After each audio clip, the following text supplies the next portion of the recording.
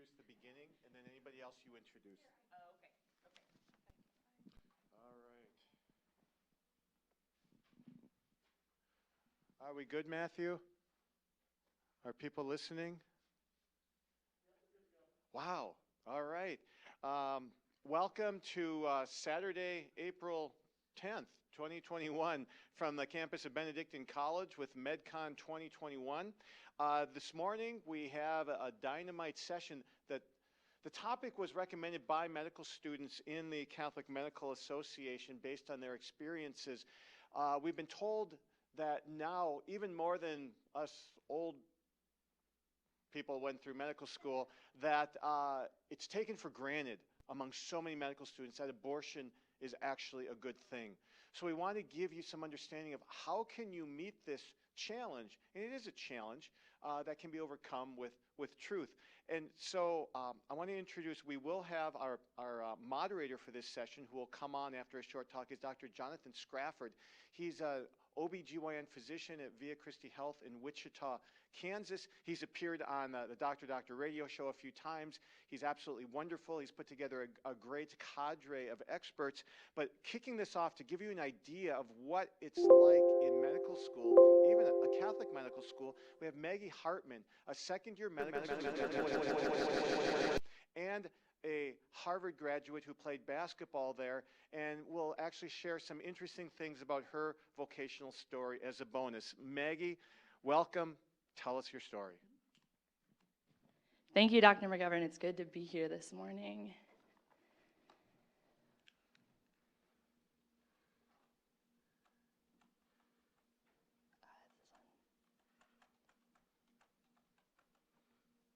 Thank you. It's good to be here today and to kick off the morning with all things a story about a pro-life Facebook debacle that ended up evolving into a university-wide debate amongst our faculty, our students, and our staff about whether medical students at a Catholic university should be allowed to be involved in an undergraduate pro-life club, and whether our Catholic university should be allowed to encourage the inclusion of Catholic bioethics in both curricular and extracurricular events on campus. And the few selected Facebook comments from several dozen that were passed around our school that I'm going to share are meant to be a realistic example of the pro-choice arguments that you might encounter in your med about what we believe. The second that was pretty harmful to me was that pro-choice individuals are those who care about women's health and physical and emotional well-being, and that being pro-life is actually dangerous and harmful to women. That was something that the second that was pretty harmful to me was that pro-choice individuals are those theme that my classmates really wanted to make loud and clear in this discussion of sorts pro-life is actually their belief that physicians are friends to future physicians. The second that was pretty harmful to me was that pro-choice individuals are those theme that my classmates really wanted to make loud and clear in autonomy discussion. And while we've all heard their belief that relativism normally is not here, the second that what was really troubling in my experience with this pro-choice is that my classmates even began to take absolute relativism and expand it from applying it to judging things about the objective morality of something to saying that absolute relativism can be extended even into how we discuss science and the practice of medicine. And what I mean by that is kind of exampled in this one comment that concluded that abortion is good medical care if abortion is what a patient wants for herself. Or this idea that the application of science or the practice of good medicine could somehow be relative to what someone is feeling or stating that they desire on a given day. And this really strong belief that the bioethics principle of patient autonomy is the one that absolutely must be followed at all costs, even when that would be harmful or dangerous to the other three traditionally recognized bioethics principles of beneficence, non-maleficence, and justice. That patient autonomy is the foremost principle that we should be looking at as future physicians. And this kind of was even extended to my classmates trying to apply absolute relativism to the way that we look at tradition or applying the faith and morals even of the Catholic Church, a pre-existing institution of thought, with our own philosophy and ways that we ought to apply things. I had one classmate who spent a lot of time looking at 4 values that our university theoretically uses, 4 values that when they look at St. Francis's life, they would like to emulate in their administrative policy and in student events. These values would be dignity of the individual, peace and justice, reconciliation, and responsible stewardship. And she wrote out this long apology for pro-choice thought thing, concluding that the Franciscan values line up with the defense of abortion. And when one dear classmate commented just with a simple statement that it's historically inaccurate to say that St. Francis would have ever supported something this offensive to the dignity of the human person, she was met with a response that everyone has the right to utilize the Franciscan values in the context of their own view on the world, and that it was hurtful to see her comment as someone coming from a different religious background and made her feel unwelcome. So you might imagine yourself sitting behind your computer screen wanting to type a response, and granted, Facebook is not the ideal arena for these sorts of conversations. We tried to move things offline, and no one really took us up on it, unfortunately. But you might ask yourself, where do I go from here in trying to engage my peers if we can't even have a discussion about historical fact that's not relative to someone else's feelings? And what I found is that you really don't go anywhere. You arrive at this ultimatum that one student shared, that if a medical student is not prepared to give privacy, dignity, respect, and support to her future patients, then she may want to consider an alternate career. And this is an ultimatum that is being faced by many across America today, especially in the Catholic Medical Association. Many physicians who are even looking at losing their job or their ability to practice in their current healthcare, practice in their current practice. And praise God, the CMA has lots of resources for professional and legal support, but this is really the reality of what a lot of people are facing. I also found that you can't really go anywhere further in conversation because our administration ended up shutting down the Facebook post and the ability to comment out of concern for our pro-choice peers' mental health. No one asked me about my mental health throughout this entire thing, but thankfully I'm here and doing well. But right before the commenting was disabled, our student government president actually took the time to share the American College of Obstetrician and Gynecologists' opinion statement on abortion, which continues to affirm that a woman has a legal right to an abortion, at least right now until the point of fetal viability, and that healthcare providers should not seek to impose their personal beliefs on their patients, nor allow personal beliefs to compromise patient access to care or informed consent. And this was significant because it was one of the final comments, and my peers really embraced this as an authoritative final word in the debate about abortion. And in their world, in the vacuum that exists when you take God and objective morality out of things, this opinion statement is what is going to guide their future healthcare practice. This is what they're going to embrace as the highest good as a working professional, is what this college of mortal human beings who we know can't alter natural law and God's will for the human person. But this is what our classmates are looking to. And it was at this point, this was several days into when the post had originally been made, I was really forced to sit back. And a lot of things hit me for the first time that this is bad. The culture of death is a lot better organized, is a lot more institutionalized than I had ever been really forced to admit in my time in medical school up to this point. And God in His mercy allowed me to continue tasting the reality of this in the conversations that ensued in the next weeks and months with our administration and students. Our Catholic administration's response was actually to hold a women's reproductive choices panel where they invited, amongst the panelists, an abortionist to explain why she finds her work meaningful, and then also an obstetrician gynecologist who shared how she helps her patients to skirt around the Catholic faith directives in the Catholic healthcare system where she's working to procure abortion and contraceptives pretty much on demand. So this was the response we were getting. But I really believe it was God in His mercy that allowed me to experience this, because it was really an opportunity for me as a medical student to grow in intimacy with Jesus in the helplessness and the vulnerability that He experienced on the cross. And as medical students, we're used to doing a lot, we're used to knowing a lot, but I had to sit back. I was at the end of having met with everyone from bottom to top at our university, and things had gone nowhere. And to say, wow, maybe it never was Maggie Hartman's articulate Facebook post or emails or meetings with our administration that was actually going to defeat the culture of death anyways. Maybe the answer, as Holy Week just showed us, actually is the ways that I'm invited to suffer with Jesus. And so I'm glad to be here today and to beg you all that when you're in medical school and when you encounter similar situations, or even, when you suffer alongside with Jesus and being publicly humiliated, or when you suffer in daily studying, or when you're humbled by attendings who are pimping you on your rotations, don't waste those sufferings. Offer them. Something that I found helpful was when I was just bewildered again at where to go in conversation was to offer that frustration and that suffering for the conversion of my peers. Offer opportunities where you're uncomfortable for the conversion of your faculty who are actively teaching your classmates to kill children in their mother's wombs, and for the conversion of your administration who are too afraid to do anything about it in response. These are really powerful moments.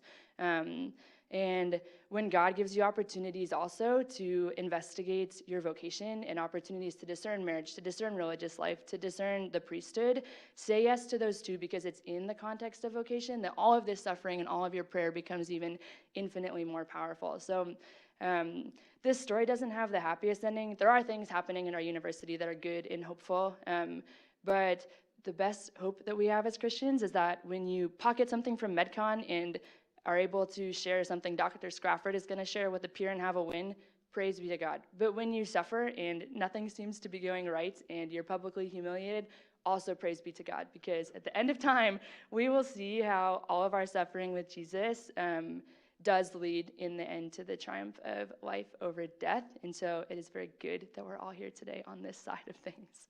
Thank you.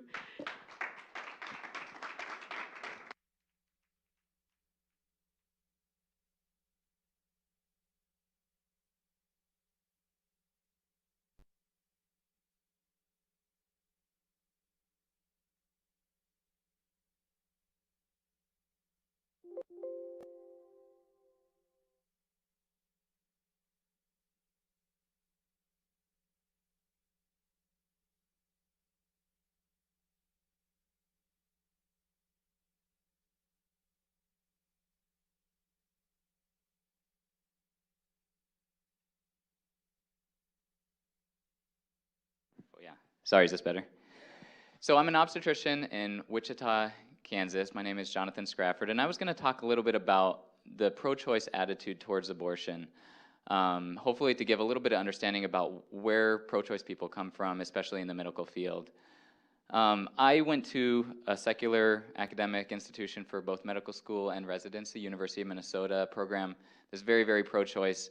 Out of the 4 years that I was there were 63 of us residents over the 4 years there, and only 3 of us during those 4 years opted out of abortion training, which is a major department from even a few decades ago. To think that out of 63 future OBGYNs, that 60 of them felt comfortable not only being pro-choice politically or anything, but personally doing the procedure themselves. And so during my training there, I had a lot of opportunity to talk with pro-choice people, and I noticed that when pro-choice physicians think about the issue of abortion, they tend to think about it very differently than pro-life people. In other words, that the reason they came to that conclusion is that in many times they start with the conclusions of the argument rather than the premises. Most pro-life people that I know and that you know are pro-life because they started with questions about premises, what the status of the embryo is, what the status of the fetus is, and they spent their time there and then followed those premises to their natural conclusions. But in medicine, the opposite tends to be true. Folks tend to start with the questions about conclusions and then work backwards to premises that they're willing to be comfortable with given the conclusions. In other words, in medical school, you're more likely to encounter discussions about what the implications would be if the unborn were given rights or if you couldn't do abortions. In other words, what the implications would be if the pregnancy had to continue, either for difficult social or medical circumstances. And those conclusions are often perceived as repulsive. And so because of that, folks tend to work backwards and assume that the premise must be wrong because the conclusion is unattractive. Or on the flip side, that kind of repulses people from the pro-life argument. On the flip side, what draws people to the pro-choice argument is that if the moral status of the unborn can be disregarded, in other words, if they can be aborted, then the conclusions are oftentimes quite attractive, especially from healthcare outcomes perspectives. You can accomplish a lot if you are willing to disregard the status of the unborn. Ultimately, what this is a reflection of is that in the last few decades, there's been a huge, I would say, overemphasis on outcomes-based healthcare. Now, outcomes-based healthcare is a good thing, and sorry, one other thing I was going to point out is that when you're talking to pro-choice people in the medical field, almost all of them are very well-intentioned. They feel just as passionately that you do about the good of women and families, and they truly believe that what they're advocating for is the best thing for women. As the old saying goes, the road to hell is paved with good intentions. But again, there's an overemphasis at this point in medicine on outcomes-based healthcare. Now, focusing on outcomes in healthcare is a good thing, but like many bad things are simply perversions of good things. And I would say that this is a place where we are in medical care today, where basically everything in healthcare is reduced only to the outcomes, and that again, you're only looking at conclusions, no longer looking at processes or health that get to conclusions. This is an example of a landmark article from probably about 10 years ago now, in which they simply compare the bottom line outcomes of abortion and childcare and childbirth in the United States. And what they find, and this made a lot of news because they found that there was a wide range of negative health outcomes that were much more common in live birth than in abortion. And if you've ever wondered why there's a perception in medicine, why there's a perception that pregnancy is a disease, it is exactly for reasons like this. When you boil a healthcare phenomenon completely down to its outcomes, and that's the substance and essence of what it is, then you would draw the conclusion that live birth, pregnancy, must be less healthy than abortion because of this wide range of outcomes that are more common in live birth. Now, of course, if you look on the face, it would make no sense to compare childbirth, a physiologic healthy event, to abortion, a medical intervention, a surgery to end a physiologic event. But if you were to do so and you just looked at the conclusions, you would come to the same conclusion that pro-choice people do. This is from the same study. The bottom line numbers here are on the right, the deaths per 100,000 pregnancies. You find that in abortion, the odds of dying per 100,000 is 0.6, and with live birth, it's 8.8. Now, there are problems with this study. The numbers might be debatable, but at the end of the day, the bottom line outcomes are oftentimes reducible to numbers like that. So again, in the medical community, the question doesn't start with the premise, the question starts with the conclusion. What are the bottom line outcomes? And based on that, can we accept the premise or not? Now, on the second point, again, it goes one step further where you actually start to ask, well, if we can disregard the status of the unborn, what good can be accomplished? And you find that actually a lot can be accomplished. If you've ever wondered why it's gotten to the point that abortion is no longer considered just acceptable, but actually a positive good thing, the reason is that it's increasingly viewed as medically indicated. This was a survey of maternal-fetal medicine physicians from a couple years ago, in which they asked at what level of maternal mortality they would consider termination of pregnancy or abortion, not just to be acceptable, but to actually be medically indicated. And they kind of broke people down into whether they had misconceptions about safety or not. But what they found is that as soon as the risk of a pregnancy mortality got to about 1%, the vast majority considered it not only acceptable, but actually medically indicated, 78%. And in the box, in the little pie chart to the left, that number, the blue number, that number is actually less than that 8.8, the overall just general incidence of maternal mortality. So even if you looked at a group of women with a lower than average risk of mortality, again, that slice of blue indicates the physicians that would still consider those women to have a medical indication for termination. Going one step further, so again, the natural conclusion of this is that in medicine, abortion is viewed, again, not only as acceptable, but actually a means to achieve better outcomes. So this was published in the Green Journal, the official publication of the American College of OBGYNs. It was their commentary on this question. And basically, they view abortion as a way to improve maternal mortality outcomes. This line I thought was particularly telling. The authors in the discussion ultimately conclude that because the risk of death from a first or second trimester abortion is less than that of a traditional delivery, any medical problem that may even theoretically increase that risk should be considered an indication for termination of pregnancy. And so this is the direction that we're going, because again, most pro-life people that you talk to, they're in that position because they started with the premises and followed them to their natural conclusions. But in medicine, again, because we have an increasing culture in medicine to look first at outcomes and then work backwards from outcomes as to what the intervention should be, when it comes to abortion, the same thing happens. They look first at what the implications would be if everyone had to stay pregnant, and second at what could be accomplished if you didn't have to.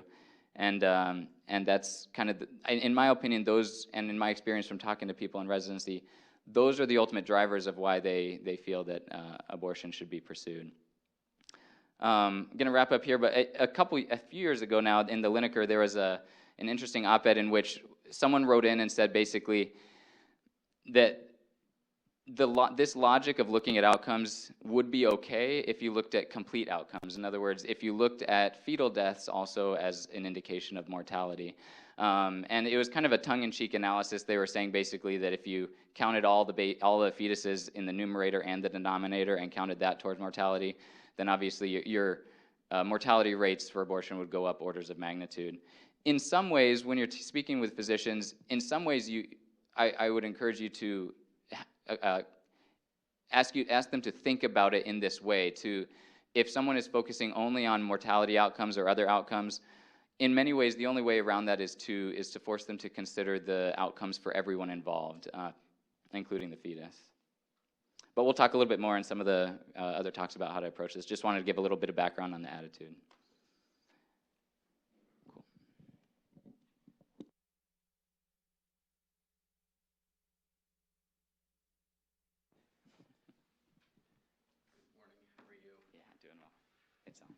Thank you very much. How is everybody this morning? Good? Waking up? I like that. Dr. Scrafford, thank you so much for your comments there. My talk is going to add on to that and also lay a bit of the foundation that Maggie had laid with her personal experience, which was just absolutely phenomenal. I mean, to see that kind of treatment. I'm going to talk about our faculty leaders and our fellow medical students. What do they believe? Why do they believe what they believe about the issue of abortion?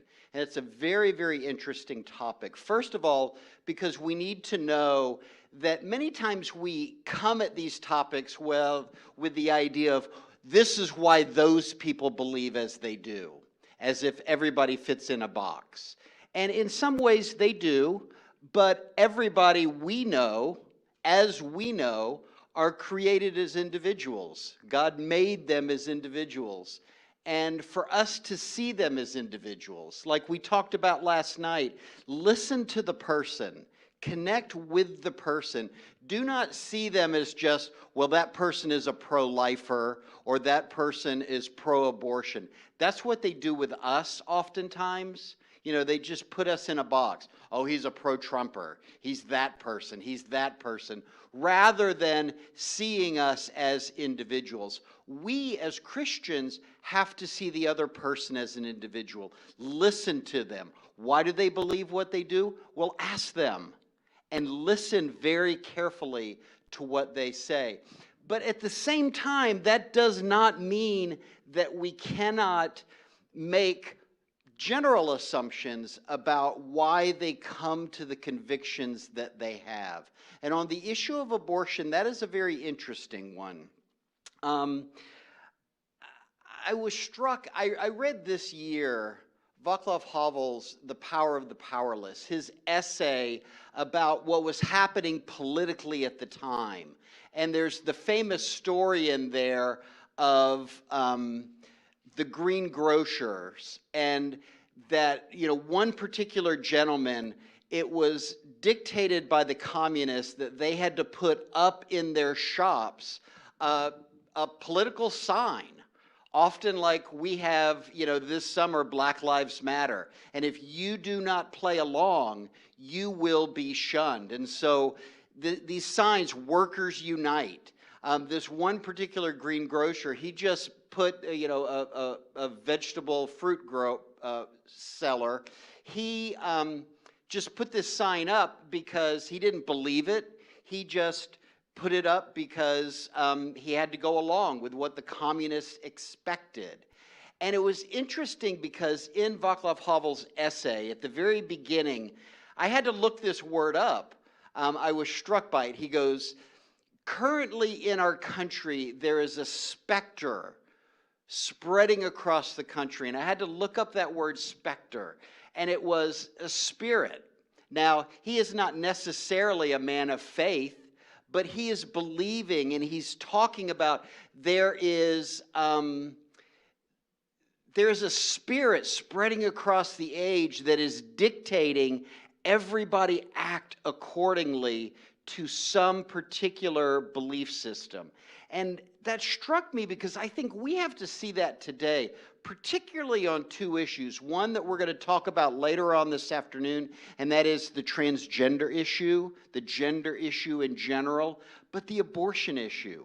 It's like, what is it that is moving across our country, across the spirit, that is requiring people to just walk lockstep with the things that we've just seen this morning?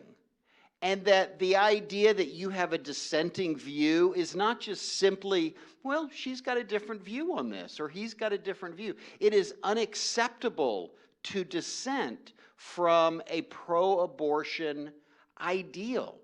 What is going on here? We have to understand why this is the case. And most of the people that we will encounter in our programs and in the world of academia and life, there are actually very few thoroughbred ideologues who I am absolutely pro-abortion and I can talk to you for an hour about why I am pro-abortion. This is very important for us to understand. Most, and I see this constantly, most can simply rattle off just a few talking points. I go with the flow. This is what's expected of me. I'm a member of the spirit of the age that I'm in. And they can give you what I call a couple of bumper sticker talking point lines. And that's about it, which is an incredible opportunity for us. Because when somebody is very ferocious, if you will, in their defense of an abortion position, do not assume that they have really studied this in deep ways and have a deep conviction about this. They often, many times, are unfortunately just following the spirit of the age that Václav Havel talked about that was going through communist Eastern Europe at that time. We've got it today as well, and it's an amazing thing. It's an amazing thing to observe. The other is they simply believe. They have swallowed it whole. And that's an irony, an interesting irony, in that in the world of academia, in the world of ideas, in the world of study, we have such a paper-thin, if you will, adherence to a set of beliefs. They're typically not well thought out and typically not well articulated either. Again, you hear it constantly, and we've heard it this morning in some of these examples of just talking points from the pro-abortion hegemony, if you will. And we see that in the gender issue is, you know what, give me an original argument, right? Rather than just your bumper sticker talking points that you constantly get. And so we need to recognize that and see that and keep pushing against those talking points, because you'll find out on the other side of that very thin talking point, there's just not much there.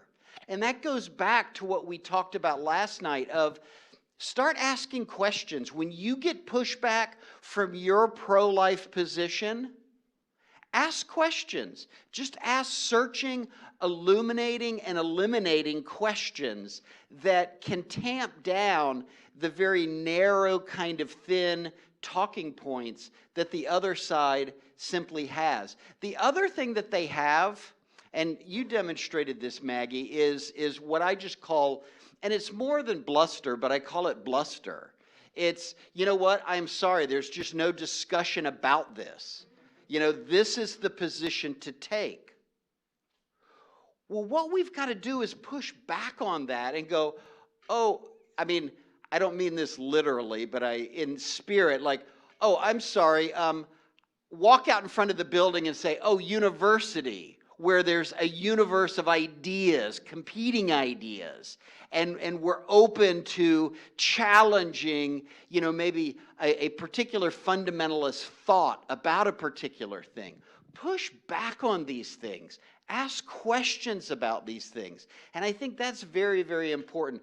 This summer, in terms of attitudes on abortion and where people are, unfortunately, this particular study was on average Americans, but it was helpful in this way, and it was done by some scholars at the University of Notre Dame this summer. It's How Americans Understand Abortion.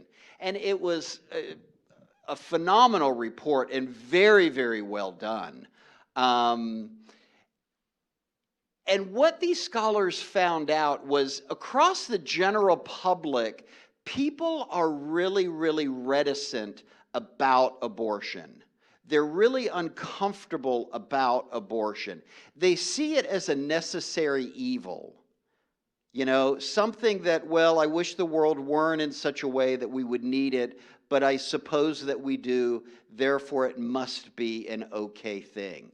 That's important for us to know, that the general public is there, but the abortion movement has taken a change of late. And this is important for us to understand what this change is. And the change has been happening in about the last 4 or 3 years. Now, if I gave you a phrase, abortion should be safe, legal, and rare, who was the one that told us that? Bill Clinton, exactly. And that was a political line to kind of communicate a pro-abortion moderation. Safe, legal, okay? And then he added rare, meaning, you know what, it's a tragedy. It's something that should happen as little as possible. Today, in the last 3 or 4 years, the abortion industry absolutely, totally rejects that idea. In fact, probably about 2 years ago now, the president then of Planned Parenthood Federation, she was a legal, safe, and rare type, an apologist or apologizing for abortion. It's tragic, it's unfortunate, but it's needed. She lost her job. Yes, exactly. And she was replaced with this movement, Shout Your Abortion. This movement of, no, abortion is not a tragedy. Abortion is a positive thing. It is a positive statement. I mean, we have to understand that our colleagues that say that they are pro-abortion, there has been that shift. And you can ask them about that. Do you think, agreeing with Bill Clinton, that abortion should be legal, safe, and rare? If they say yes, then they are out of step with current pro-abortion politics today.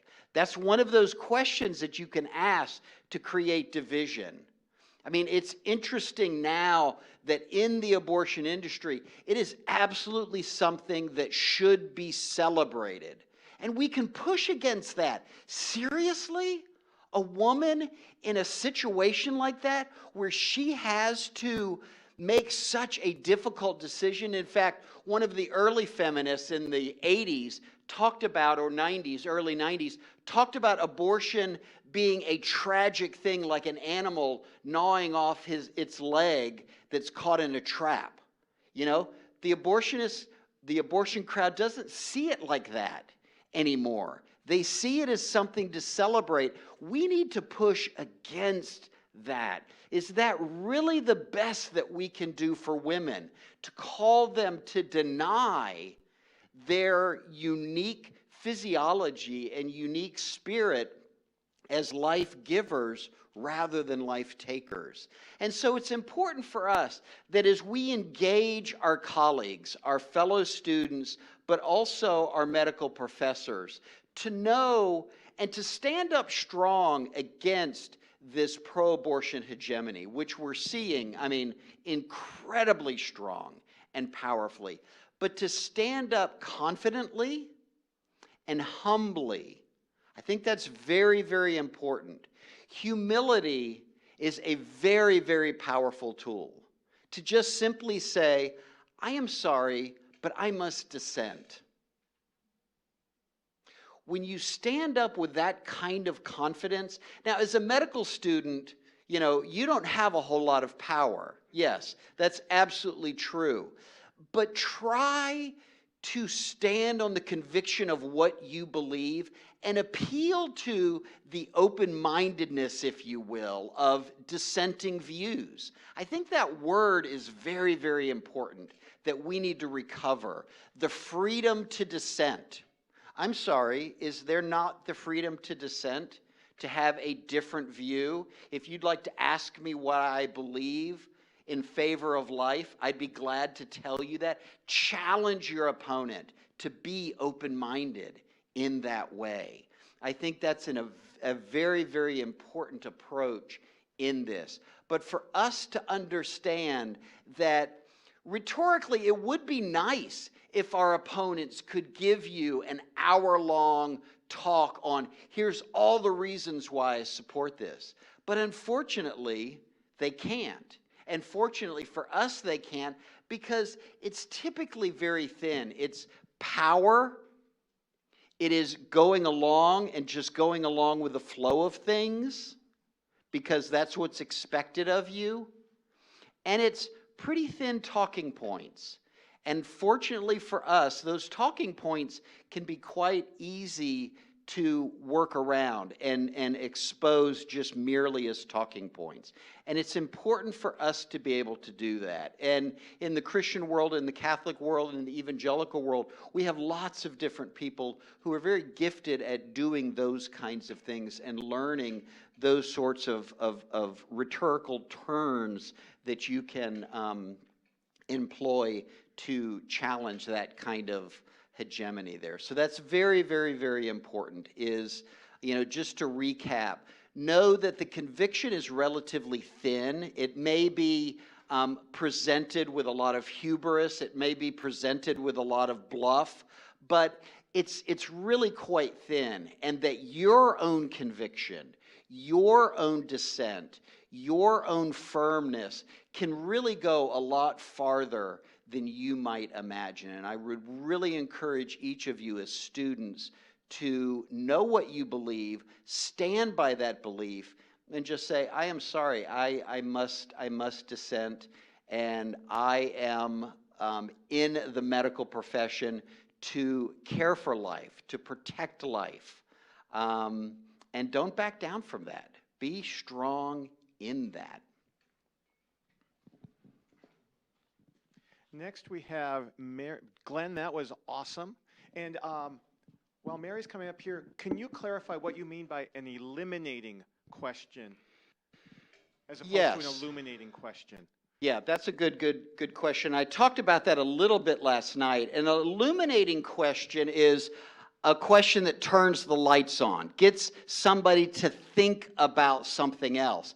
An eliminating question is, I have to come up with an example, but asking a question that dismisses or immediately disregards options. I think I used the example last night of abortion as health care. Abortion is health care, but at the end of every successful abortion, you have a dead body. How is that health care? You know, asking, that's an eliminating kind of question. What does in it that eliminate? way. What does it eliminate? It eliminates the option that, yes, this is health care. I mean, it challenges that assertion. And what you've got to do is dismiss those kind of assertions in that way. And so that's what it does. It eliminates that line of argumentation. Thank you, Glenn. I'd now like to introduce Mary Briganti, Director of Programs for Students for Life of America. She's also the liaison for medical schools and law schools, and she has some more practical advice for our future medical students and nurses.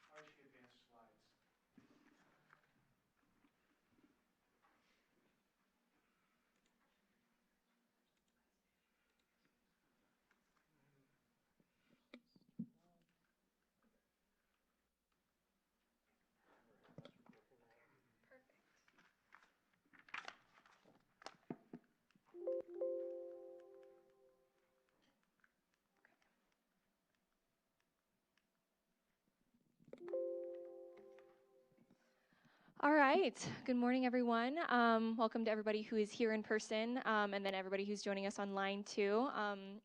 I am really excited to be here with you to talk about why it's so important to embrace the controversy that's surrounding abortion, who has really embraced controversial issues that are human rights issues that have really ignited change in history, and then how to have really helpful conversations with your peers and professors on abortion. So before we go anywhere else, we need to first address one of the biggest concerns for pro-life activists, especially medical students, and that's controversy. So in the pro-life movement, we often relate to the civil rights movement and its leaders, like Dr. Martin Luther King Jr., for three big reasons. First, civil rights for all people was a big turning point in the history for equality. Second, slavery, similar to abortion, was an injustice that violated fundamental human rights. And third, its leaders actually approached change a similar way that the pro-life movement approaches abolishing abortion. So let's take a second and think about what Dr. King faced amidst the civil rights movement. Although we have a lot of respect now for his role in bringing us racial and legal equality, people in his day were regularly distressed by his actions. Even the people who agreed with him. In fact, when Dr. King was in jail in Birmingham in 1963, after leading some nonviolent protests, he received a letter from his peers blaming him for the violence in the city. In the letter, it was entitled A Call for Unity, and 8 clergymen suggested that Dr. King was creating controversy, which wasn't actually helping to resolve their problems. But Dr. King responded with his famous letter from Birmingham jail, where he starts by asking about their motives and asking them what they really cared about. He created an opportunity through his demonstrations to bring an injustice to the surface so that it could no longer be ignored. He did not create the controversy that ensued, but he embraced it in a way that moved our society to action. You are at a unique position to do to make similar change with your voice. Medical professionals are regularly called on for their experience in the pro-life movement to show the reality of abortion to our world. Some of the most compelling voices in the pro-life movement are former abortionists who have become pro-life, or doctors who have dedicated their lives to really offering care to women facing unexpected pregnancies. But it still takes the willingness to compassionately speak up about abortion. So one of my personal favorite examples of this within the medical profession and in the pro-life movement is Dr. Mildred Jefferson. So if you don't know who she is, she was a pro-life medical professional who embraced controversy. Dr. Jefferson was not only the first African-American woman to graduate from Harvard Medical School, she was also the first woman employed as a general surgeon at Boston University Medical Center. A big turning point in her life was when the American Medical Association in 1970 allowed member physicians to perform abortion in states where abortion was legal. It was then that Dr. Jefferson really took action and became one of the most powerful voices in the pro-life movement. She was a founding member of the state and national Right to Life organizations. She was a 3-term president of the National Right to Life Committee, and she was a past president of the Value of Life Committee for Massachusetts. So throughout the course of her life, she was outspoken on abortion, using her medical expertise to battle abortion in legislation and in medicine. She's actually quoted, one of my favorite quotes by her is, "The doctor who willingly accepts destroying life will have no grounds on which to object if the state should compel that doctor to destroy life." What a powerful spokesperson for the medical profession and for human rights within the medical profession. And yes, her efforts and her words were seen as controversial in her time, but her commitment for life moved the pro-life movement forward. So every pro-life activist faces controversy, but medical students can actually receive more pressure to accept abortion as an option. And it's very important to remember that you will receive pushback from your classmates, from your professors, often claiming that your pro-life values will compromise your ability to treat a patient. But in reality, standing by your pro-life values, despite the controversy it will create, will only improve your ability to care for patients at all stages in life, because you know that abortion is not the solution to her problems. In reality, abortion actually creates more problems and causes more harm. So SFLA, at SFLA this last year, we really tried focusing on looking at chemical abortion and trying to expose the dangers of that in our society. 91% of abortions take place in the first trimester, and 1/3 of those abortions are chemical abortions. So this is quickly becoming the most current battle with the abortion industry, is with fighting chemical abortion. So I just wanted to share some statistics with you that I thought really highlighted the reality of abortion that we will be facing.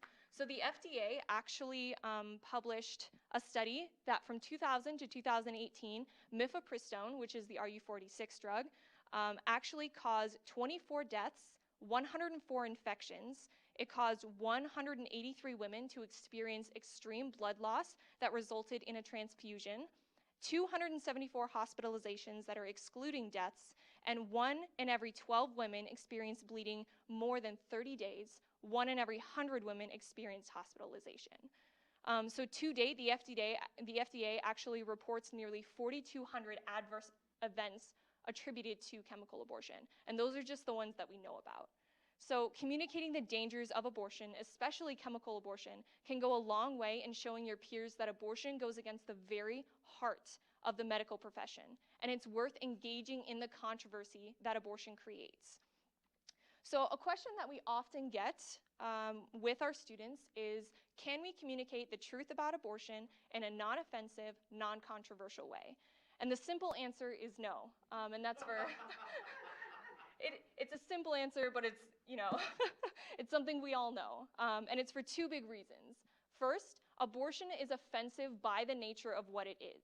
If we ever stop feeling disgusted or horrified at children being killed or women being hurt by abortion, then we're losing our sensitivity.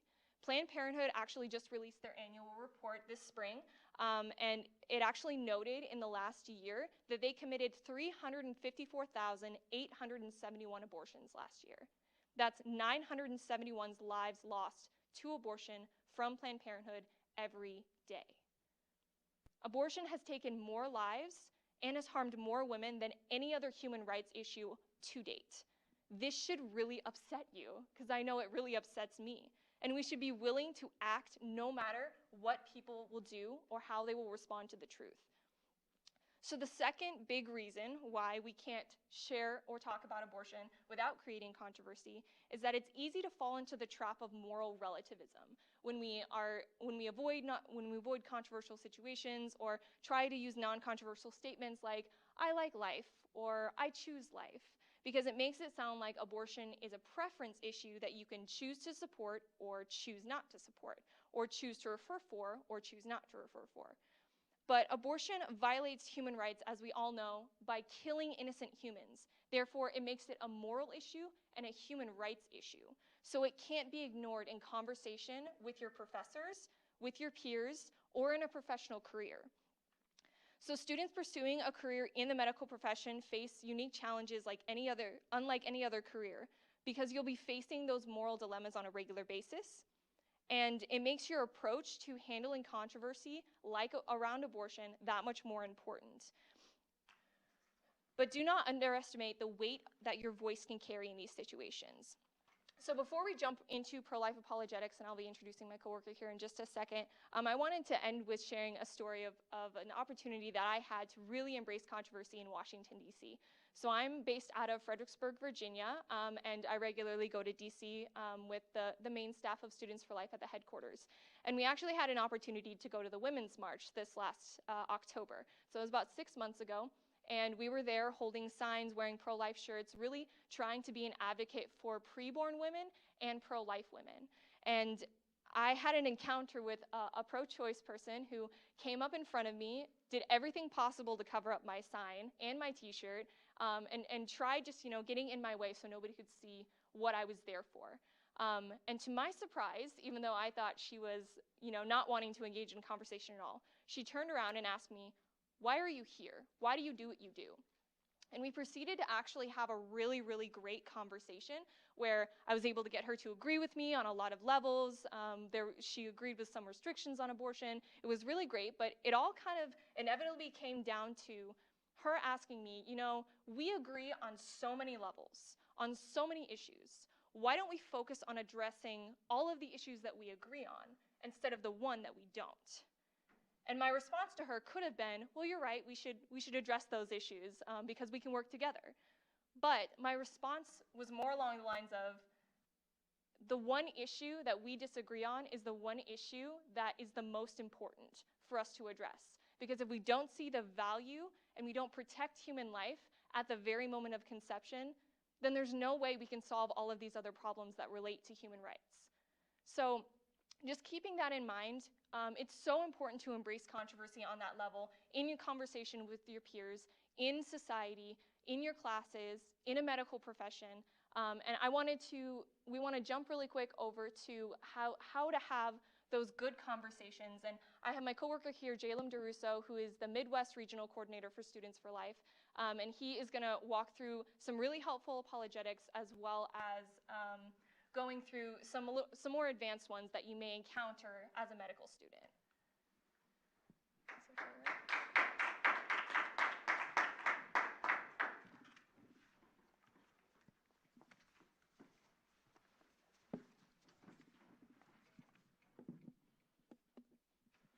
Thank you for that wonderful introduction, Mary.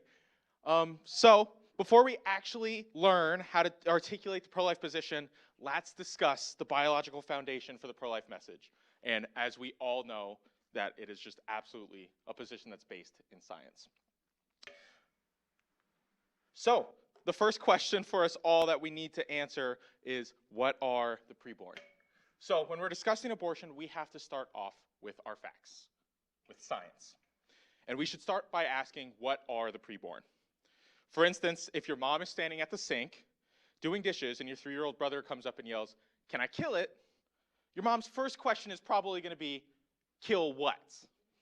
That's because he could have a spider, the cat, or your younger brother by the neck. But until your mom asks, kill what? She's not just going to yell, yes, kill it. It's the same thing with the preborn child. And we must first ask, what are the preborn? Before we can say, yes, sure, go have an abortion.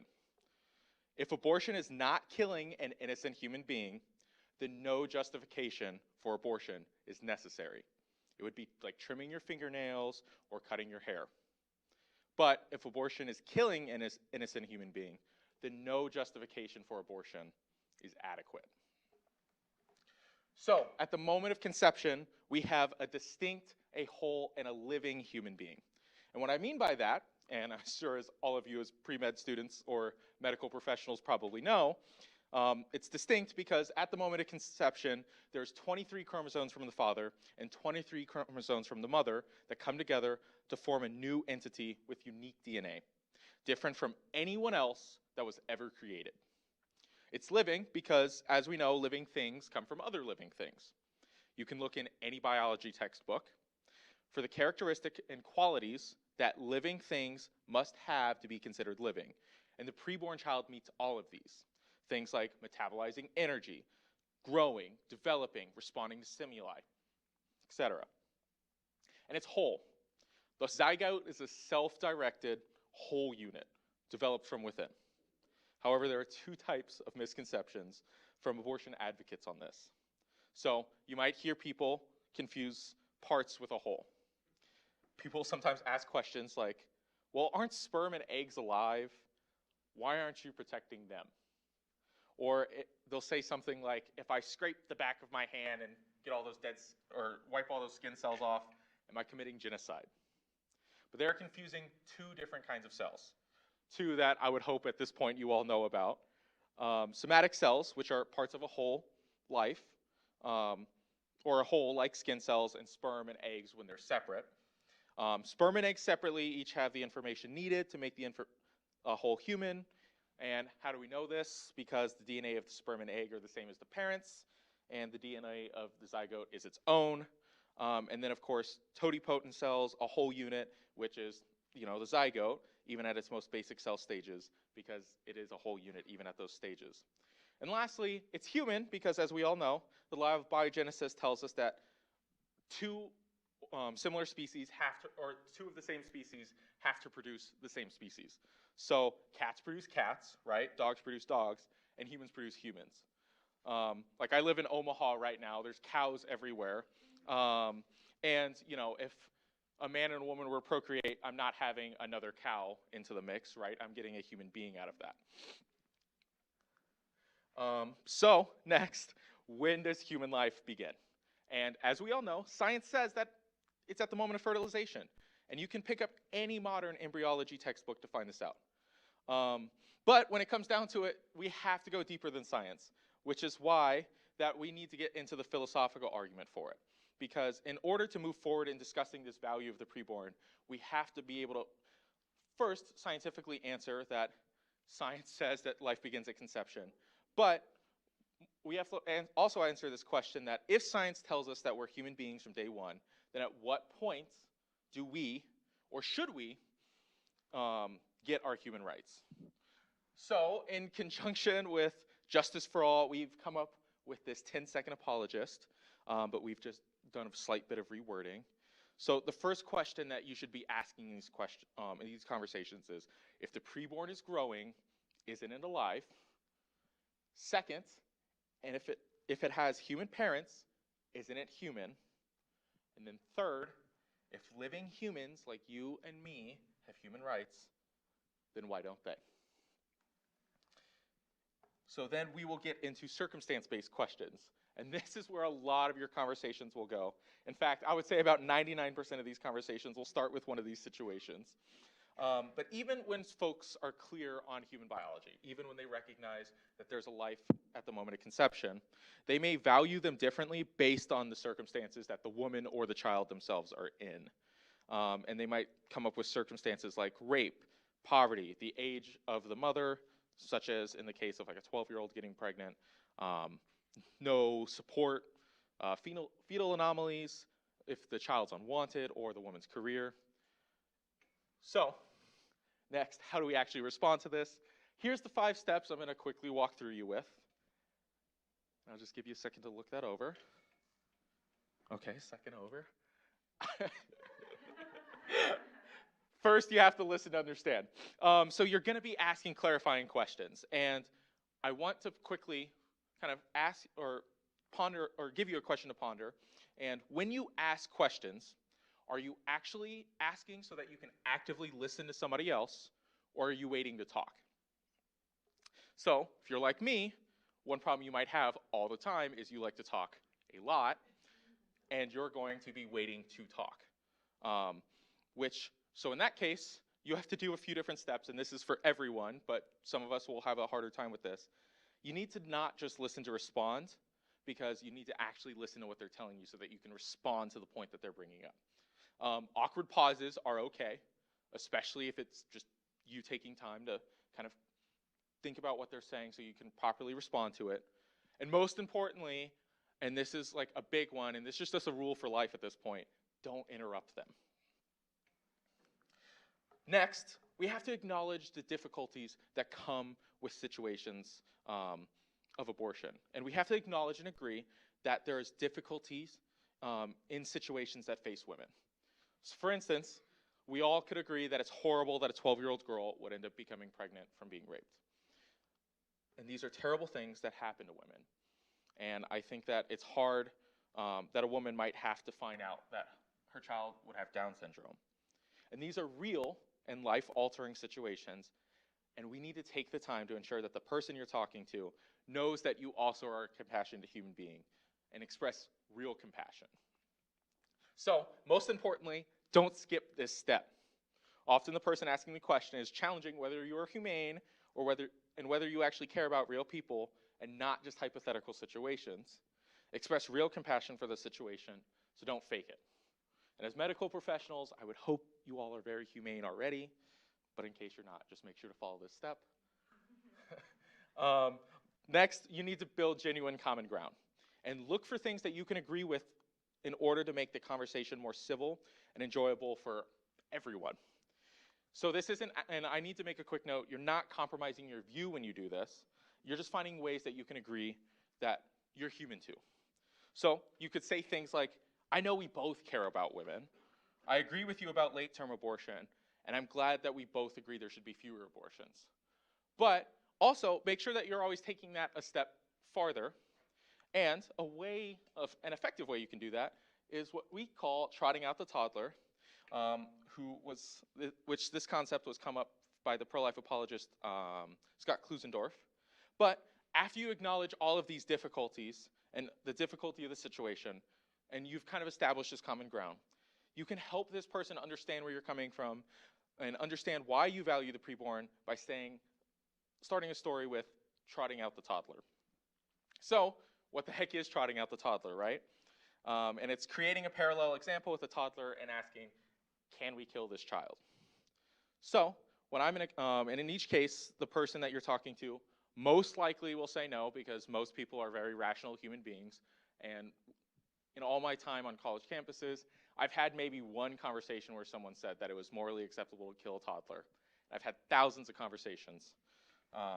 So typically they're going to say no. And the answer you should ask is why. And they will most likely say it's because, well, that's a child. And you ask, how is it different from that child in the womb? And then they'll give, a value-based excuse, and you can walk them through that. So, one thing I like to do is when I get into these situations, so for instance, let's go with poverty, right? If they were like, well, what about women in poverty? Shouldn't an abortion be legal? And you can say, like, say I have this toddler right here next to me. And, her mother is poor. They live in poverty. Is it morally acceptable to kill this toddler? And of course, they're going to say no. But it's important because when we do this, we're also kind of giving them something visual, right? A lot of us are visual learners. So it's nice to have some kind of example that we can kind of grasp. But it also makes it more lifelike. And you can bring it out for all of the compassion situations. So for instance, when it comes to the age of the mother, you could say, what if she decides to give birth to a child, but 2 years later she's too young to be a mom and she's missing out on being a teenager? Can she kill that child? If a woman doesn't have support, does a woman who suddenly loses her job and have no support have a right to kill her 18-month-old child? In the case of a fetal anomaly, should we kill all 3-year-olds with disabilities? If the child is unwanted, should we kill all kids in the foster care system? For a woman's career, what if a 2-year-old is getting in the way of that mother's career? And especially because you all are either medical professionals or soon-to-be medical professionals, this might be one you hear a lot, and you can say, basically, in this situation, can we kill their toddler? Again, no. And then for cases of rape, you can say, what if 18 months after the baby, the child reminds the mother of its rapist father? Can we kill that child? And of course, in all these situations, most people, in fact, pretty much everyone you'll ever interact with will say no. And we also will be quickly, at a later point, discussing rape further, just because that's a even more difficult situation. Next, we need to address the woman's real needs. So remember that we have to get to the heart of the matter. And of course, we know that the heart of the matter is it human? And does abortion actually meet the woman's needs? So, while society often presents abortion as a fix-all, it doesn't actually fix the problems in place of choosing an abortion. So when you address the real needs of the woman, so is she poor? Is she going to drop out of school? Is she facing depression? Is she in an abusive relationship? We can definitively say that abortion is not the solution. So when someone uses a circumstance-based argument, the first question I want you to ask is abortion the solution? Let's look back at these above circumstances I kind of just laid out. For example, if a woman has an abortion because she is in poverty, did having that abortion take her out of poverty? And did it give her financial support? No. If a woman has an abortion because she lost her job, her husband, her support system, did that abortion give her that support system? Again, no. And you can kind of do this with every one of these situations. So ultimately, abortion is not providing a solution to the underlying issues that lead women to the abortion facility. So it is your job as a pro-life advocate and as a medical professional to show those that you are talking with that you do in fact care about women and the circumstances that they will face. So as I said, what about in the cases of rape? And just kind of a special note about rape. You need to be extremely careful and compassionate when you talk about this subject, because you could be speaking to someone that has been a victim of rape. Statistically speaking, if you're talking about this on a public setting on your medical school campus, there's someone within earshot of that conversation that has been raped or sexually abused. When this question comes up, it's even more important to find that common ground quickly, and it's really important that you establish that you are a compassionate human being much quicker, and you have to acknowledge that crisis and that injustice, because as we all know, rape is a terrible and awful thing, and we can all agree on that. The victim of rape needs to know that they have love and support from you, and that we as pro-lifers can offer this, and that the rapist should be punished by the full extent of the law. And in some cases, as we can attest in this country, we know that our laws need to be fixed so that we have even harsher punishments for rape. So when you're doing this, you should spend about 90% of your time talking about how awful rape is and how much compassion you have for survivors of sexual assault. And usually during this conversation, a person you are talking with will say something like, well, then you agree with me that abortion should be legal in cases of rape, or, well, I just think that abortion should stay legal in cases of rape. And you can gently say something like, given the violence that's been done to the woman, how does it make sense to turn around and do violence to an innocent human being? Or you could say something like, is one evil made right by another evil? Or even, why would our society suggest that the best response to violence is more violence? If you have someone who pushes this conversation forward to an intellectual level, you can spend this time and take it to something like, as awful as rape is, isn't the preborn human? Or isn't the question we must answer, how should a civil and just society treat people who remind us of painful events? If they want to keep discussing it, that's when you would trot out the toddler. So next, one of my personal heroes, and then one of our pro-life women, Patricia Heaton, has said that abortion is a reflection that society has failed women. And as Scott Klusendorf says, abortion isn't a preference issue like chocolate or vanilla, it's a moral issue. So what I mean by this is we need to use science and philosophy to clarify the case for life. But we also need to help people see through this false moral reasoning that happens all the time. Things like, I'm personally against abortion, but I would never impose my beliefs on someone else. It's not for me to say. Don't like abortions? Don't have one. Don't impose your beliefs on me. And people often confuse moral claims with preference claims. It's not that we personally do not like abortion, it's that abortion is always morally wrong. So what's happening here? People confuse moral claims with preference ones, kind of like, as Scott Klusendorf is suggesting, that it's similar to the differences between liking chocolate ice cream versus vanilla and getting mixed up this preference with moral issues. So you can say things like, it is wrong to commit infanticide, which, quick question, right? Is that a preference claim or a moral claim? We all can say that that's a moral claim. Don't like abortion, don't have one. You could say something like, if we don't like slavery, don't own a slave. Of course not, right? Slavery is always morally wrong. Or, I don't think abortion is wrong for me, or I think abortion is wrong for me, but I don't want to push my beliefs on others. And you can ask, why is abortion wrong for you? Or, what makes you uncomfortable with abortion? Try to get them to acknowledge that the preborn is a human being. And bottom line is, some choices are just plain wrong, like chocolate ice cream. So next, life of the mother. So now that we kind of have these basics out of the way, I just want to get into some quick advanced concepts. I do want to quickly note that we won't be talking about bodily autonomy. Don't know if that was anything any of you were hoping I would talk about. If so, feel free to come check us out after and ask some questions. But when we get to the life of the mother, we need to clarify that there are differences with treating a woman who is late in her pregnancy versus early in her pregnancy. And I'll bring up a woman that's diagnosed with uterine cancer, kind of as my example. And she needs to undergo chemo or surgery in order to survive, but these treatments might kill or harm the child. I'll explain to them that there are high-risk doctors that are willing to help the woman manage this situation by getting the fetus to a viable age of 24 weeks, which, as we all know, sadly, there are still some times that premature babies don't survive, and then performing an early delivery to get the woman treatment faster. If there's no options to wait for the baby to become viable, you have to treat that mother for cancer.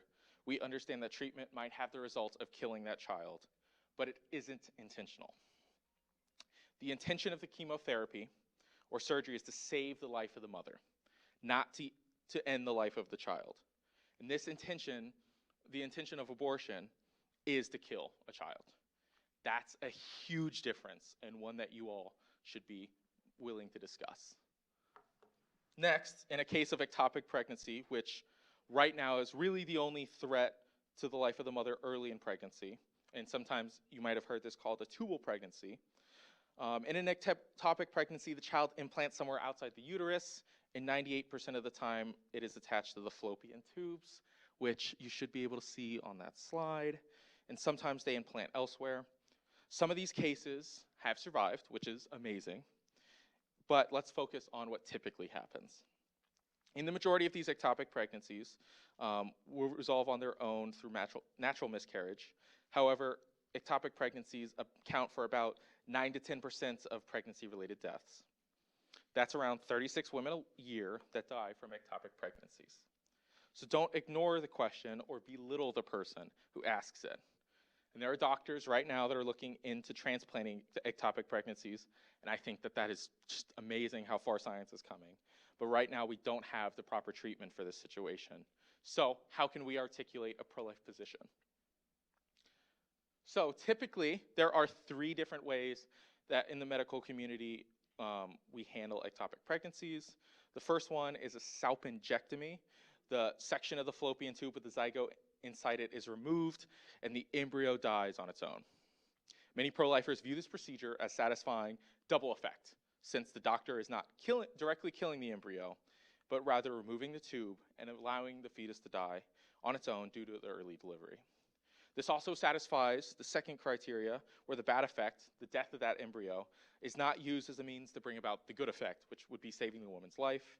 This type of surgery is most invasive and may actually inhibit future pregnancy. The next is a salpingostomy, and I'm sorry if I'm pronouncing these wrong to all the actual doctors in the room. An incision is made in this fallopian tube, and the embryo itself would be removed. This generally has the advantage of preserving the woman's fertility, and some have argued that this procedure likewise satisfies double effect, as the effect of removing the embryo itself from the fallopian tube is not an intrinsically evil act, because if it were, we'd have to oppose removing it to attempt to transfer it into the uterus if such a procedure ever actually becomes viable. And then lastly, methotrexate, a drug that is given as an injection to kill the child. The first thing that you all should know is that there's disagreements within the pro-life community on this topic, and most everyone agrees that that first treatment, the salpingectomy, is morally acceptable. Even the Catholic Church teaches that the treatment of removing the entire section of the fallopian tube is morally acceptable. Many abortion advocates will also probably indicate that you're just splitting hairs when you differentiate between the salpingectomy and the salpingostomy, but the question of intention is important, and I'll leave each one of you to do more research on the methods, and a lot of you will probably actually go through that in your medical training. And next, it's important thing to remember that in the situation where the child will certainly die and the mother's life is in danger, it's okay to save as much life as possible. And you want a physician that views them both as valuable human beings. Sometimes abortion advocates might say something like, see, you believe in abortion, therefore your pro-life views are inconsistent and you're not really pro-life. Don't let them get away with that. It's okay to point out to them that you have really thoughtful reasons for how to deal with a mother's life in this extreme situation. So don't accept that premise. The pro-life view is save as much life as possible, and that's consistent with what we're talking about today.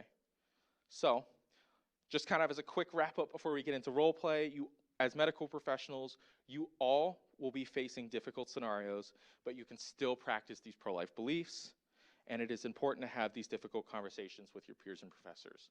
So make sure you're asking clarifying questions, make sure you're consistent with your facts, and most importantly, just remember to always kind of direct the conversation back to what are the preborn.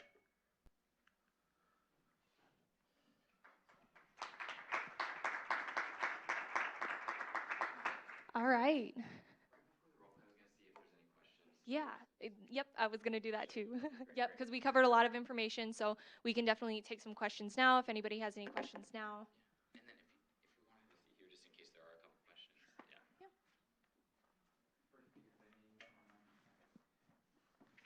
Are there any questions from folks in the audience?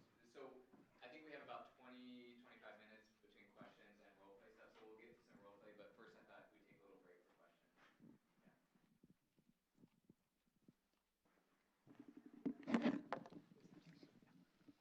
you want to come up and have a chair? Yeah. Thank you all for being here. I had a question for Jalem. So you said the toddler example is a great one to use. So in terms of rape, how would you use the toddler example? Yeah, great question. So pretty much in that situation, it's going to be similar to that discussion that we had about, like, well, if a woman were to see her 18-year-old child or 18-month-old child and it reminds her of her rapist, is it morally acceptable to kill that toddler? So I'm glad you actually asked this. I was at Wayne State College on Thursday, and I had a conversation like this. So a woman came up and she was like, well, what in the case of rape? And after kind of, affirming that obviously rape is wrong, we don't do enough society to handle that problem, and we got kind of back into this like intellectual discussion. I have this toddler right next to me, and the toddler is starting to look like the rapist, and it reminds that mother of the rapist. Is it morally acceptable to kill that child? And the young woman was like, well, no, it's not wrong to, it's wrong to kill that child, right? Because they're already born. And of course, I think how we need to look at this is when we get into issues about human rights and we look at the value of the human being, it's our humanity that binds us all together, right? So as a Catholic, especially as a Catholic that's soon to be in the medical profession, it's important to understand that we have certain natural laws, right? And essentially anyone that's human deserves human rights. And in this case, for that toddler, because they're human, they have the same rights as you and I. One of the most important is that right to life, and nothing is going to remove that right. Nothing separates them. And typically how we like to describe it is when we get into these other arguments about things like rape or these circumstances, we consider them personhood arguments. And we kind of view personhood as they're human plus something else, right? There's a certain value that gets them over. But if we were to use that in any situation, we could apply, if we applied it broadly, like we should, how, philosophically that would work, it gets really tricky.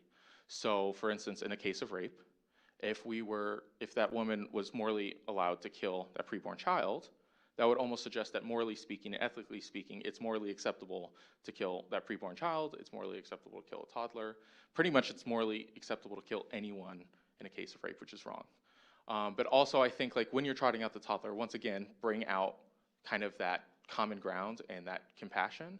And I think most importantly, recognize that for a woman, it's a terrible idea to put her through another violent, evil act after she's already undergone one. And ultimately, the preborn child is also a victim in this circumstance, right?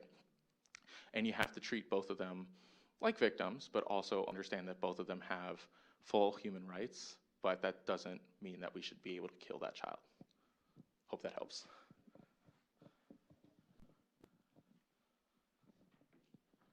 This is maybe just another follow-up, and another way of saying what you just said.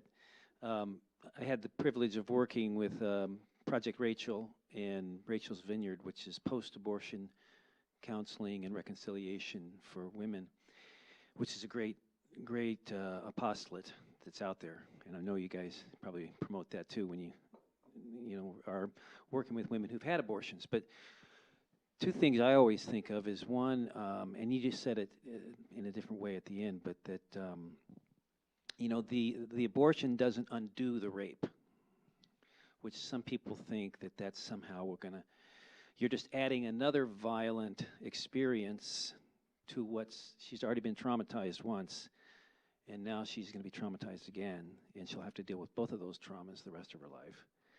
And you usually talk about rape and incest together. So a child conceived of rape through rape or through incest is no less a child than a child conceived any other way, right? And how can you argue that? Because it's unfortunately it was conceived in a very violent and traumatic way, but the child itself is no different than me or you. And then I just had something else to kind of add to that. I actually had a conversation with somebody when I was a freshman in college that actually changed my perspective on this question in general. And she was very adamant that we should always have legal access to abortion. And she ranted and raved about it at a tabling event I was at. But she came back and had a conversation with me later. And she, as we're like having this conversation, I just kind of had a feeling to ask the question, do you know somebody who's had an abortion? Or do you know somebody, who has experienced sexual assault? Not asking them if they had or not asking who it is, but do you know somebody who has? And if they say yes and they're willing to tell you that story or open up to you in that way, a really great way that I found to open up that conversation is to say, I'm so sorry that happened to them. How are they doing? Or I'm so sorry, have they received healing resources? Because as pro-life people, it's our role and our job to make sure that not only are we helping women in unexpected pregnancies, but we're helping those other women who have experienced that trauma to heal from that. So just a thought of a question that helps open up that conversation and kind of diffuses any, high stress that is brought in, because rape is one of those questions that you can get that you can trigger a very strong emotional response for. So. One more from online. Someone says, what can you do if they do not believe that the baby is a life and is just a clump of cells? Definitely. That's a lot more difficult of a question. But ultimately, like when we see that clump of cells, like it's still a living entity, right? And I think that's where really that 10-second apologist comes in and kind of in an important aspect, because when we look at it, like first, what is that clump of cells? And we kind of have, I think, have to walk it to this discussion about human development, because human beings aren't like cars, right? It's not like when I was being born, someone slapped a leg on me and like, okay, there he goes, he's human being now, right? Because that zygote is a self-directed unit, and it's at that moment of conception, even when it looks like just like cells, it's distinct, whole, and living. And again, like I know we kind of talked about those, but distinct because it has its own DNA. It's different than any person that's ever been created. It's whole because, again, it's that self-directed unit, has everything it needs to develop. And it's living because it's metabolizing energy, doing all of that. And then I think even to go farther, you could bring in, if you are familiar with it, just different stages of fetal development. So as early as 20, like at the earliest point, or one of the earliest like markers that we kind of think of as like a huge sign of life's the heartbeat, 21 days. There's blood going around the body before 21 days. Just, you know, the child's not actually big enough to require a heartbeat. You know, the quickening at week 20 with the fetus's ability to feel pain. I mean, it's a very fast development, and I don't think that's something people understand. I mean, maybe if you wanted to, yeah. Well, I was gonna throw in just that when the clump of cells question comes up, it's a good area, I think, to throw out those illuminating and eliminating questions, because most of the time the people that ask that question don't have a better alternative than conception, and so oftentimes it's a good time to just ask, well, you know, if at some point you believe that clump of cells goes from a clump of cells to a person, you know, at what point do you think that is? And it's a good area to just put the ball back in their court, because again, most of the time they're left with another arbitrary point in time of development that is equally unsatisfying for them. And what they're asking you to do is to come up with an answer that's satisfying for them because they don't like the conception one. But every other arbitrary time point after that, oftentimes the clump of cell folks, they're looking for a satisfying time point. But if you leave the ball back in their court and ask for a better suggestion, they won't have one. And the more arbitrary time points of development that you point to, quickening, viability, the passing through the birth canal, the more of those that you go through, the more that conception looks better conceptually, because it's the only one that really is unique in development. I think maybe one more and then we'll do a role play. Yeah. Oh yeah, she's been holding it up for a while.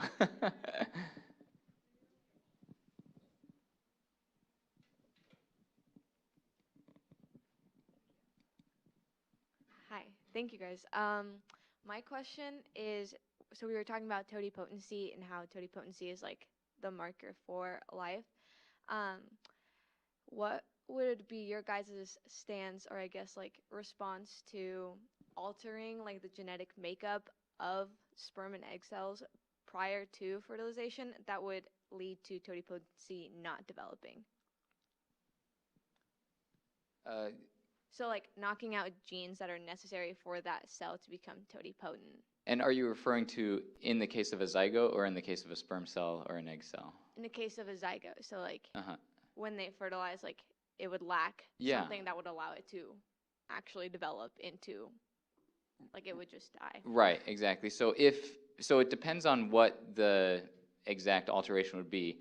Ultimately, if an alteration were made either to a sperm or egg cell in advance or to a zygote itself that resulted in a removal of the complete human gene, of the composite of human genes necessary to develop, then if it was a zygote, you would have ended the life, and that would have been an abortion.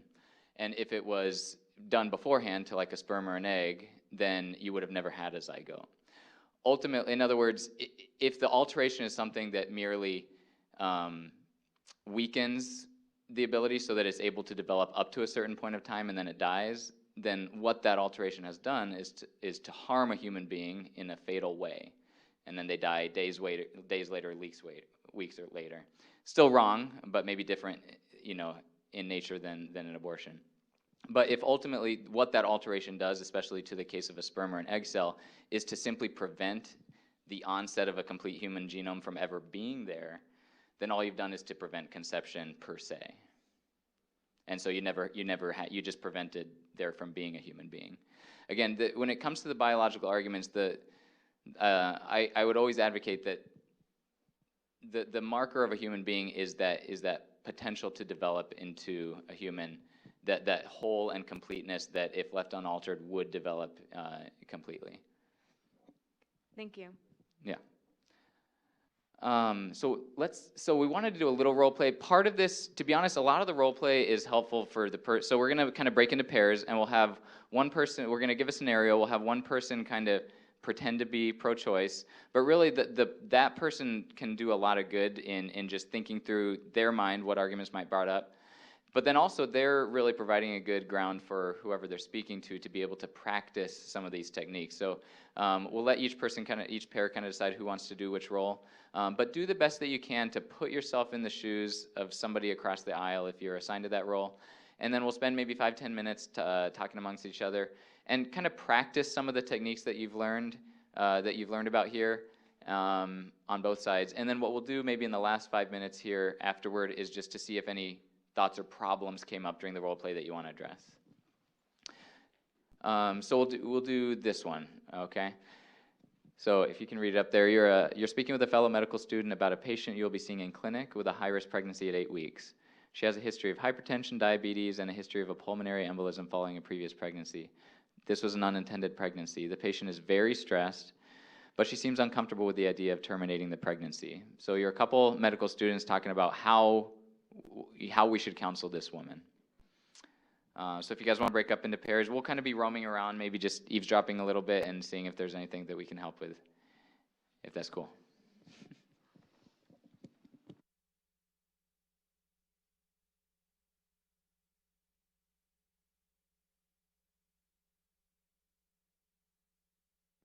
So also for you who are at home in your watch parties, you guys can go ahead and talk about these scenarios as well.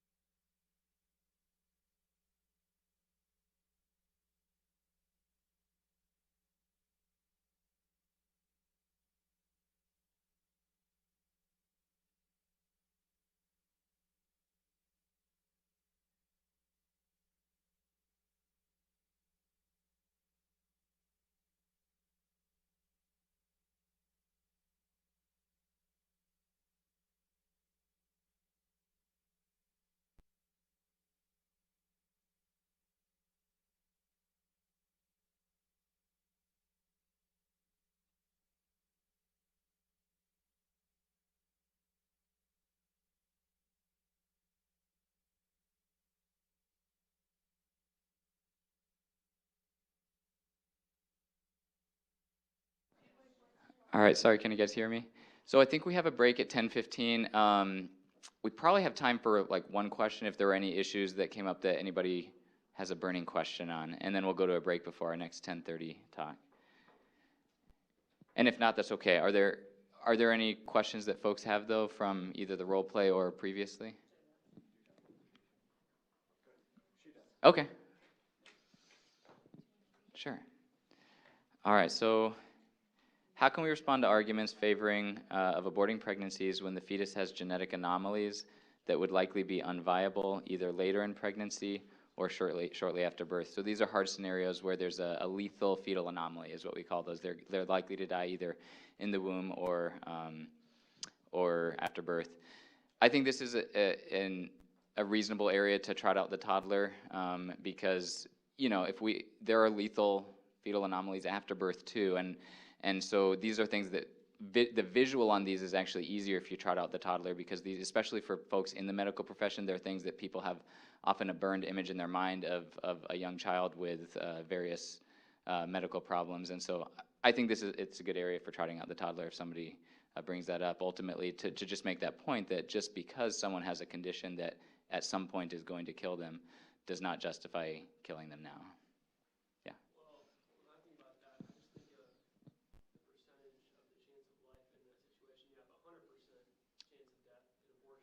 Right. Repeat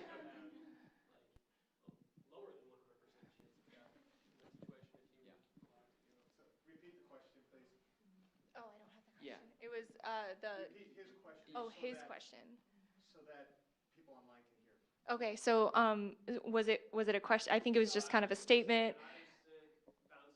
Yeah, just the concept that with abortion, it's 100% chance that you will end a life, whereas if you work to try and prolong that life or help to save that life, like there's a chance for recovery there. And I also just wanted to point out, and the doctors in the room can correct me if I'm wrong, but I feel like this is also a good situation to bring up perinatal hospice and respecting the dignity of taking care of that child, even if that child is not going to, live the full life after birth. It's still respecting their dignity and allowing that life to be lived however long that life may be.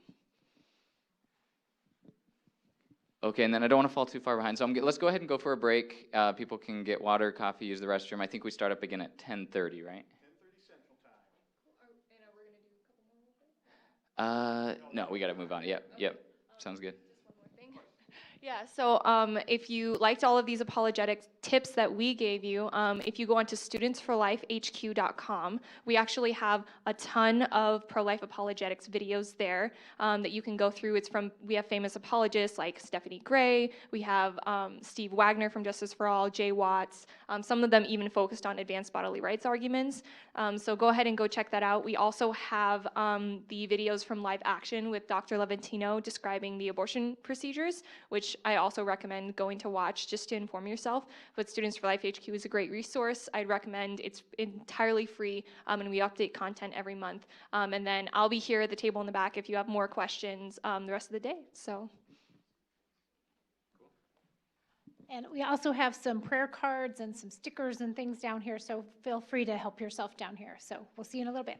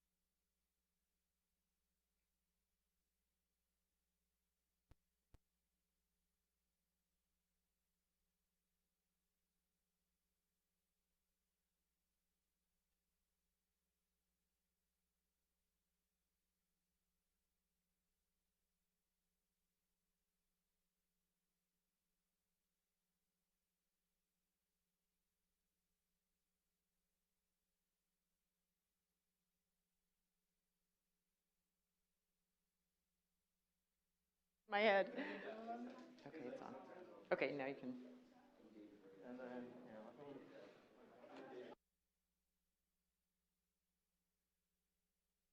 Test.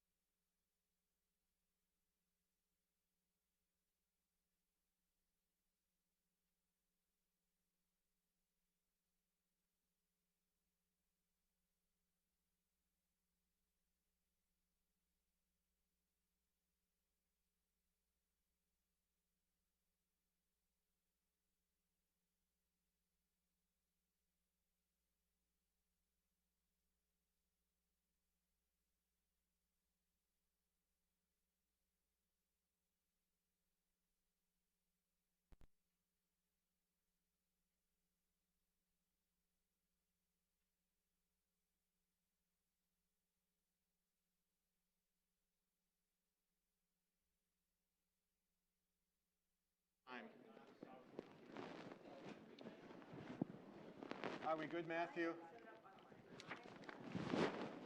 Hello?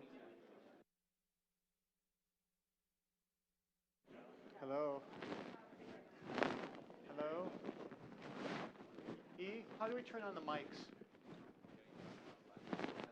No, I've got my mic turned on, but there's no sound.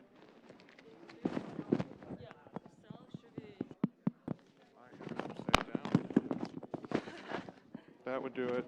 Oh yeah, put the mic right side up, Dr. McGovern. All right. In the words of Rafiki in The Lion King, it is time. So we are moving ahead with our next panel, which is what I wish I knew about medical school when I was in college. And Dr. Cheryl Beard is moderating this panel.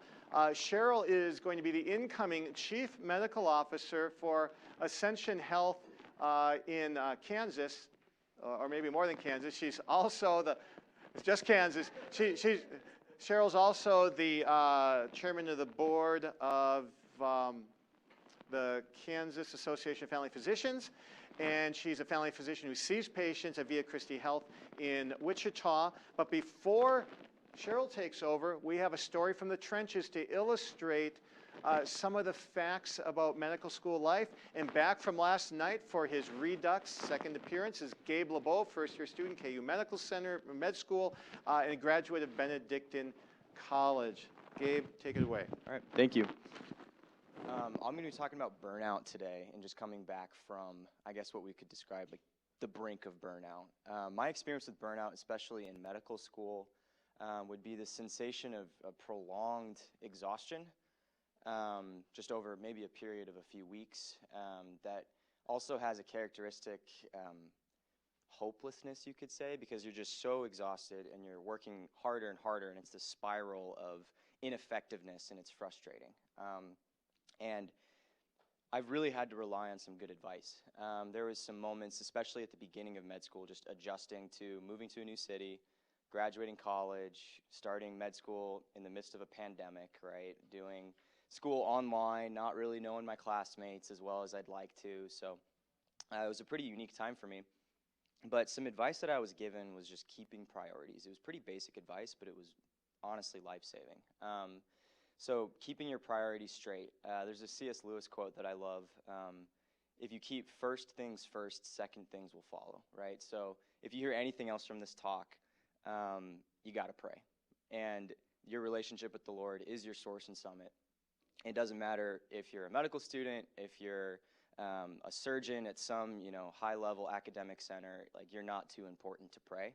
And I think about a story with Mother Teresa when her sisters came to her and they were saying, Mother, we don't have any time to pray. There's too many people to help, and we can't get our holy hour in. And her advice to that was pray 2 holy hours. And I think that's very true. Yeah, medical school, you're not going to have time to pray 2 holy hours. You're not called to the religious life. But I think that sentiment is very important to realize that the Lord will not be outdone in generosity if you pray. So that's one thing. And then I guess the other thing would just be a balanced and complete sense of health, mind, body, and soul. So for me, what that looked like, I love to read. I love philosophy. I love the humanities. And so I needed that in my life, even though I'm studying medicine. So that looks like reading in bed, having people that, care about some of these things too, and having discussions, conversations, and just realizing that that's an important piece of who I am, and I need to continue doing that. And that was refreshing. And then body, I love to exercise, and that's one of my non-negotiables in my daily schedule, is doing some sort of exercise, even if you only have 20 minutes to do, push-ups in your study room. People think you're weird, but it works for me. So doing something like that, or sports with friends, or joining recreational sports leagues, you have time to take care of yourself and do those things.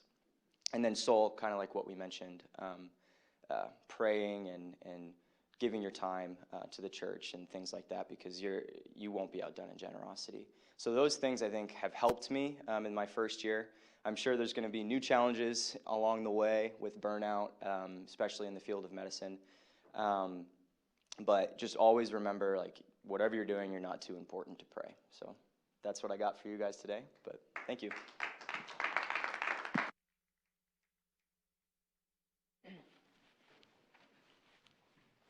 And, oh yeah, he turned me on. Thank you. All right. Let me see if I can figure out. My slide's here. So I want to say hello to the online crowd. I recognize that that's the video for the online people, so I don't want to forget that you're there. My daughter's watching, so I'm excited about that.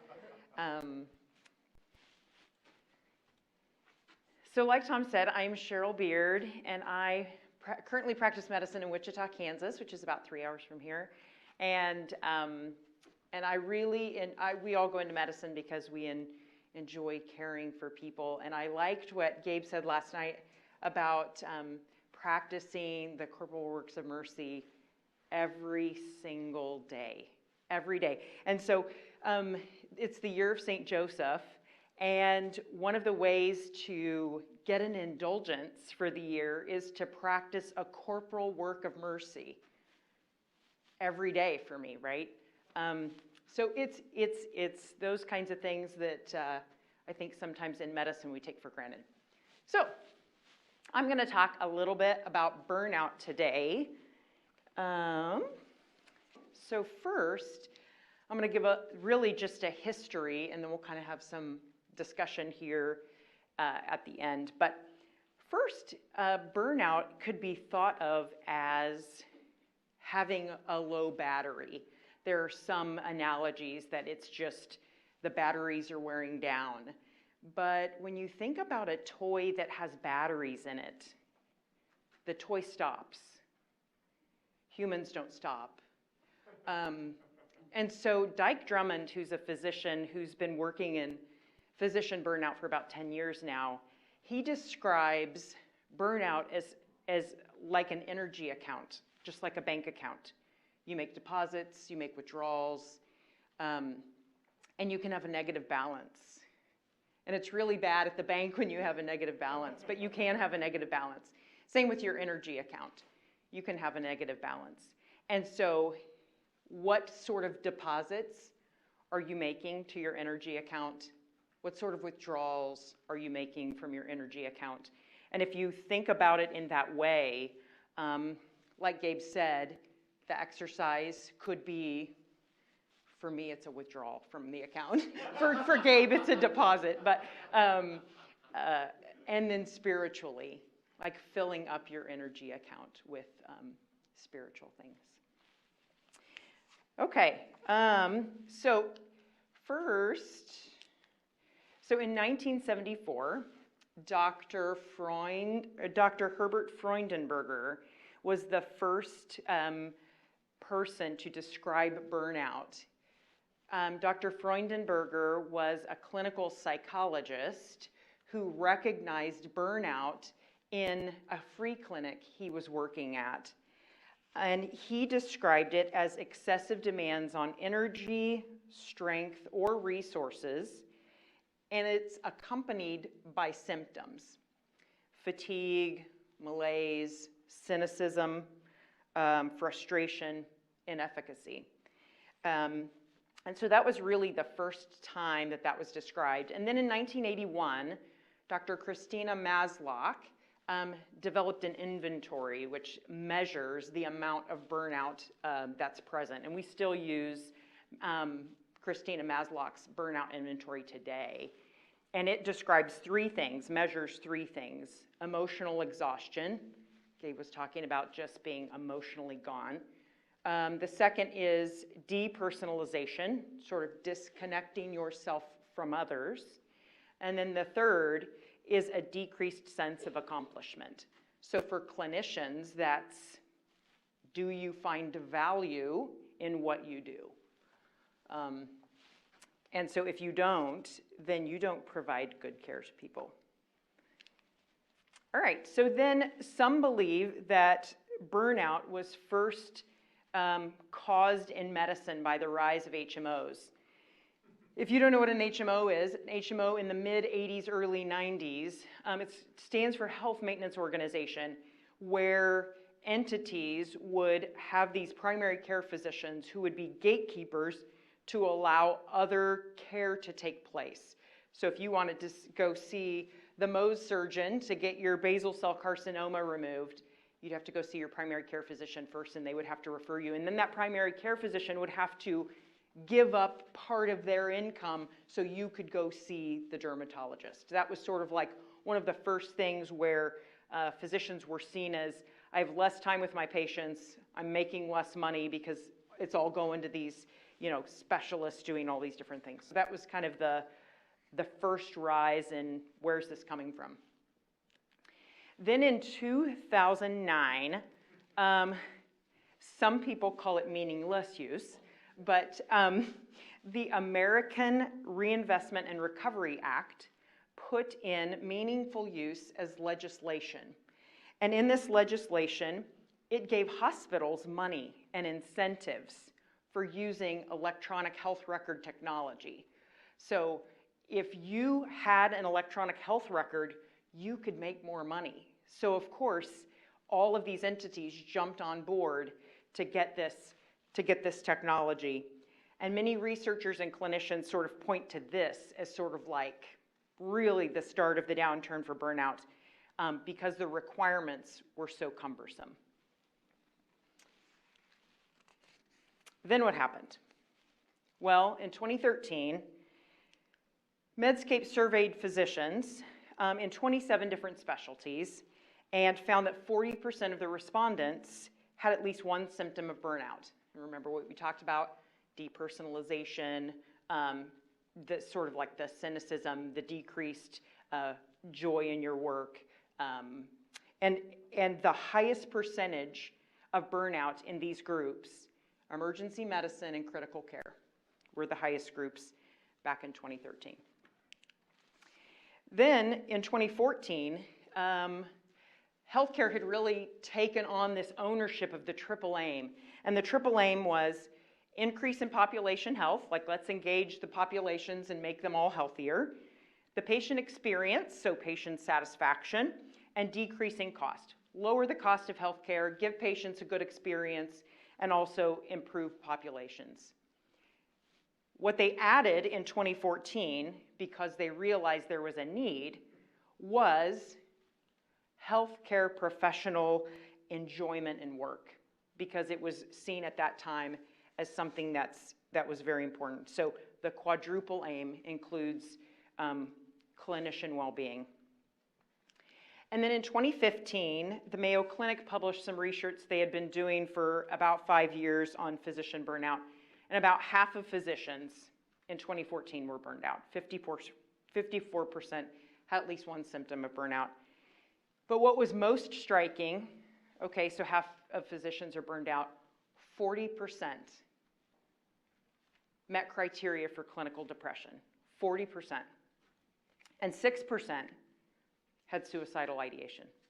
And you may or may not know, in the healthcare world, physician suicide has the highest rate of suicide among any profession.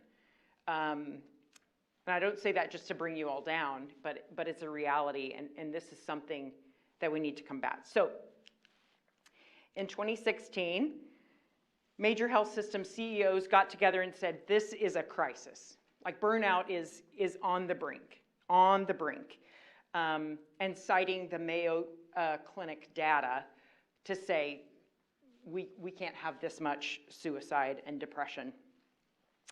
And then the Institute for Healthcare Improvement published a white paper in 2017 intended to understand the barriers to joy in work.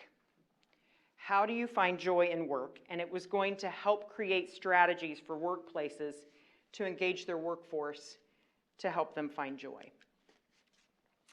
And then also in 2017, the National Academy of Medicine, which used to be the Institute of Medicine, they launched a burnout network that uses evidence-based strategies to improve clinician well-being.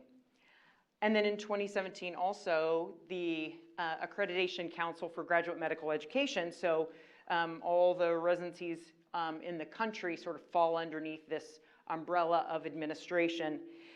They established maximum hours of the work week. So they created the 80-hour work week. And their intent by this was to improve patient outcomes, also to improve well-being for residents and fellows. And it's still sort of questioned. So I used to be in academic medicine, And it was still really questioned at the time whether or not this 80-hour work week had done any of those things, whether it had improved residents' lives, whether it had improved patient safety. But really what it has done was decreased the number of hours that residents were learning. So this is sort of, the jury's still out on the 80-hour work week. All right, so in 2018, burnout increased for all specialties. All specialties are burnout now. And then conversations started about moral injury. And what moral injury is the disconnect between care that physicians provide and care that physicians want to provide. And that disconnect leads to moral injury. If you think about, I want to order an MRI for this patient who's having leg weakness, and I can't get one because they can't afford it, they have a high deductible plan, whatever the healthcare system entity is that you can't provide the care that you know is necessary for your patient, leads to moral injury in the clinician. So it's not anymore about working harder or working smarter, it's about a broken system. And so how do we fix that system? And I think we're still in that place. So part of this talk was like, where are we now? We're still not in a great place, but at least healthcare systems are beginning to recognize that we are really, really in a bad place. And there is that disconnect.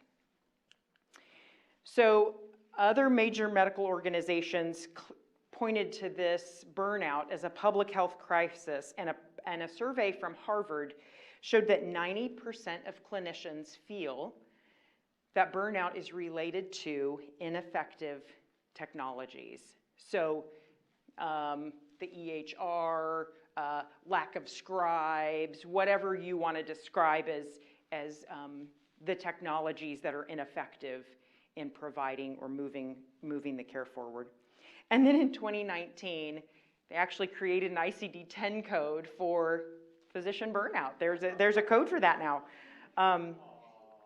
And later in 2019, they also estimated that the cost of physician burnout is estimated to be about $4.6 billion, both in direct cost and indirect cost. Direct cost you can think of, if I'm burned out, I'm not going to work, or if I'm burned out, I'm not seeing as many patients. But the indirect cost is, what happens when I'm burned out and I have disconnected from my patient and I provide poor care and that patient suffers harm because of me. So this really is a thing that we need to combat. And I look forward to the future of where this is going to go. So, okay, there's my resource there, and I'm all done. That was a great introduction into burnout, and as Cheryl pointed out, burnout is primarily a system problem. So let's see, Matthew, can we get my slides up on the screen now? ¿Dónde está Matthew?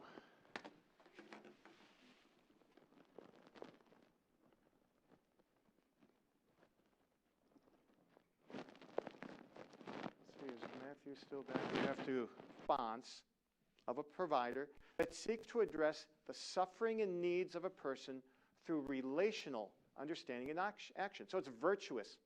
It requires effort, intention, and formation.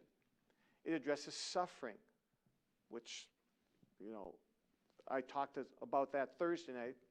And it must be relational. It's personal. Actually, in medicine, as physicians and nurses, we are in a covenant with our patients, not a contract. A contract exchanges goods and services. A covenant exchanges persons, establishes relationships. What I'm going to share with you comes from understanding I've gotten from Dr. Dominic Vachon, a PhD psychologist who actually directs the Compassion in Medicine program at Notre Dame and wrote the book, How Doctors Care, as well as the work of Thupten Jinpa and Horia Jazayeri, who describe this four-step paradigm of what compassion is. So in the 4 steps of compassion, I wanted a good visual. And lo and behold, we have 4 steps with 4 pumpkins. Of course, as you all realize, the pumpkin is a universal symbol of compassion. Actually, it's not. The heart is. But I thought it would be really creepy having 4 hearts on 4 steps to symbolize compassion. And as I thought about it more, a heart is shaped like what? A fist. And there's nothing compassionate about a fist, so you're going to be stuck with the pictures of the pumpkins.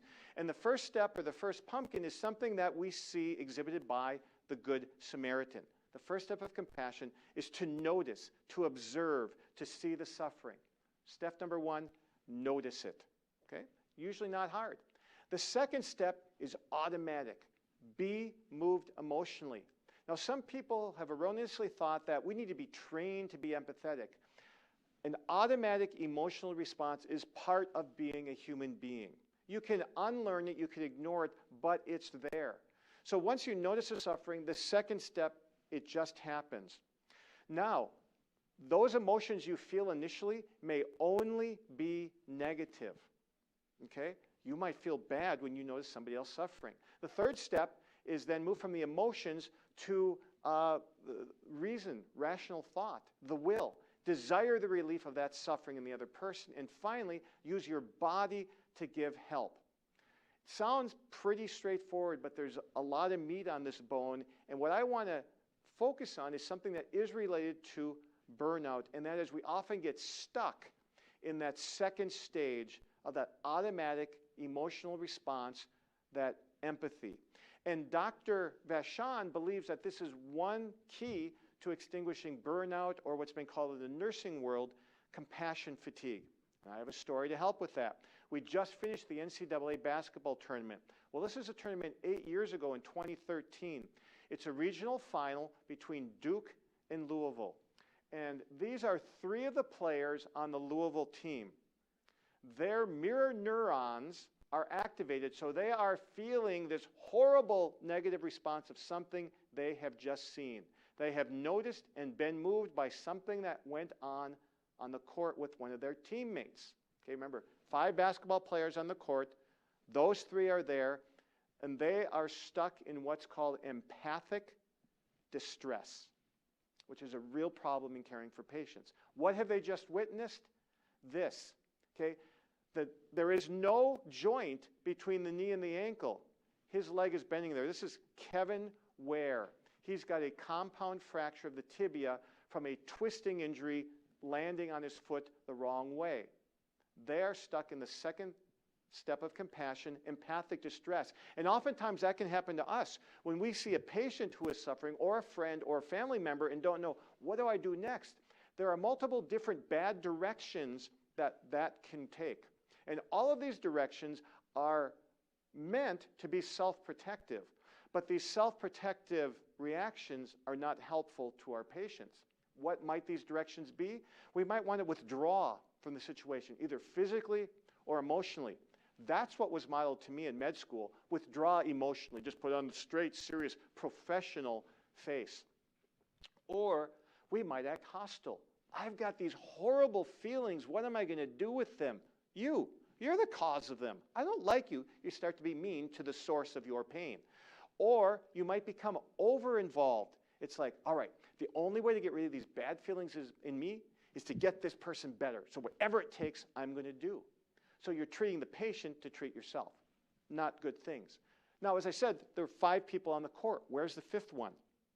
Luke Hancock did something different than his other 3 teammates. And primarily what's going on is the ability or inability to separate self from other, from caregiver to the person suffering. When we get locked in empathic distress, in our brain, we are stuck in that threat center, that emotional alarm center called the amygdala, that's putting out all kinds of things to get us ready for the fight or flight reaction.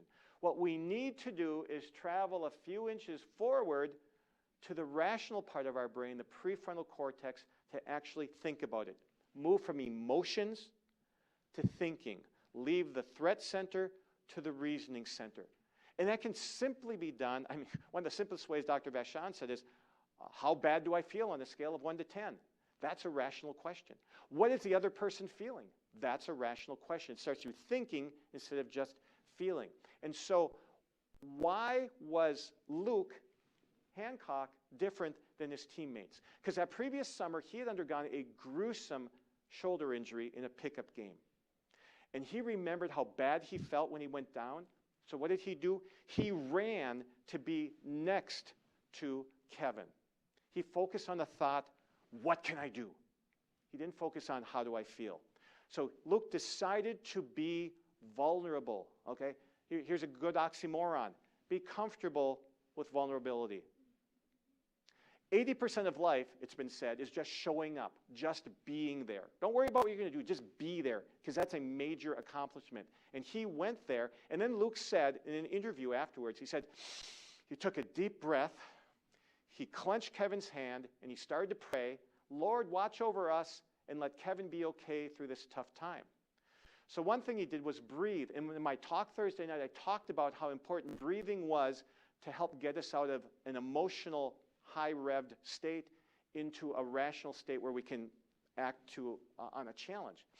And breathing in through the nose, out, and holding, it's called box breathing. In 4 seconds, hold 4 seconds, out 4 seconds, hold 4 seconds. That also helps to calm down our threat center so we can focus. And he just did that naturally. And breathing through the nose is more effective than breathing through the mouth. It's been demonstrated, this is information from a friend who's a psychiatrist at Harvard, that breathing through the nose balances the hemispheres of the brain. The right is actually supposed to be in control of the left. Right has the big picture. Whereas breathing through the mouth tends to accentuate the left hemisphere into rational thought, but also being very outcome focused, and tends to activate the amygdala. And he also prayed. He admitted he didn't have the answers. And what else did he do? He gave concrete help. He actually helped bring Kevin into the present moment. He said he just patted his chest a few times. Something you could focus on besides the feeling. So don't underestimate the power of physical touch. This is not something I naturally grew up with. It took me 10 years after becoming a doctor to become comfortable just putting my hand on a patient's shoulder. For many of you, you're like, that's crazy, that's easy. That's good. I'm glad it is, but your patients will appreciate it. And then later on, Kevin said he was scared until Luke came up to him and actually held his hand, touched him, talked to him, and helped him to refocus out of his feelings into his thoughts. So Luke Hancock lived the 4 steps of compassion. He noticed with his mind, he felt with his emotions, he decided with his will, and he acted with his body. So the whole person is involved in compassion. And there are 4 things that you can practice to step out of empathic distress, because many of us will experience this regularly. So number 1, have a concrete way to move from feelings to thinking. What's going to be your go-to question? It can be, ask the person, what are you feeling right now? Or, what can I do for you? Very simple. Then, be willing to be vulnerable. I remember the first time in med school, I had to go into the room of somebody with terminal cancer. I was empty. I didn't know what to do. Lean into it. Bring it on. Hug the cactus. Be there with them. And then usually they'll often do the talking if you ask them a question focused on them. Third, the deep breathing. Take in a few deep, slow breaths. Do that box breathing before you go in. It will help you to focus on the good of the patient in some form of physical touch. If they're laying in the bed, you can just, if the shoulder's too personal, use the knee or the foot or the leg. I mean, something. It doesn't take much, but it means so much to the patient. So that's my introduction to compassion. And I believe following me, we have Maggie Hartman, who we've heard from before, and we get to hear from again. Thank you, Dr. McGovern. Dr. McGovern was able to just share a little bit about the compassion mindset in the practice of medicine. I'm going to share a little bit about what I wish I knew in college or as an undergraduate student about medical school before showing up. And I think I'll start by sharing a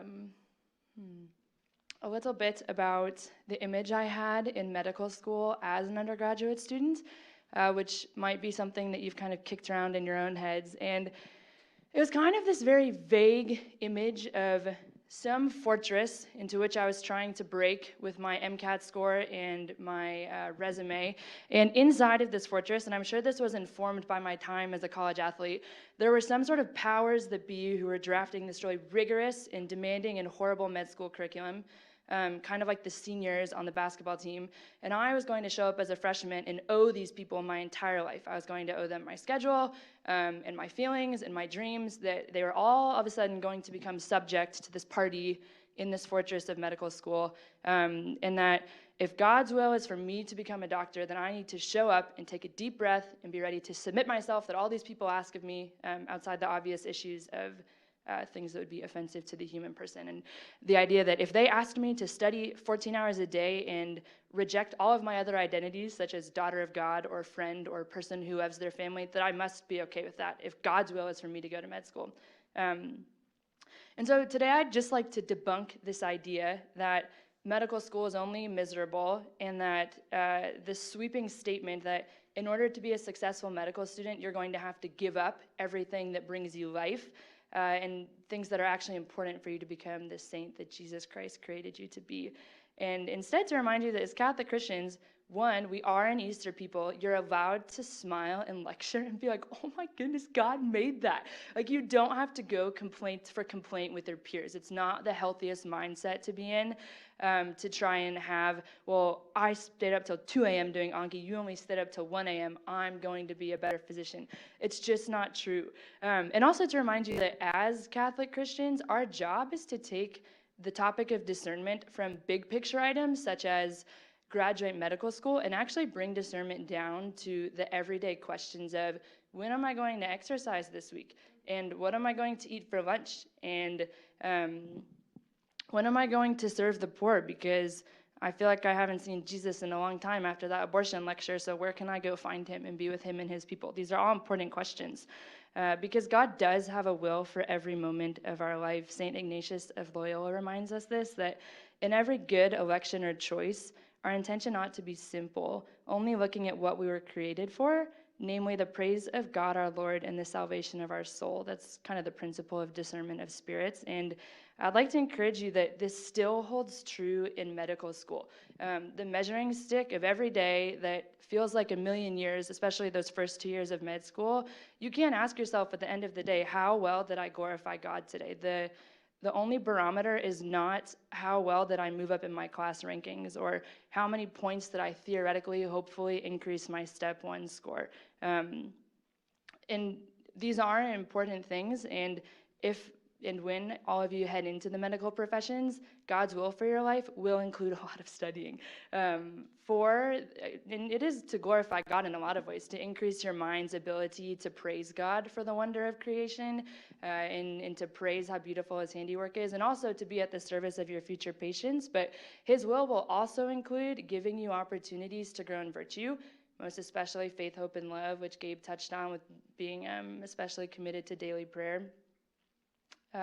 And other virtues for the glory of God and for the salvation of your soul, like St. Ignatius says. And some particular examples of this, I was very blessed to learn this on day 1 of moving into med school. I was given this incredible roommate who was a year ahead of me, and she is Catholic, and I knew this. But still, when I moved in, I truly thought, we hadn't even started the semester, I thought that I would move in and she would be doing flashcards in her room. Like, this is how consumptive I thought that medical school was going to be.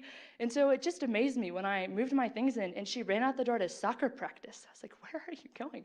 But it was important to her to coach the soccer team. And later in the evening, she actually excused herself to pray a rosary for her family. And this is kind of what woke me up. And I knew she was brilliant and doing very well in school, but woke me up to, wow, maybe God does want me to be a healthy human while in school. And so it's important to continue, even in medical school, with things that you have already discerned are non-negotiable to you as a faithful Catholic, such as daily prayers, such as exercising. For me, a big one was not doing work on Sundays. And as you advance in your training, this becomes a trickier and more difficult issue. But for as long as I could, I was very committed to celebrating the Sabbath as the ontologically different day of rest and rejoicing that it is. And that proved to be really fruitful for me. And then also for opportunities to pursue my vocation. I would also encourage you that that is a good thing to do before medical school. As I'm learning, it is more difficult to do things like enter a convent after you've already accrued $100,000 of debt. So the earlier that you can start that, the better. But yes, it's good and okay to take time to go on a date in med school. Your vocation is the first thing that God had in mind when he created you. And then also, special events will pop up in your life in med school where God is asking you to do the uncomfortable thing of stepping away from your studies to be at the service of him and of your neighbor. My roommate again showed this to me when one of our good friends' father was hospitalized, and she spent 2 days in and out of the hospital with this family who was just going through a really turbulent time. And I called her to check in because they had this huge exam coming up in 2 days, and she was just like, God's got it. Like, he's taking care of me. And she's hoping to compete in a competitive specialty, and lo and behold, she ended up doing fine on the exam. And I'm sure most of the med students in the room could share similar experiences. I was given the opportunity to spend some time at the State House preparing to testify on some pro-life issues, which I'm so grateful for. I had prayed about it. I knew that there are always things on your calendar. There are always patient encounters. There will always be exams. But if you pray and the Lord invites you, just have to go sometimes. And it's an honor to be in our shoes as people who are hoping to defend life and to step into every opportunity that the Lord gives you to pursue ultimately the victory of life over death. And God, it's also important to remember that God sees when we make these sacrifices, when we're looking at the decision of, do I pray 15 minutes today, or do I study the coronary arteries? God sees our whole medical education. We might only see the test that's upcoming in a week, but he sees where you're actually going to learn and remember these things. He knows he could give you an opportunity in a week with some really helpful memory aid, and you learn the coronary arteries in 2 seconds. And we just don't know. So remembering to be faithful to what you've committed to today is something that I wish I would have been more confident in going into school. And I guess as a final encouragement, your peers take time off too. The devil loves to make us feel guilty for the ways that we spend our time in glorifying God and in taking time for leisure. But your peers are also doing things like binging Netflix and going out after exams. They take breaks. These are good things to let fall by the wayside when you get to med school. It's okay to make those sacrifices, but for the things that you know are helping you to grow in virtue and to serve your patients and to love God and love your neighbor, go for it. Hopefully, I'm maybe not the most authoritative person. I actually just left med school to, God willing, enter religious life, but praise God, he allowed me to have some good successes before that, and I can tell you that this does bear fruit in the people who I've seen practice it. God wants you to thrive in medical school. He wants you to become a saint, and at the end of the day, that is the only thing. So in order to kind of determine what God's will is, it's important to have a strong prayerful and sacramental life. So I'm excited to turn it over to Brooke to talk a little bit more about that and how she's kept her faith strong in medical school.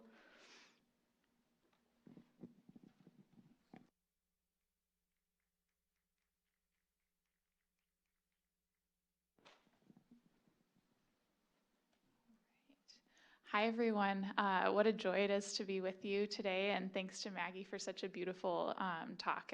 I felt myself, if I were in your shoes, those are the words that I would have wanted to hear 4 years ago. I'm a fourth-year medical student at Creighton University, went to Notre Dame for undergrad, originally from San Diego, so there's my bio backwards. But today I get the pleasure of talking to you about how I've kept and grown in the faith in medical school. So kind of as I was praying about all the different tools that the church offers us in sustaining us in our work and studies, one of the things that I felt I should share with you today is how I've been able to go to spiritual direction over the course of medical school. That was at the suggestion of one of my mentors in undergrad, and so starting out in Omaha, kind of reached out to the diocese and met up with a spiritual director who is a laywoman, a nurse, and we have been meeting every month the last 4 years.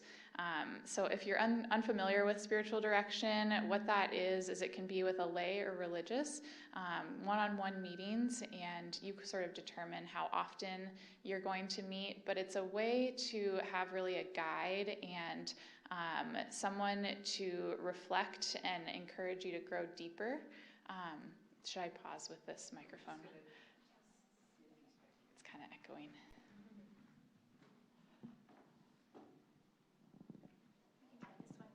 Oh, okay. Try this. It was good at the start. Is that better? Okay. um, Great. So kind of what spiritual direction, can be kind of a monthly, every couple of weeks meeting, and is a chance for you outside of any of your other day-to-day relationships to really vocalize what's been going on in prayer and to be invited to go deeper in certain areas that you may not have recognized on your own. And so now, I will say this is my first time doing spiritual direction, and at our very first meeting, Sandy is her name. She opened us up in prayer, beautiful invitation to just invite the presence of the Lord there. And then we sort of looked at each other, maybe 10 seconds passed, 15 seconds. I realized it was my turn to talk. And so it was a little awkward at first, and I won't lie about that because it's a vulnerable place to be at.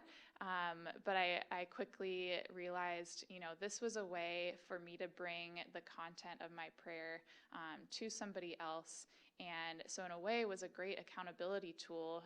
As Maggie had mentioned, there's so many, we're constantly sort of having this conversation in our mind of, do I spend 10 minutes on this or 10 minutes on that? And so when you know that you'll have an opportunity to share about what's been going on in prayer and where you're seeing the Lord work, it's an opportunity then to prioritize that time. So for me, it was very helpful. Another way that spiritual direction kind of bore fruits for me throughout medical school was it helped me to sift through the many different voices and pressures that we hear, whether it's that temptation to compare ourselves with our peers, to look at certain attributes of a physician and think that that's the mold that we have to fit into. One specific story was at the very end of my first semester of med school. I had a standardized patient interview, so it's a patient actor, 15 minutes of interviewing, and then they give you feedback at the end. And the feedback from this patient actor was that I was too timid, that I needed to grow in confidence, and that I wouldn't be taken seriously as a female leader in healthcare. And that really stung, I think, partially because I knew that I had some of these tendencies to be more in the background, maybe not as out loud, outspoken as some of my classmates. And I brought this to Sandy. She, of course, invited me. What is God saying about this? Who does God say that you are? And I was questioning, God had brought me to this point. Surely he's going to use some of the qualities that he's given me, or all of them, ideally, to serve my patients best. And so it was a matter of really finding God in that conversation, letting him guide what are the qualities that you want to serve patients. And I've grown over the last few years to realize that the calmness and gentleness that I may have will actually be an asset to my patients. And so in that way, kind of sifting through and finding God's voice in that. And I could go on and on about the various ripple effects that spiritual direction has had for me throughout medical school. I'll kind of end with one more final word that has really permeated prayer life for me as a result of the consistent encouragement by my spiritual director. And that is to really rest in our belovedness as daughters and sons of Christ.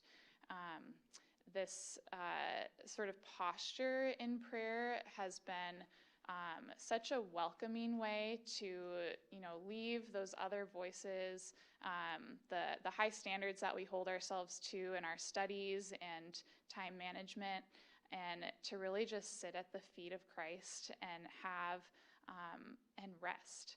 And I think that posture of resting in our belovedness has allowed me to be very gentle with myself when I fall short, when I don't measure up to whatever I think the standard should be, knowing that God loves us regardless is such a gift, and so that word belovedness. If you haven't heard it in a while, it brings so much peace and rest in the midst of all of those other standards that we hold ourselves to. So if there's anything that maybe this talk can spark in you is maybe a bit of curiosity about what spiritual direction, whether that's something that could benefit you and be a way to sustain you as you pursue future studies. It's a way to have kind of a companion on the journey, and has really been a gift for me. So appreciate being able to share that with you today, and blessings on the rest of the conference.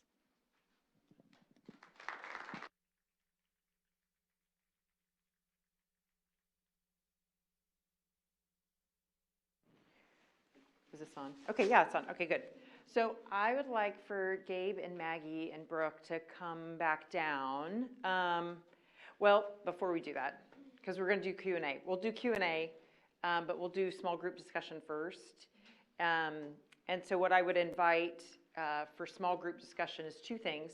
So if you want to pair off, or I see you're kind of clustered in groups anyway, kind of amongst yourselves, but really the first question, and I can go around, and we can even have the students go around and just sort of maybe facilitate in the small groups. But kind of the first question is, if you know that in the future your life is going to be crazier, what can you do now? How can you pre-plan to sort of not get there, or to really, and really not just say, well, I'm going to pray more, or I'm going to exercise, really coming up with a very specific plan of something that you know that you could do that is going to help you specifically. Go to adoration 1 hour a week, or read my spiritual books in the morning, or whatever it is, like a very specific plan for you. So that's the first thing. And then once we do that for maybe 5 or so minutes, then we can talk about another scenario. Yeah. Yes, so I would invite any person who's going forward into the healthcare profession, just knowing that the later you go in school, the more intense your training is typically, like what that looks like for you and how you can combat that, if that makes sense. So medical school might be one. I know the nurses are in another room, but if you're in wanting to pursue other healthcare professions besides medicine, yeah, for sure too. Okay, I'll let you break up.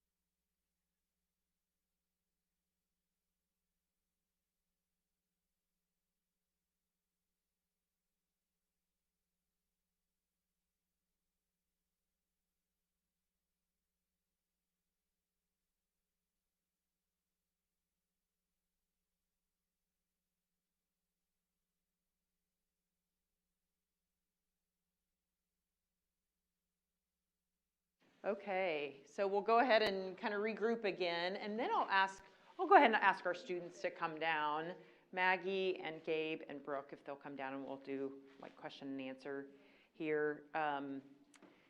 But hopefully you were able to get some concrete things to help you and very specific for you. Yeah, go ahead and come down and have a seat here. And kind of help you move forward,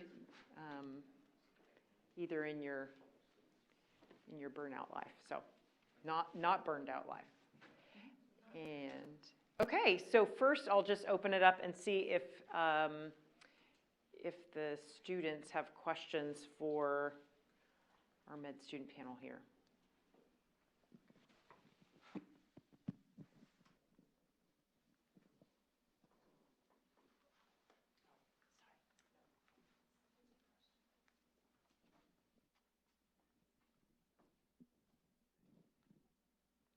So how do you handle the ultra competitiveness in pre-med and in medical school? Because I definitely feel that, and it's not that you want to, I don't know, somehow belittle the other students and, overcome them, but it's just like there's still this feeling like I gotta, beat the rest of them. And I don't know how to deal with that and, still be compassionate, right? But I don't know. One thing that Maggie said earlier, I really liked it, and I think it applies here. Not matching complaint for complaint and kind of competing in that way, where it's like, oh, I studied this much. Oh, well, I studied this much. Or buying into that game where someone comes out of test like, oh, that was super easy. Even if you did well on a test and you did well on a test, like recognizing that, oh, I think that was a difficult test, and like actually having that camaraderie with your classmates and fellow classmates and seeing them as on your team, and you're both, all of you are going towards the same goal. That's helped me. And what's also helpful, and I guess this is my year's the first year, my step score isn't percentiled, so it's not like all of these tests matter in the same way that they mattered like a few years ago, where like your life is dependent upon these tests. And so I think the system is kind of gearing away from the ultra competitive nature that takes away from, the medical formation that you'll have. But there is, that inevitable kind of competitive nature, but I think really intentionally just leaving kind of the idea that, I'm just going to match complaint with complaint and kind of overshare like how I do things or how I thought a test was easy or hard, just kind of viewing, your classmates as being on your team.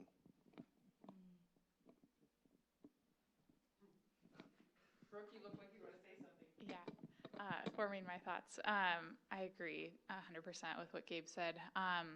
I think as you just kind of on a day-to-day basis, studying, you'll find, do you do well studying in a group, or does that stress you out and kind of like contribute to the hype and the competitive feeling, or like temptation to compare? Or do you do better studying on your own at home, in a quiet environment? And for me, I think recognizing like I enjoy time with people, but that will be my reward after studying. So I'm going to kind of like do my own thing on the study side, and then later actually enjoy, it's quality over quantity, I think, was for me in terms of having that time with classmates specifically. And then I think, as I've noticed as I've gone along through medical school, there is a growth. I think you kind of think as you start out in medical school that the fourth-year students know it all, or that the attendings know it all, and that's never the case. And so I think you start to recognize that we're always going to have limitations to our knowledge. We're always going to forget and relearn. So like I mentioned, kind of that gentleness, there's like this growth in just being gentle with yourself, and what your best is. And you come to realize, okay, if I've done my best, that's all that I can do. And I think that gives peace of mind and peace that you're doing the best that you can. Hi. So with everything we've been talking about today, like I'm very principled, and like the abortion thing, I feel really strongly against, and yes, I'm against abortion. So going into medical school, majority of the people are on the opposite side, and I have sometimes a tendency to just put them in a box, kind of like they put me in a box. And I'm wondering if you guys have any tips on how you look past your classmates' views or your superiors' views, or you witness something unethical, and how you deal with that without judging them and still respecting them, and in that sense, I guess.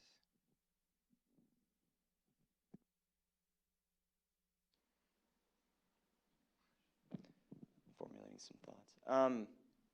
The first thing for me, and I haven't had as much time with patients with first year, just some, but definitely some experiences. I would say, and just conversations with medical students and my fellow classmates, viewing all of these disagreements as just opportunities. Glenn was talking about this yesterday, and just seeing like these are great windows into developing a relationship with your classmates that could actually, go somewhere. And so like viewing them not in a way like, okay, they're at odds with me, but viewing it as this is an opportunity for dialogue. And it's pretty cool. You get a lot of people who don't, think the way you do. There's a lot of differing backgrounds, and that's exciting. You get to learn from them too, and recognizing that there's an opportunity to learn, but then also to witness. And I view it as like a challenge that's exciting, but not seeing them as, oh, their views are wrong, therefore they're bad. And just seeing that I view it as an opportunity and kind of an exciting space, and you'd be surprised how willing at least your classmates will be to have conversations. That's what I found, at least. I also found it was very helpful to get to know my classmates as well as I could on a personal level. There's a great temptation to only ever talk about the last 3 lectures in that content material and how we're reviewing them. But people are really honored when you take the time to ask, where did you grow up? What's your family situation? And a lot of times those sorts of conversations will reveal a wound or some gap or something where it's the greatest mercy in my life that I was born into the Catholic Church and have been able to receive all that I have, and our peers, for the vast majority, have not, or they received a poor formation. And to understand a little bit more of their history helps you to have a lot more mercy on them, and to say, okay, you're not currently at a place where we can discuss these things logically, so how am I going to win you over in love? We loved hosting people for dinner in school as much as possible and to study with us, and to touch people by your service towards them first, and then hope that eventually that opens the door for more of the conversation about these hot button issues.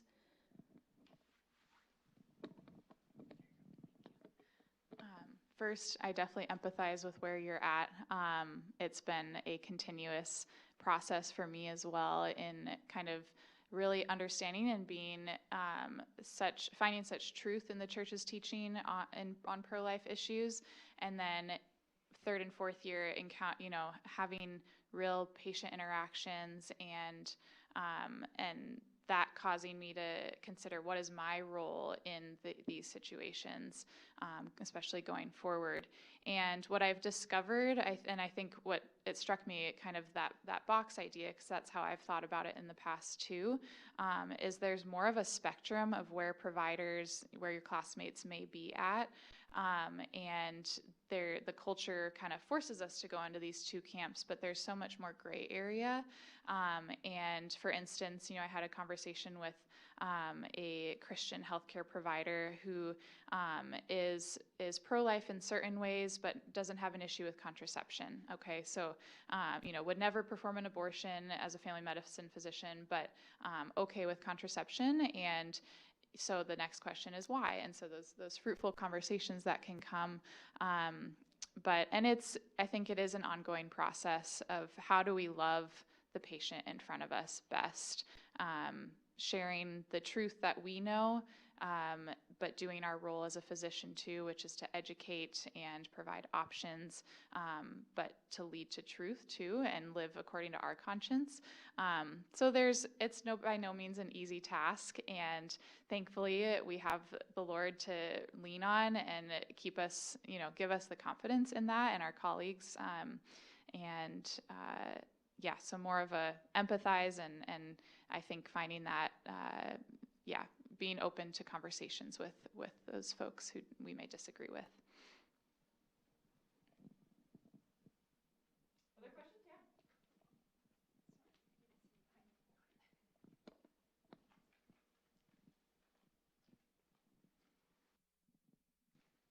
Yeah. This has just been something I've wondered a lot about recently. Picking a good spiritual director. What should I be looking for, and how should I make that decision? I would say, there's different places to look, but God picks them for you, I think. And so if you're looking at places that do spiritual direction, I wouldn't necessarily, Maggie, maybe you can comment differently, but I know I would talk to a priest in Denver. There is actually a center that's all they do is spiritual direction. Priests can do spiritual direction as well. So I would definitely pray about it, but God usually picks them for you is how I kind of look at it. Maggie, would you comment any differently? Practical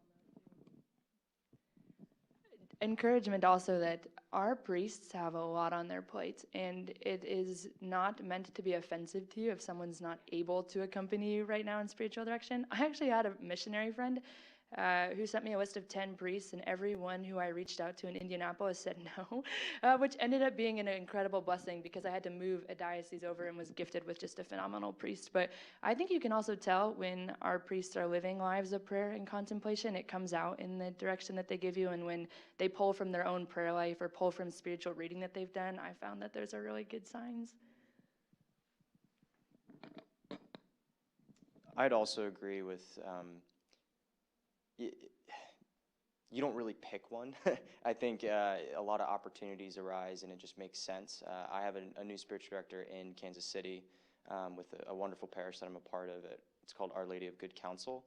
And just I got involved in that parish and just was there quite often and developed kind of a friendship with this priest, and he does spiritual direction, and it's been great. And I wasn't necessarily looking for spiritual direction. I had, some spiritual directors here at Benedictine, but just kind of transitioning from there, going down to Kansas City, it worked, and it kind of an opportunity that worked.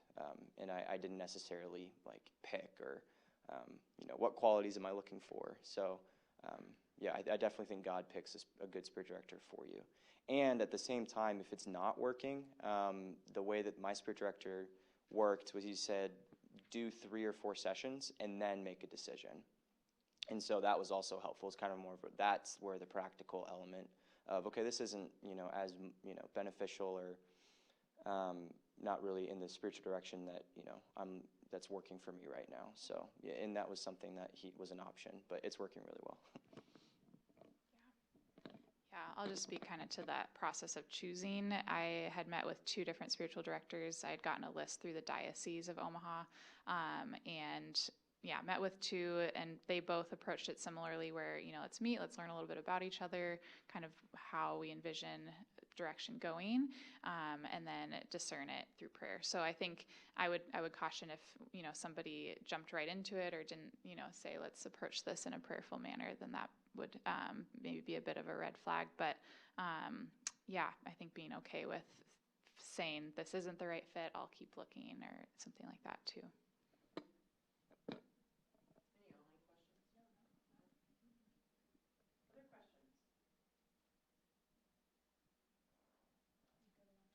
I was just going to share a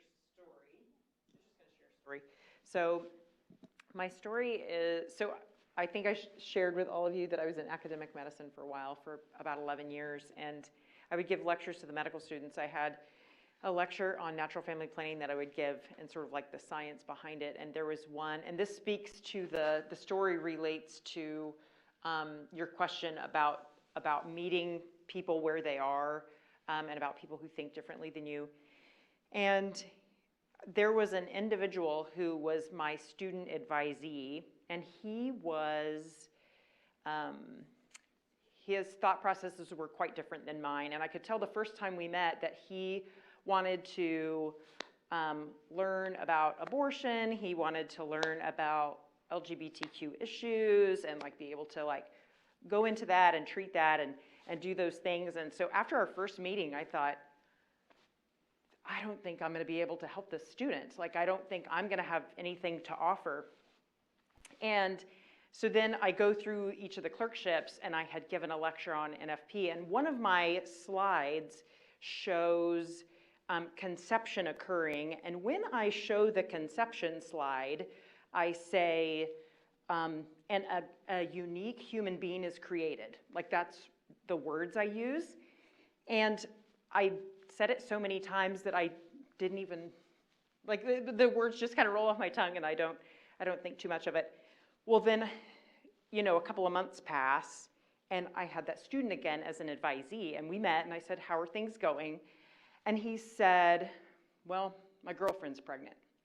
And I was like, oh, gosh, how are you dealing with that? Like, how is that helping? He's like, well, we had called and got her scheduled for an abortion. And on the way to the abortion, I thought about what you said. And I remembered after you said what you said, I thought, you know, things are probably going to be okay. And I told my girlfriend I didn't want her to get the abortion, and we turned around and we went home. And we're getting married next month, and like this. So I think sometimes you don't realize the impact you have in just being truthful and honest in your everyday living, the impact that it can have on other people and their thought processes. So that's my story. I saved a life that day.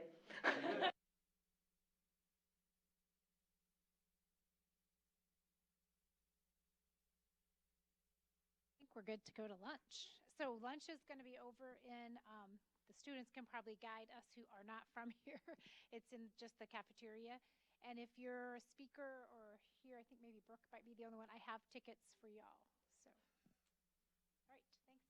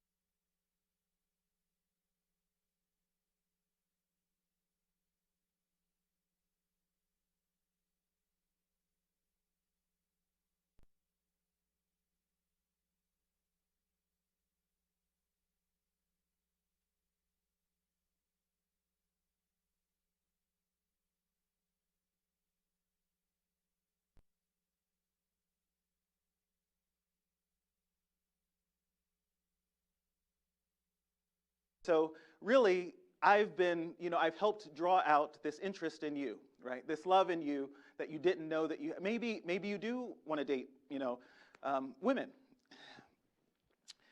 And then through this, again, kind of nurtured relationship online, she begins to question who she is, right? She's led into deeper and deeper kind of depths of maybe confusion about how she feels about herself, how she feels about her body, how she feels about her relationships in the world, right? And so we have terms for this, right? Catfishing and where people kind of misrepresent themselves. Now, that's only one way in which young people can hold a view about themselves that really doesn't fit with objective reality.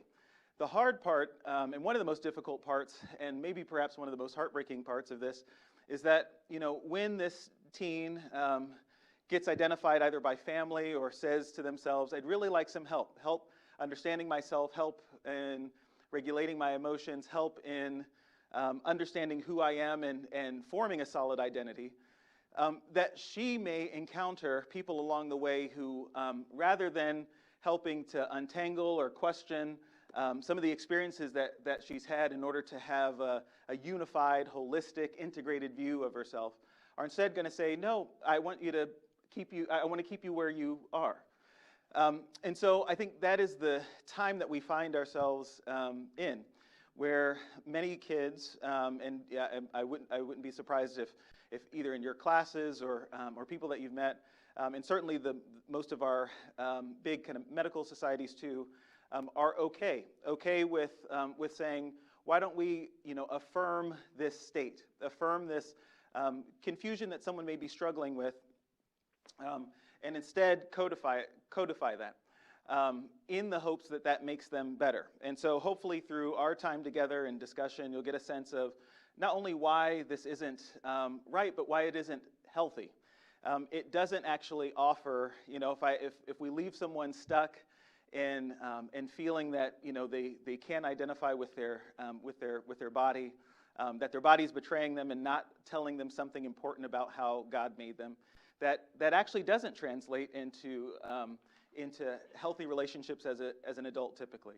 That doesn't decrease their risk of suicide or trauma, right? That it doesn't resolve maybe some of the deepest and core issues of who they are and what it is that they're looking to achieve, which is happiness and wholeness. So I'm excited that I get to present with Glenn Stanton and Dr. Stanford, both of whom are just really wonderful. So I was excited to be asked by Dr. McGovern, mostly because, too, when I heard Glenn's name, I thought, I read his books and I've seen him before, so this will be really wonderful to get to spend time together. All right, so I think, Glenn, all right, good. So Glenn is going to come and first kind of talk to us a little bit about this gender ideology and what it means and how it looks in the culture.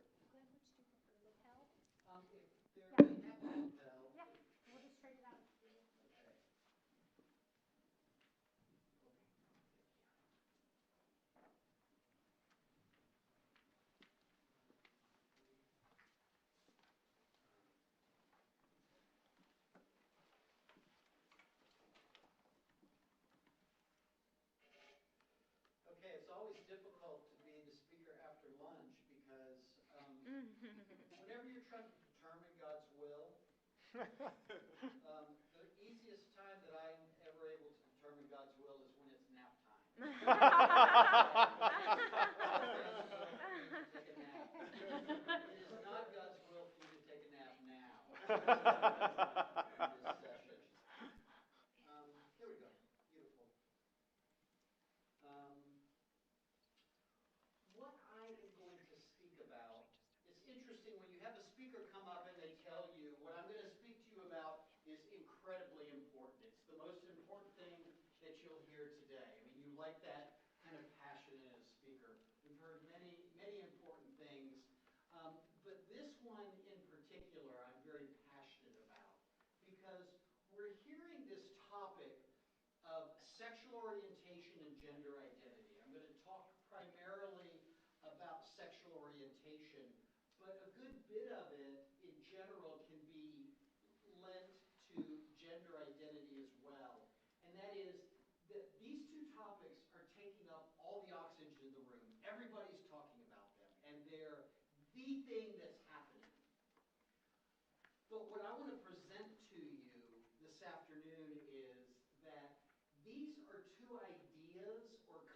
concepts that are nearly rooted in, and as scientists, we don't use definitive terms like nothing, because they're nearly rooted in nothing. I mean, they just absolutely are. And so rather than just taking my word for it, I want to demonstrate this to you. And I did some deep research over the last summer, looking at reading in the literature of gender ideology and what is the understanding of sexual orientation.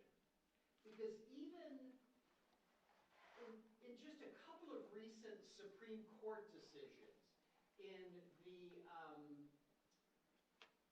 the same-sex decision in 2015, and then just this year in the Bostock decision, the courts, we have to respect sexual orientation, as if sexual orientation is a thing that you can look at and see.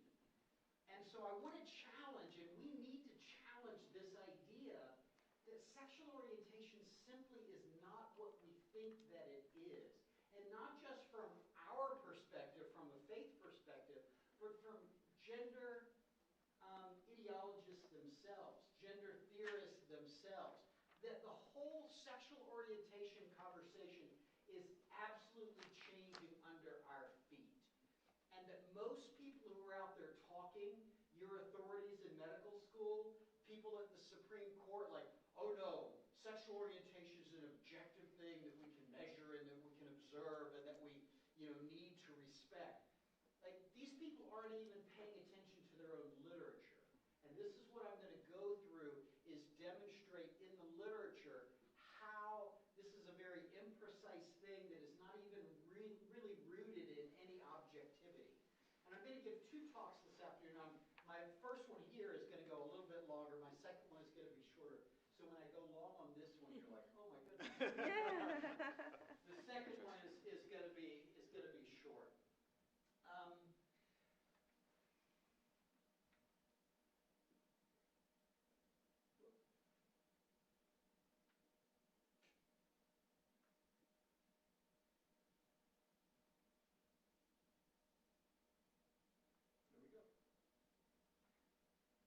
So the question, what is sexual orientation? Everybody's talking about it. It's such a big topic. It's taking up all the oxygen in the room. And it seems to include nearly everything. I mean, when we think about sexual orientation, we... Sorry, you're saying thank you. Might be covered up too. Where did I put it? There we go. On. It's so simple. It's such a simple concept. We don't have the other microphone near here, do we? Yes. There we go. This one's been acting up.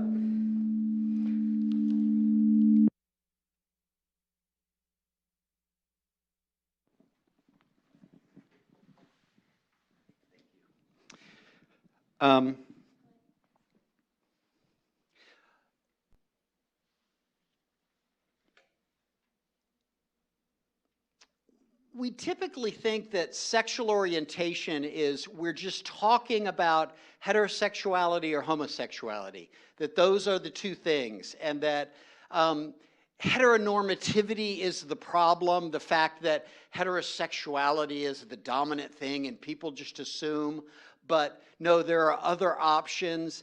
But this is not really true. I mean, we realize and we see, and I just have a number of instances here of, if I were to ask you, how many sexual orientations are there?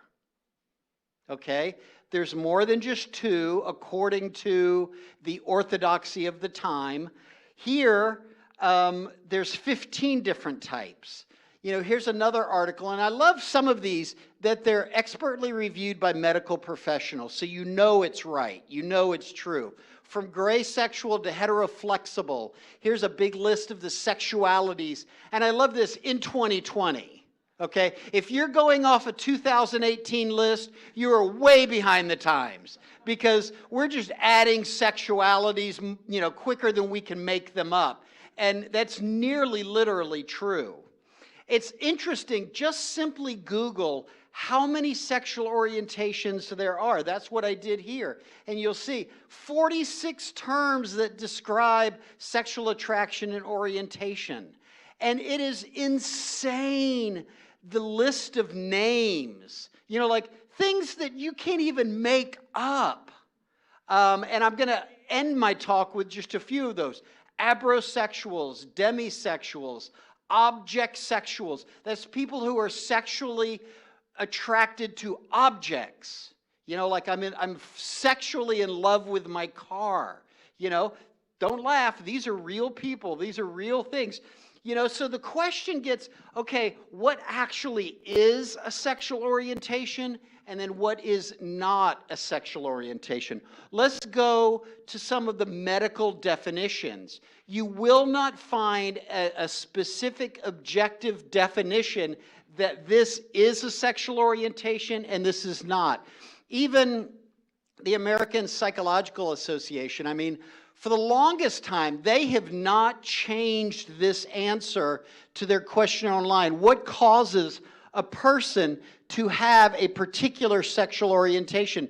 They say currently there is no consensus.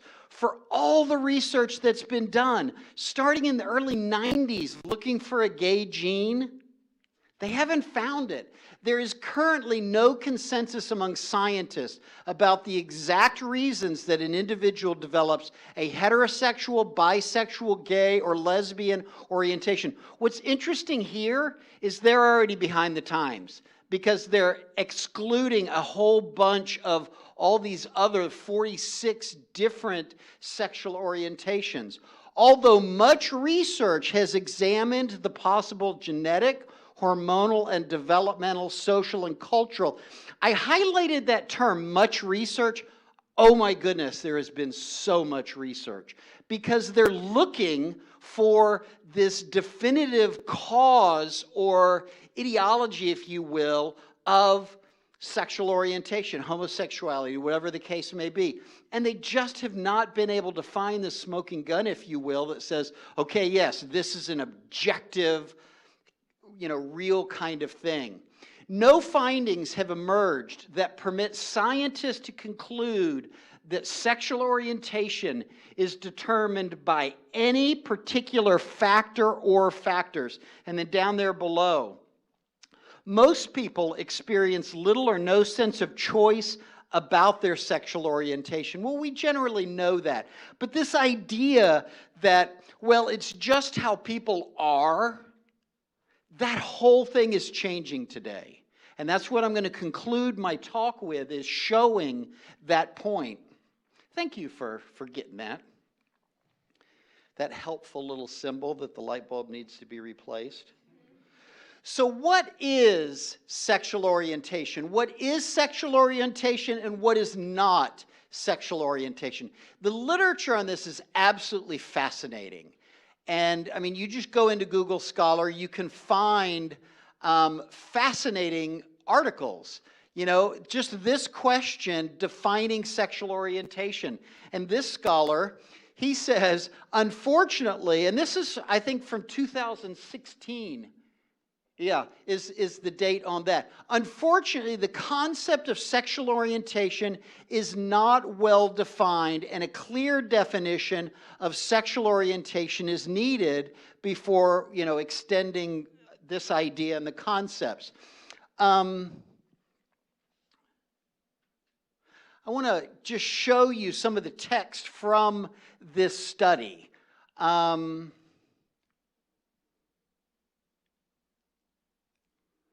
It's interesting, he says that some individuals, professionals, laypersons, but especially activists, bristle at the suggestion that sexual orientations other than homosexual and heterosexual can exist. This is only in 2016, and the person writing one of the definitive articles is saying, yes, there is really resistance to this idea that there are more than just two sexual orientations. Within 4 years since then, like, oh my goodness, the whole story has changed. This is an interesting study that came out, and this was done by a whole host. I mean, like, nobody knows who these people are, but when you know this literature, this is like the who's who of gender theory professors and scholars studying this. The piece is edited by, get this, Steven Pinker from Harvard, the brain scientist guy. I mean, like, what in the world is he doing an article like this for? But it is this survey entitled Robust Evidence for Bisexual Orientation Among Men. Now, up to this point, it was absolutely politically, ideologically refuted. Bisexuality is not a sexual orientation. Bisexuality is just simply a refusal to admit you're one way or the other, trying to have it both ways. The activists, the political activists, like, bisexuality doesn't exist. But these guys, and it was just this year that this was published, and I think this is in, what's the British medical journal? Lancet, exactly. This was published in Lancet, that yes, there is evidence that bisexuality for men, we're going to see in just a minute, that bisexuality has generally been a consistent thing in female sexuality, but they have just established that no, that as we understand sexual orientation, that is, how people feel like they have always been, that there is robust evidence that bisexuality is indeed a sexual orientation. So even in the last year, we have had this kind of paradigm shift that, well, maybe it's more than just heterosexuality and homosexuality. Bisexuality is a part of it. We're going to see now in just a minute that it goes beyond this as well. But I hinted at a very important well, let me address that in a minute, the difference between male sexuality and female sexuality. And the interesting thing is, in gender theory, we are so stuck on, well, male and female are just social constructs. They're just appearances.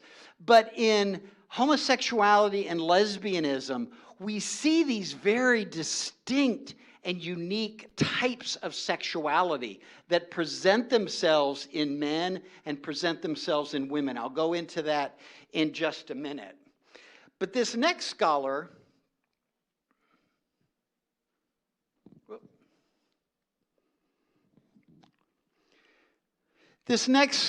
Rich Savin Williams, we're going to look at his work in just a minute, but he is at Cornell. And even in 2016 and 18, around that period of time, was a big time of shift for understanding. And he asked this question, sexual orientation, is it a category or is it a continuum? And he's referencing a study that we're going to look at in just a minute by J. Michael Bailey from Northwestern University. But Rich Williams is a phenomenal guy, radical gender theorist, but he's honest about the work that he does. And he's an advocate for, LGBT politics, things like that, but he's honest about the work that he does. He is one of the early people, and I'm going to show you a number of early people. And when I say early, this is 2016. Like, in a lot of areas, that's like, okay, the present. But no, this is yesterday, And that's a big point that you need to get, is that our understanding of, or our perception of sexual orientation is just changing so dramatically. And he's raising the question of whether sexual orientation is a category. We either put you in this box, or this box, or is it a continuum? Is it a rainbow? Is it a, I feel this way today, but I could feel that way tomorrow. What we're going to see is that's actually the truth of the matter now, is that sexuality is more of a continuum than it is an objective category. Lisa Diamond, I would really encourage you. There is a YouTube video that she has. It's a TED Talk. And she is a lesbian, radical theorist. She teaches at the University of Utah. But she wrote this piece, and this was in 2003. I mean, even going far back. What does sexual orientation orient related to women? So she's studying female sexuality, a biobehavioral model distinguishing romantic love and sexual desire. She was one of the first people to do the work to show and demonstrate that women are more likely to fall in love or be sexually attracted to the person, the personality, the emotion, rather than the physical object. Men are more attracted to that body part. Women are more attracted to that person. That's why you'll have, a famous actress and she comes out as lesbian and you're like, okay, you've been married for 36 years, you have 5 kids, but now, in your late 50s, you're a lesbian. It's not that she's changed, she's met somebody new. She started a new relationship that she can connect with. And that's what Lisa Diamond is raising, and what she talks about in her TED Talk is that sexuality is much, much, much more fluid than we ever thought that it was. And it's a fascinating talk that she gives. Now, another person to come along and support what she says is Michael Bailey at Northwestern. What is sexual orientation? And he even asks the question, do women even have a sexual orientation? Now, he's a gay man. He's being a little bit provocative, but this is a classic article in this field of study asking whether women have a sexual orientation as we even think of or conceive of sexual orientation, or is it just that women, I shouldn't say just, but is it that women fall in love with the person, they fall in love with the opportunity, It's a fascinating thing. And so Diamond and Bailey and a couple of others doing this work as well started to create a division here between male and female sexuality, particularly how it relates to same-sex attraction. Rich Savin Williams, the guy from Cornell that I just told you about, as books typically do, it started out with an article in 2012. This book was published in 2018.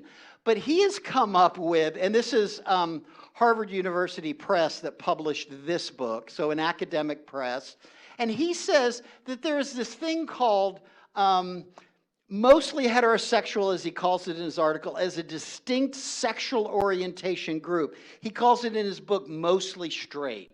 And he says that in his work, he has been recognizing that among young men, there is this distinct sexual orientation. He calls it a sexual orientation of mostly straight. And that is, I'm straight, but if the opportunity presents itself, yeah, I could hook up with that guy. And he's saying that the population, Rich Savin Williams is saying that the population of mostly straight men is far larger than those that are bisexual or those that are homosexual. I mean, think about this. 2018, they've just discovered a whole new sexual orientation here. Well, and what he really does admit is, yes, we call it a sexual orientation, but it's simply recognizing confusion. It's just recognizing that the categories are so mixed up. And that young people today, I mean, that's another thing, that you will not find anybody over 30 or 35, I don't know the exact number there, that is mostly straight. It's a young phenomenon kind of thing. Because of the world that really activists have created is to, insert doubt into what sexuality is itself. So we see that we have, first of all, we started out with homosexuality, heterosexuality, then bisexuality. Now we have this new category that Rich Seven Williams and other scholars are calling a legitimate sexual orientation. And this has led us to, this was a big, big article, and a lot of scholars were responding to it. Sari Van Anders, she is a scholar up in Canada, and she came up with something that she calls sexual configuration theory. Beyond sexual orientation, integrating gender and sex and diverse sexualities. See, that's where we're moving, is to diverse sexualities. And basically, this article calls for dismissing the idea of sexual orientation, that you're either this, or you're this. And she says, let's move to sexual configuration theory. Because she says, what she and other colleagues are recognizing is people are not fitting into these clean boxes that we have tried to create. You know, okay, either you're gay, straight, you know, even that alphabet soup. I mean, you know, it's LGBTQI, you know, all those. It's people aren't fitting into those things. And this phrase that we've come to appreciate, lived experience, she says, sexual orientation doesn't really comport with people's lived experiences. So she is encouraging, and others in this field are saying, you know what, sexual orientation is just yesterday's news. Let's embrace this new thing called sexual configuration theory. And this is significant. This is important for us to know. The other question that we should ask is, must something be socially approved to be determined a sexual orientation? This is a very, very important question. When the Supreme Court and when corporations say, Delta Airlines, we respect all sexual orientations, you know, we all like, okay, that's fantastic, good for you. But that's only assuming that a sexual orientation is positive. The Supreme Court, in their Bostock ruling, in their Obergefell ruling on same-sex marriage, talk about, you know, respecting and honoring all sexual orientations, whatever they might be. But nobody's asking the question, does a sexual orientation have to be socially positive? Can it be socially negative? What am I talking about? Well, the question of, and I love this, that if I'm at a secular university and the minute I touch this slide, all eyes are going to just start rolling and guffawing like, oh, how can he say that? Is the question of pedophilia. Okay, just get it out of your system. Oh my goodness, Mr. Stanton, you can't be saying that pedophilia is a sexual orientation. Well, there's academic literature asking the question, is pedophilia a sexual orientation? We're going to look at that in just a minute. Polyamory, this idea of having many sexual partners at one time in a group, many loves. There's a law professor, she wrote this piece, and it's relatively famous in the literature, polyamory as a sexual orientation. So if I'm at a secular campus, if I'm a lunatic for even asking the question, is pedophilia a sexual orientation? Well, you'll have to, you know, go to these people and challenge them for even raising the questions. Well, what are their answers? First of all, Ann Tweedy absolutely says, yes, polyamory is a sexual orientation that deserves and demands categorical respect in all laws and all policies and things like that. That means, like, if you're a polyamorous group and you want to rent an apartment, she says absolutely yes. No landlord should be able to, be prejudiced against you. Is pedophilia sexual orientation? By the above definition of sexual orientation and most common definitions of sexual orientation, according to his analysis, he says pedophilia can be viewed as a sexual age orientation. So what I want to ask the Supreme Court and Delta Airlines and other corporations who are, saluting and hats off to all sexual orientations, what do you do with this?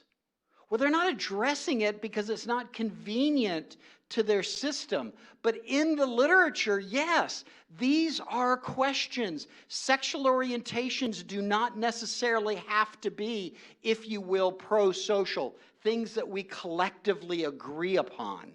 This is interesting. Harvard Medical School, they asked this question about pedophilia itself. Consensus now exists that pedophilia is a distinct sexual orientation, not something that develops in someone who is homosexual or heterosexual, but its own distinct thing. Some people with pedophilic urges are also attracted to adults and may not only act on later urges. This is another interesting thing, another TED Talk. And you have to find this online because they buried it, but it was a TED Talk given at the University of Würzburg in 2018. Pedophilia is a natural sexual orientation. She is a medical student, and she gives this talk. She's not advocating for pedophilia, but she's saying that there are pedophiles who struggle with this. What are we going to do with them? How are we going to recognize them? She's not arguing for their rights, but she's arguing for their protection, for their recognition, to keep them from behaving and acting on their sexual orientation. So see, she's recognizing it's not a good thing. We can't embrace their sexual orientation, but it is a sexual orientation. So all this shows us that this idea of what is and is not a sexual orientation is not as convenient, as simple as gender activists would like for us to believe. And people who tell you that it is simple do not know the literature. This is very, very important for us to understand. So we have to know that there are different types of sexual orientation. Generally, we've thought of sexual orientation as attracted to gender or attracted to sex. And that's one of them. But then there's the other of, like, gay male sexual orientation is to genitalia. You know what? Gay guys cruising for particular body parts. I mean, they're very precise in what they're shopping for. Lesbians at the lesbian bar, they're not necessarily looking for body parts. They're looking for soul-to-soul connection that can become sexualized. So there's that type of orientation.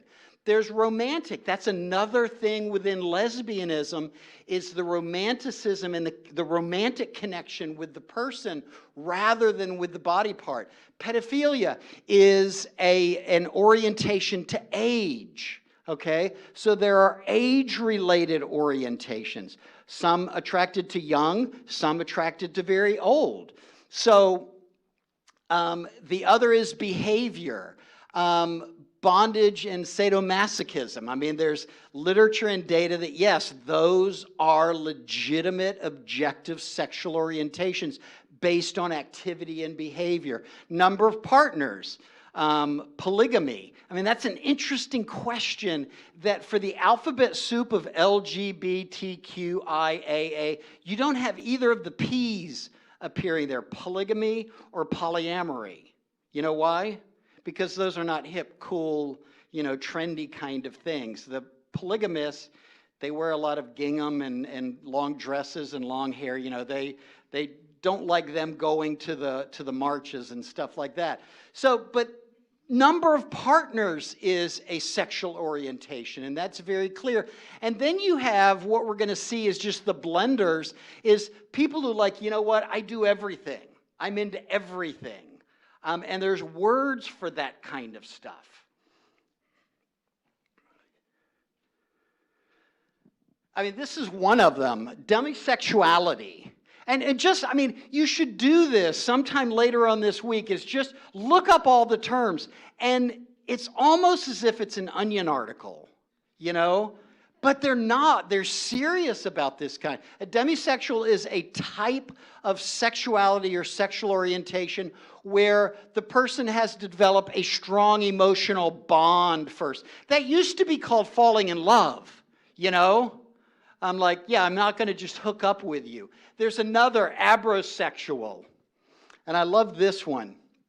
An abrosexual is when a person experiences fluid or changing sexual orientations.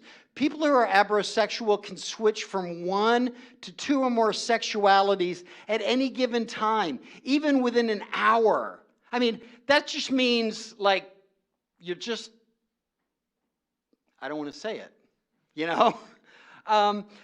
But all this means is that when your medical school faculty, when your leaders, when your peers tell you that you have to respect sexual orientation, that we have to honor other people's sexual orientation, we have to ask the question, what do you mean by that?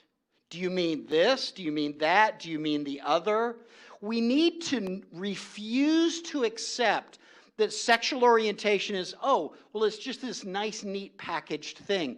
If we know the literature, in gender theory, it is changing under our feet dramatically, even as we speak, to where they even reject the idea of sexual orientation. Because they say sexual orientation as we have conceived of it does not exist and does not mesh with most people's lived experiences. In fact, that one professor who wrote the piece on gender theory configuration, she says that that sexual orientation as we typically conceive of it is too much of a part of a bioessentialist program. Meaning, you know, it ties you into what you really are wired. And that's just a little too fundamentalist. It's not as free as we'd like for it to be. And that's where the literature is going. And we need to know that. And I'll talk a little bit, and some of the rest of my fellow panelists will talk about what's happening with gender as well. But the same thing is happening there. It is just floating in air, and they are literally making it up as they go along and having a hard time keeping their story straight as they're making it up. So it's important for us to know that and to operate and conduct ourselves as people of faith within that understanding and within that knowledge that we're not talking about objective things here. This is being made up. In fact, one of the lines that I give when I'm speaking on college campuses, and I'll end with this, I'll say, on this college campus, there is a tighter connection, body of knowledge-wise, between the religion department and the biology departments than there is between the gender studies departments and the biology departments on this campus.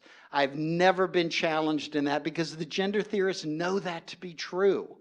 There is more connection, body of knowledge-wise, between the religion departments and the science departments than there are between the gender theory departments and the science departments. We need to know that. We need to live under that conviction.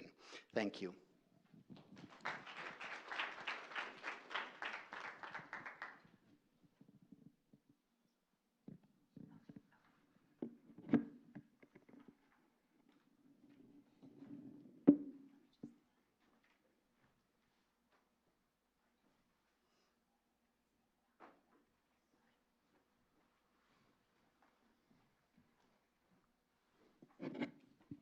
Thank you. We're just switching slides, so give me a second.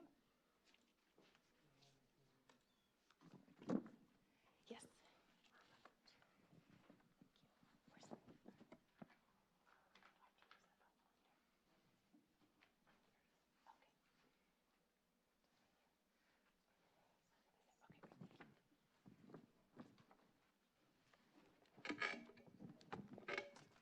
Hello, everyone. My name is Michelle Stanford. I'm a pediatrician in Denver, Colorado. I'm also on the board of the National Catholic Medical Association. So first, we're going to talk about the problem. There has been a dramatic increase in the number of children presenting with sexual identity disorder or gender dysphoria. I feel like sexual identity confusion or disorder is a better, accurate term. Gender dysphoria is what's really used in the literature. From 2010 to 2017, in a transgender clinic, referral clinic, there was a 2,000% increase in referrals. That number was 94 to 1,986 over that 7-year period. So what's the cause of this? The exact cause of gender dysphoria is really not known. There's not one cause that you can point to. There are probably many factors that have contributed to this increase, particularly in children, probably societal influences being the most prominent. I'm going to review some of the things I've noted over the 20 years of clinical practice. Everyone who's worked with adolescents and children know that they question their identity, asking questions like, who am I? What is my role in life? Where do I fit in? They're probably questions we all ask, but particularly prominent in adolescents and in children when they're trying to find their place in life. During this time, when they're having these questions, they really need someone to give them guidance and reassurance and work through these questions. Social contagion is the spread of a behavior throughout a group in which it plays a role in adolescents which we know they are influenced heavily by their peers in addition to social media. They're also known to self-diagnose as being gender dysphoric or having gender dysphoric feelings after binges on all sorts of different social media outlets. The breakdown of the family absolutely has contributed. When you don't have parents to reassure you of some of these behaviors, as well as emotional unavailability of parents. There are particular times of a child's development where the absence of one parent actually affects their development. In addition, patients with gender dysphoria have increased reports of child abuse, emotional abuse, neglect, physical abuse, and sexual abuse. Dr. Mittenall is going to talk a lot more about this, but mental health, anxiety, depression, and even autism spectrum disorder. Patients with autism spectrum disorder in the literature, about 7 times more patients present with gender dysphoria than their age-matched peers. In addition, parental mental illness is also increased in these patients. This is a really important point to differentiate because transgender activists actually point to this fact, particularly with mental illness and depression, that it's actually from discrimination of society rather than a potential cause or underlying contributing factor. Trends of medical treatment. Physicians are in a position of trust and authority, and when we recommend treatments, they're assumed by patients to be safe and effective. Some of the treatment recommendations that are currently being used for patients potentially alter the natural course of gender dysphoric feelings. As we review the 3 potential approaches, they are restorative approach, expectant approach, or watchful waiting, and affirmative approach. There's 2 very important points to remember. The scientific evidence that's used to support really any treatment method is really limited, and there's not a lot of good evidence. The second is really important for us to acknowledge that the patients experiencing these feelings experience great suffering. And it really is important for us to find effective ways to help their suffering. As we approach these treatment methods, we need to understand that we have to be compassionate, but we also cannot separate the mind, the body, and the soul, and the human dignity of the person. In the restorative approach, the goal of this approach is to assist the patient in accepting their biological sex. The problem really resides more in the mind than the body, and that psychological interventions can address potential underlying problems of abuse, trauma, parental interactions, and even societal influences. The expectant approach, watchful waiting, which is really the vast majority of time has been the sort of mainstay for pediatric treatment, because over and over again in pediatrics, there's a term called desistance, in which 85%, the range is anywhere from probably 70 to 90% of children and adolescents who have these feelings will actually align with their birth sex if we really just kind of give them time.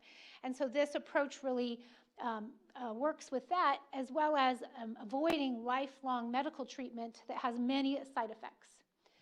We're going to spend the rest of the time talking about the affirmative approach, which is really used by all the gender dysphoria clinics in the United States and other countries.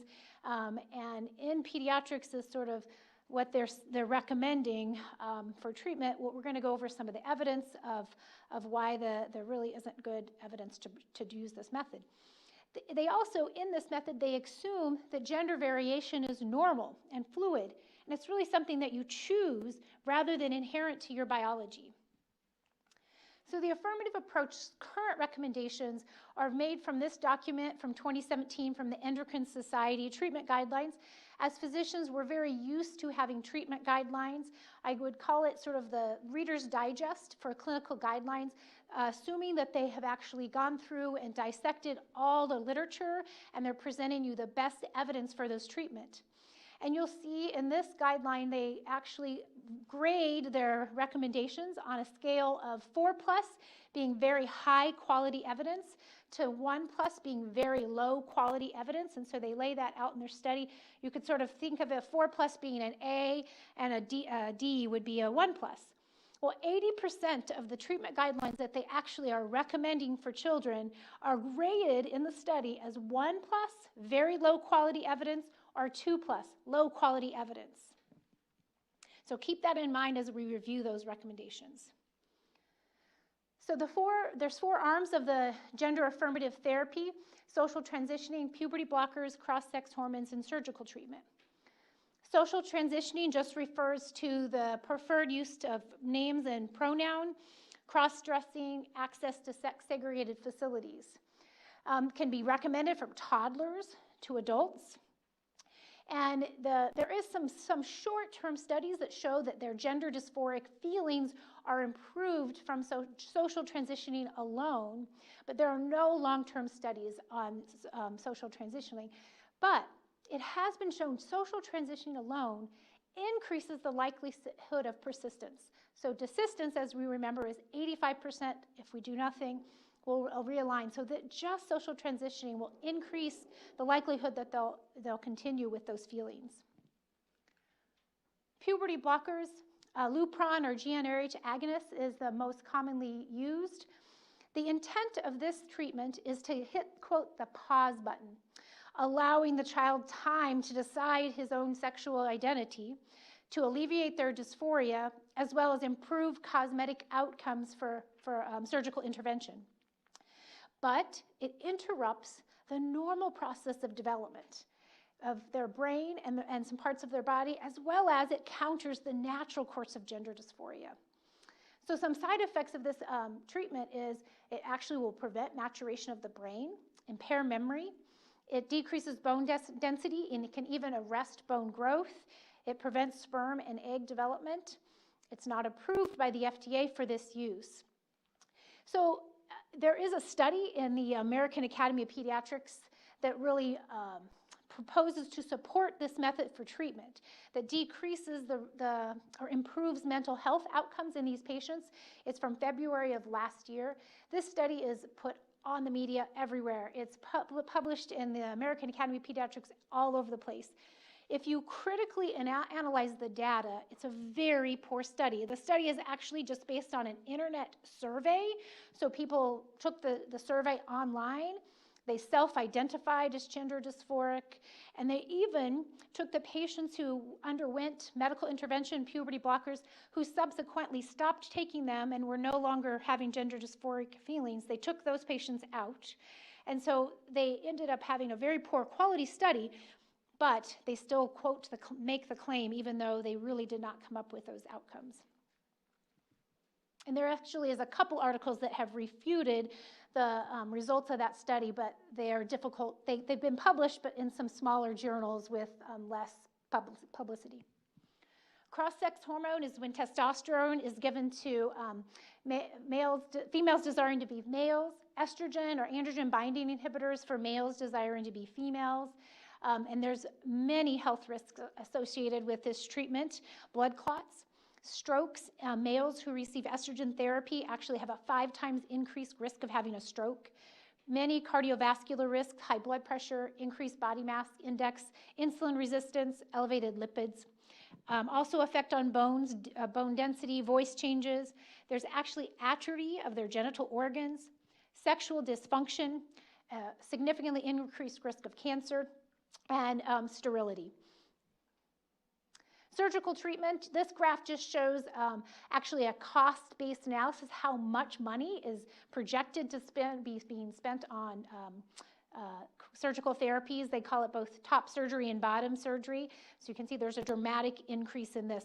So no studies really in children, even though this is actually happening even in children under 18, have been done. There is the most likely or most quoted study in Sweden. They did a study in Sweden on medical and surgical interventions over a 30-year period. In Sweden, they have a lot more ability to do research in cross populations. So they did the study over 30 years. At the end of the study, they looked at many health risks. The most alarming was at the end of the 30-year study, there was a 19 times increase in suicide completion in the study arm of those patients who underwent surgical and medical therapy. There's also been cases of regret. In the United Kingdom, we spoke at the beginning how dramatically they've seen that increase. Well, in January of 2021, the UK actually has outlawed any medical and surgical treatment for these therapies because they saw, they had some cases of some people in their 20s actually suing the government for being given hormones and surgical therapy because they regretted it. And so the UK, based on that, actually has outlawed those treatments. So there's really, the scientific evidence supporting the affirmation-only approach is weak and really experimental in nature. So what is the solution? I don't know that I have the actual answer, but I'm going to propose some things. Of course, respect of the human person, human dignity, treating them with compassion. And I think Glenn and many of the other speakers have said this, listening to our patients. So we really do have to listen to what they're experiencing, talk to them, and actually just sit with them sometimes and listen to what they have to say, stay connected to them as their physician. Sometimes it's hard, but, oops, I don't want to go back yet. For parents, in my place, I get to talk to parents. And a lot of times I can have very good conversation with the parents, talking to them about some of the things that we talked about, increase at social media, very important for parents to monitor social media. And I really feel like in that critical period of development, particularly in middle school, they even consider not having them be on social media because they don't know what they're looking at. The brain is still developing. Basic things like family meals, so the parents can stay connected with their children and talk to them at the table, getting their child involved in things that they're interested in, finding a group that they can connect with, focusing on their child's strengths, knowing who their friends are, and help them form healthy relationships. And really, ultimately, I think as a physician and their parents and all their care providers, helping them to accept themselves rather than to change who they are. But of course, we have to eliminate all injustice, prejudice, discrimination, and bullying that occurs in this population. We really need to have an increase in psychological support and research and evidence-based studies to prove improvement in these areas. Maybe Larry can help us with that. Education on the physical, emotional, and spiritual nature of human sexuality. And as always, the truth sets us free. So we need to maintain truth in regards to human biology, that it cannot be altered or changed. Thank you.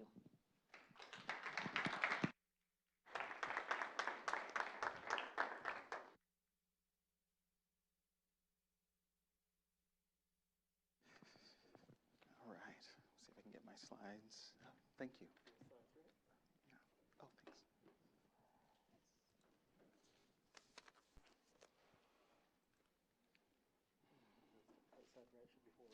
Forward. Okay, great.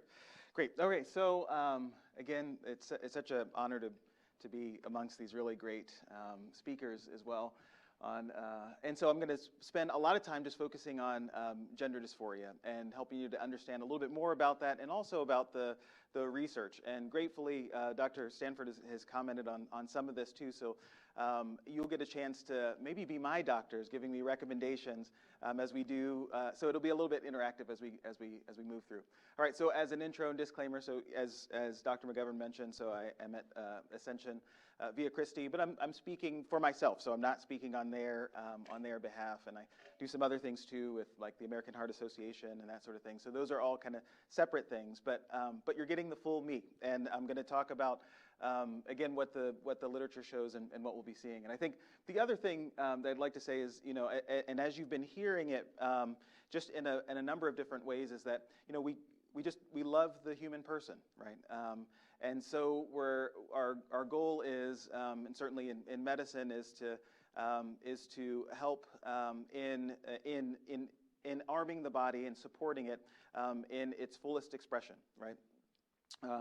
And so hopefully that you hear that and walk away with that as well, that this is all kind of rooted in love. So some of you may know the psychiatric Bible is called the DSM, right? The Diagnostic and Statistical Manual, which doesn't sound like it would have anything to do with psychiatry, but I wasn't on the naming committee. I wish I had been. And so it's a wonderful book, and actually really helpful in many ways, because we see patterns in human behavior and activity and struggles, and so it's our way of kind of compiling those things and giving them a name so that we can subsequently research them and understand a little bit more about them, so we can maybe plan for interventions, treatments, things like that.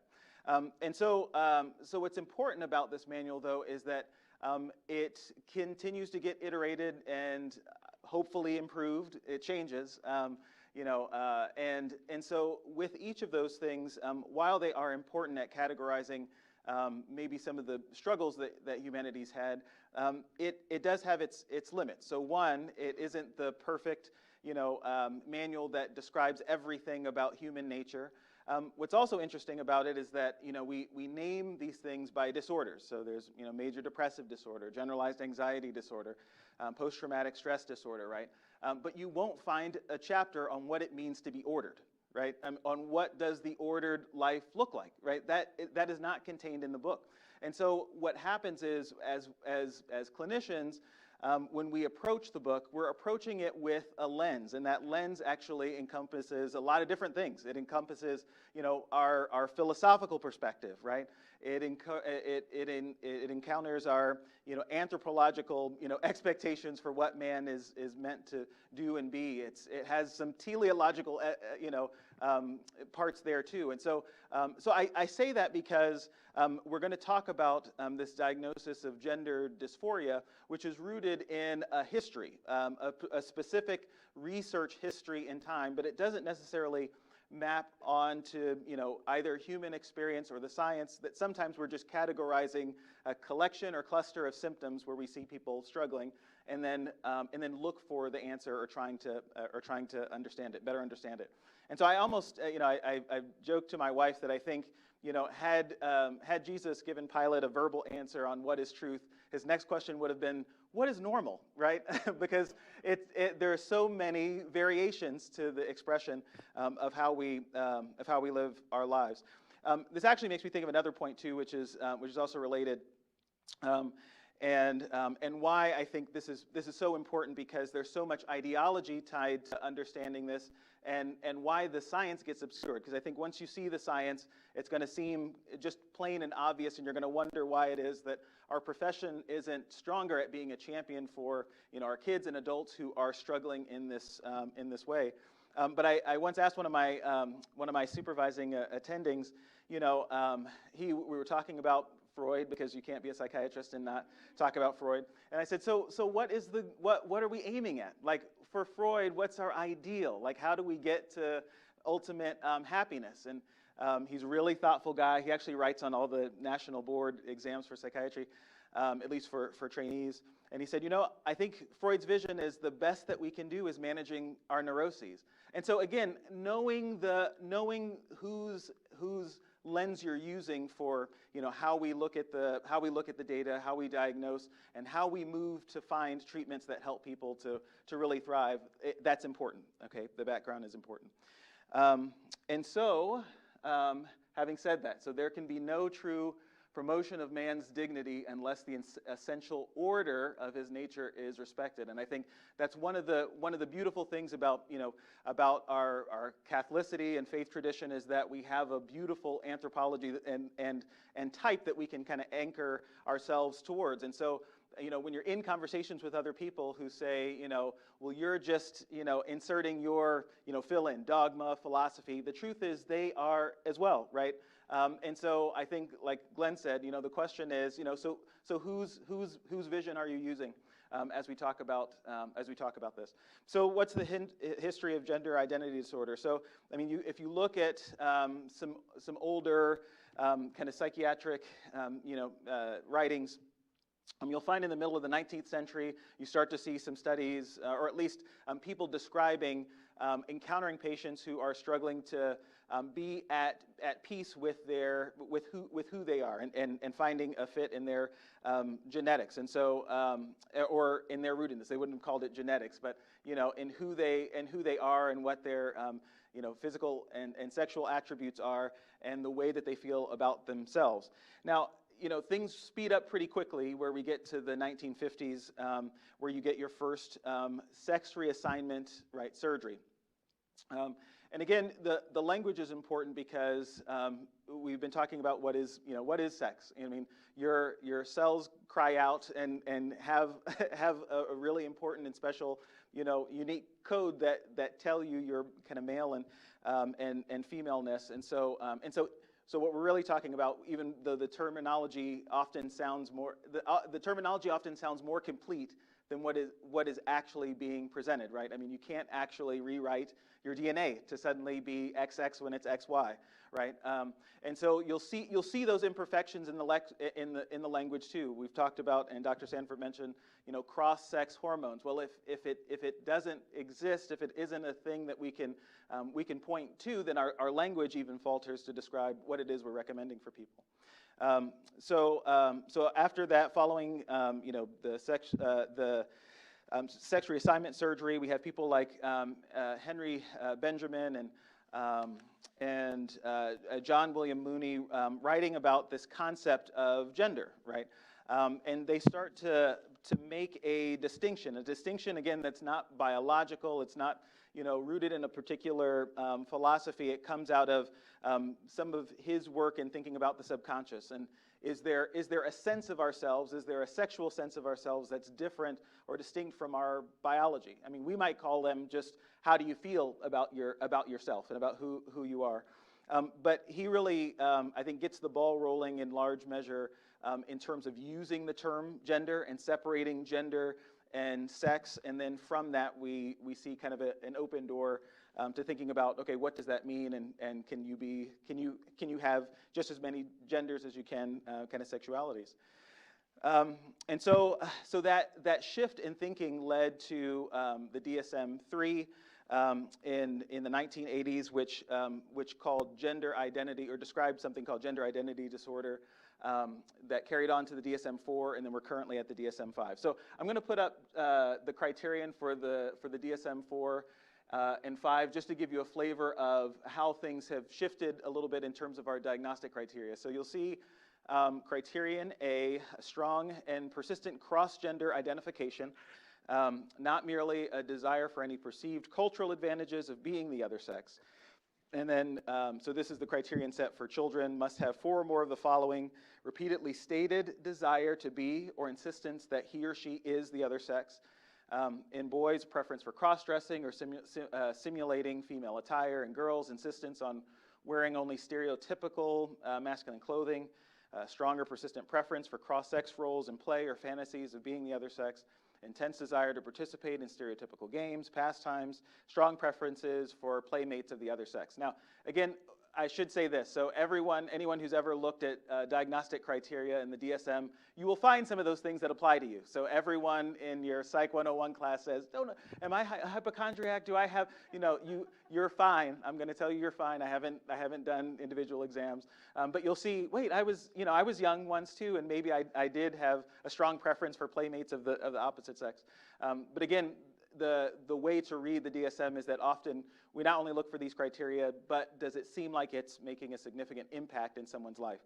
You'll see the criterion for adults and adolescents are often a little bit different. So for adults, symptoms are desire to be the other sex, frequent passing, meaning kind of dressing, being clothed, and attempting to kind of go through life being acknowledged as the opposite sex, desire to live or be treated as the other sex, conviction that, that he or she, it should say, has typical feelings and reactions to the other sex. All right. And then I'll just summarize this. Yeah, persistent discomfort with his or her own sex identity or sense of appropriateness in their gender role. And then it gives some examples of maybe, you know, boys who might not be as drawn to rough and tumble play, or girls refusing to urinate sitting down. Again, and we love to categorize, so so there are a lot of sub things. Okay, so I'm going to go back and actually highlight the. Oh, I didn't put that in.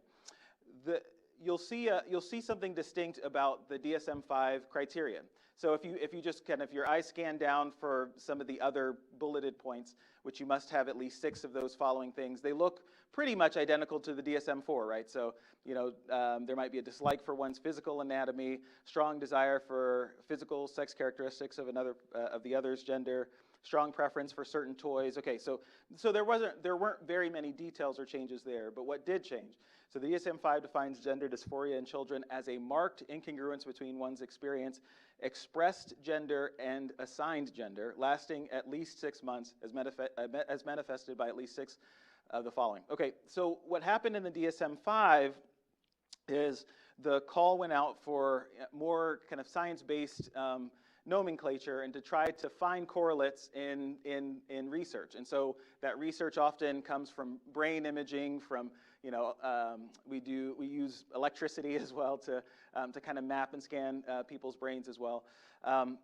But the changes that happened in the DSM-5 for gender dysphoria actually weren't very much informed by that as much as they were informed by the culture and ideology. And so every mention, and it says this explicitly, every mention of sex was changed to assigned gender pretty much throughout the manual. So you'll get the diagnostic criterion, and then usually there's a chapter that follows that talks about the prevalence, and so all of the language really changed. So you wonder, okay, did we discover something? Did we discover something new? And the answer is no. But there's an ideology behind this, and again, we'll kind of go through where else we find this.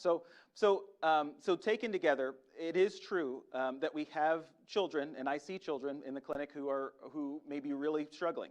And that struggle may be represented in many different ways and may come from many different areas. I love Dr. Sanford's slide about anxiety, depression, autism, are all things that can really significantly impact someone's view of themselves and their view of the world. And so I'll use autism as an example. So in autism spectrum disorder, the diagnosis, one of the primary core characteristics is that someone has a difficulty with what we call social and emotional kind of understanding. So they might have a hard time getting into the mind of somebody else, and they find it really awkward, or might not have the desire to do some of the same kind of group activities or public performance that you might expect for other neurotypical kids or for other kids in that age group. So imagine going through life, finding it really hard to fit in, difficult to find enjoyment in the same things that other people enjoy. Maybe your friends liked dinosaurs and trains, but your friends can't list for you the train schedule for the whole North Atlantic coastline, right? And so finding yourself thinking, I wonder, is there something wrong with me, and how wrong or how fundamental is that difference? And in that confusion, looking for answers for what could be different, finding among those answers that maybe it's that you're not meant to be male, or maybe you're trapped in the wrong body, and that's what's mitigating your experience. So in terms of treatment, so I'm moving on to treatment, which is of the things that I've talked about so far, perhaps maybe one of the most disheartening places, because again, you'll hear many of our most prominent societies kind of shouting from the rooftops, this is what you need to do if you really want to decrease suicidal ideation, if you really want to help these kids who are struggling with anxiety, maybe being bullied, if you really want to help them with their kind of mental wellness and reduce their gender dysphoria, then here are the steps that you should take. So Dr. Stanford's slide was really fantastic because she talked about the affirmative approach and versus the reparative or expecting approach. And so I'm going to give you, so this is the guideline, the clinical practice guideline that's used most in the United States. And so you already know a little bit of the punchline here, but I want you to imagine that you're the parent bringing your child to see me, or maybe someone's made a recommendation that maybe your child identify as trans, and you're wondering, or as having gender dysphoria, and you're wondering, okay, I know that there are treatments that exist. Can you tell me a little bit about them? Can you help me feel reassured about them? And so, in helping you to understand. So I'm actually that's what it is. I'm going to switch roles. So I'm going to be the patient or the concerned parent. I want you to look at the data that they present, or the most current data and recommendations that we have, and I want you to tell me if based on these things you think there's strong enough evidence to use some of these interventions on kids. All right. So again, here's the paper, and again, you already heard the way that they grade it. So there are going to be two items. One is how strongly the society recommends using this type of treatment. And so you saw that in terms of the strength of recommendations, there are either strong recommendations, and they use the phrase "we recommend" and the number 1, right? So we're number 1. This is it. This is what you should do. Versus weak recommendations, so where they use the phrase "we suggest" and the number 2. All right, and then evidence strength, where the document kind of relays to you which one is the best and which is the worst in terms of high quality versus low quality. I like the ABCD kind of grading system here, but I just replicated the plus sign. So 4 pluses, high quality, 1 plus, very low quality. So you again, right? So I'm asking you. All right. We recommend that where indicated, these GnRH analogs are used to suppress pubertal hormones. So a child who's normally, going through puberty, in terms of the evidence, this is what the evidence would suggest. All right. So the evidence is very low quality. So how strongly, if you're my physician, how strongly, when you look at this and say, well, according to the society, the evidence is pretty low quality, what would you say? Strong recommendation or weak recommendation? Anyone else? I've seen some weeks. I think most of you would say weak, right? Their recommendation, strongly recommended based on this evidence. All right, in adolescents who request sex hormone treatment, recommend initiating treatment using a gradually increasing dose schedule after multidisciplinary disciplinary team of medical and MHPs has confirmed the presence of gender dysphoria, incongruence, and sufficient mental capacity to give informed consent, which most adolescents, which they're saying they do. All right, so the evidence, low quality. What's the strength of your recommendations, Doc? What are you going to tell me? Right. No, you're wrong. The recommendation that it's strong. I strongly recommend that you do this based on low quality, weak evidence. All right, so what about we recognize that there may be a compelling reason to initiate sex hormone treatment prior to the age of 16 in some adolescents. Even though there are minimal published studies, right, we're gonna tell you the truth up front, the evidence is actually very low quality. So far, we've been riding kind of high. How strong would your recommendation be to me, docs, for using this as an intervention? No, wrong again. Not even very weak. Actually, my recommendation got stronger, it seems. No, but again, strong recommendation. Okay. Again, this is the guiding document. This is the guiding document for these gender dysphoria treatment clinics that are around the U.S. that other doctors are looking at the evidence and having it summarized for them without having to, read all of the individual studies that she recommended. I mean, the Swedish study in which in 2011, with a more than 19-fold increase in suicide completion rate. I mean, in psychiatry, it's hard for me actually to come up with another factor that is more depressogenic than the surgery, right? Than the treatments that those people received. I mean, even in children who have experienced traumatic experiences, we don't see a 19-fold increase in the suicidality rate. So again, the good news, 80 to 95% of children with gender dysphoria desist by the age of 18. And so again, going back to what do we know, and if you're my physician, how do we lead the conversation? Well, I actually, in the expectant column, I'm also going to put, I've kind of combined those with the reparative that Dr. Stanford had. But in the affirmative interventions, we have what? No FDA approval for the treatments recommended, no supported significant evidence, and in many cases very low or contrary to the case. Significant medical risks, especially as you continue to go further and further into the treatment paradigm, right? So starting first with affirming with pronouns and making social things for the child, to moving deeper and deeper into blocking puberty, sex hormones, and then surgery.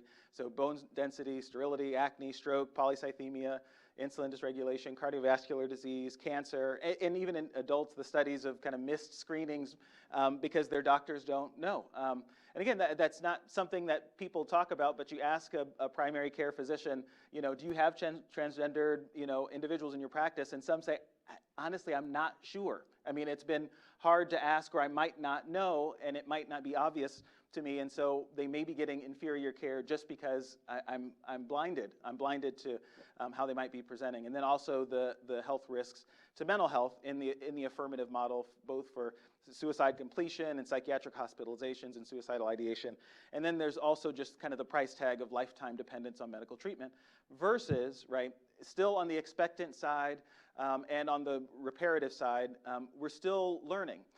And there's limited data, but there are also reasons for the limited data too, right? That this isn't a popular message to be discussed, and so in terms of the research on, say, desistance, what are the numbers of, both adolescents and adults who are deciding, actually I felt like my adolescence was ruined and I can't get that back.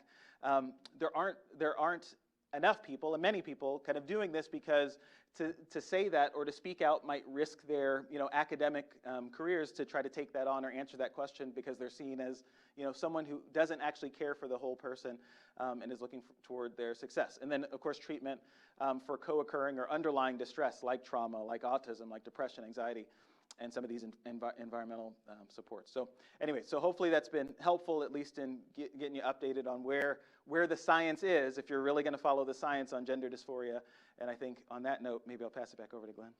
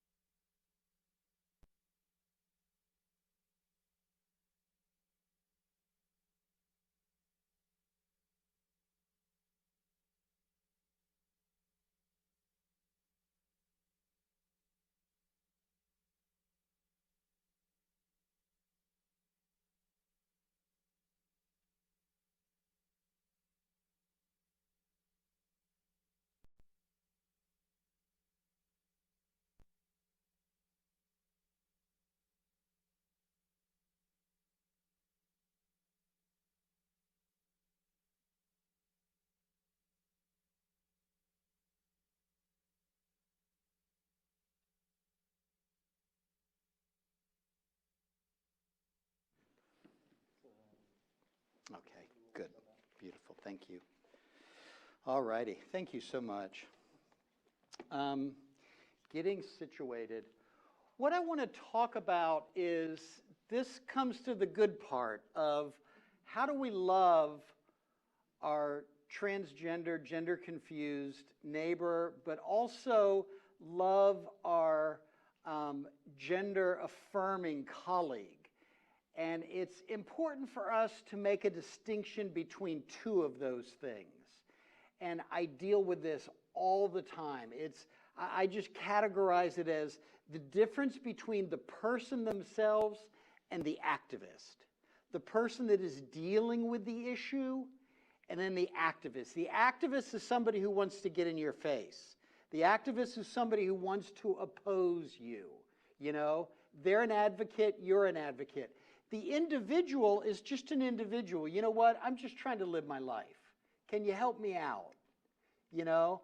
And so it's important for us to understand the distinction of both of those types of people, okay? Because they both have different needs and they both have different interests.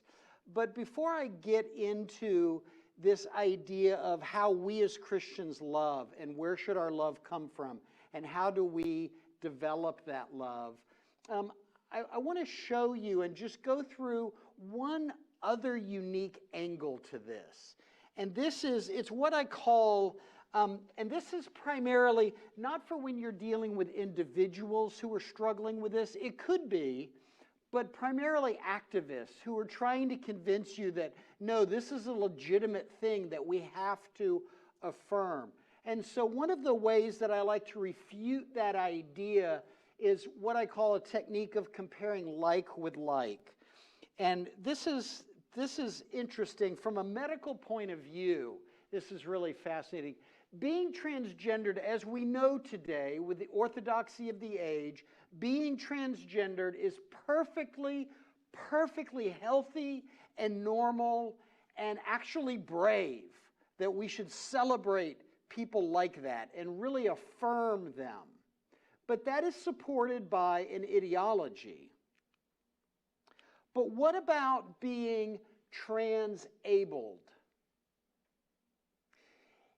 If you're going to be interested in this topic, and you should know what it means to be transabled. Because transabled is, and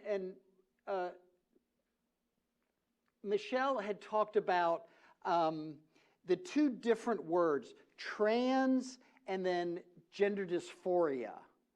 That transabled is the popular term, subset, if you will, of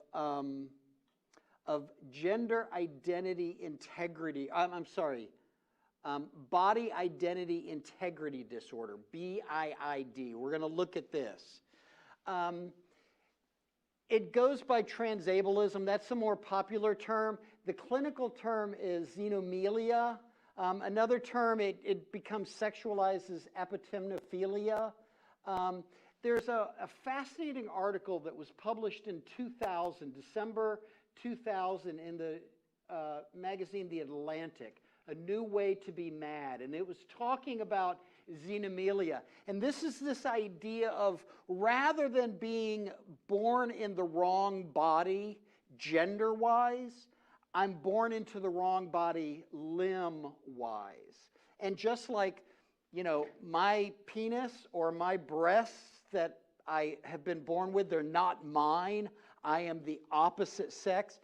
People dealing with xenomelia say, this limb from the bottom of my elbow down is not my arm, and that I need it off. And this article in The Atlantic, A New Way to Be Mad, details how people go to extreme lengths to damage their body.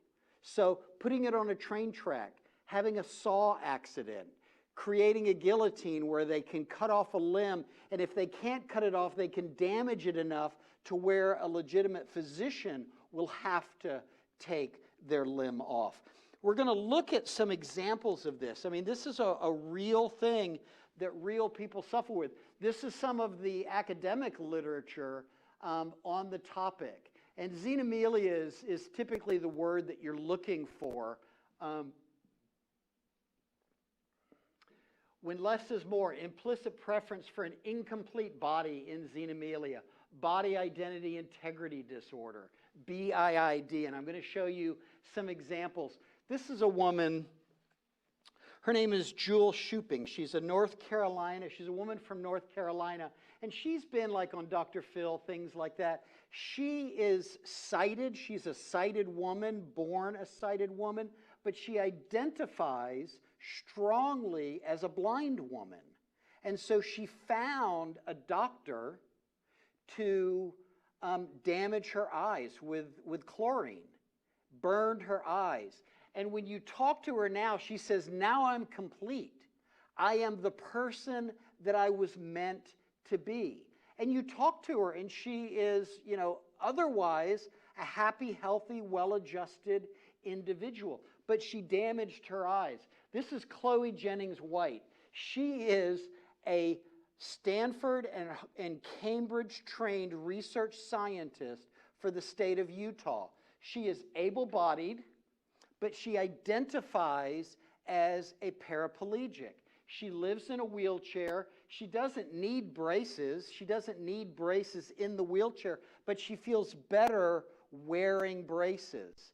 And she talks about, she's a skier. She skis very dangerously with the hopes of maybe causing herself to become truly the paralyzed person that she really identifies herself to be.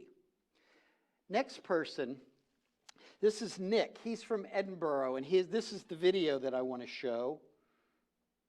Matt, if you could help me transfer.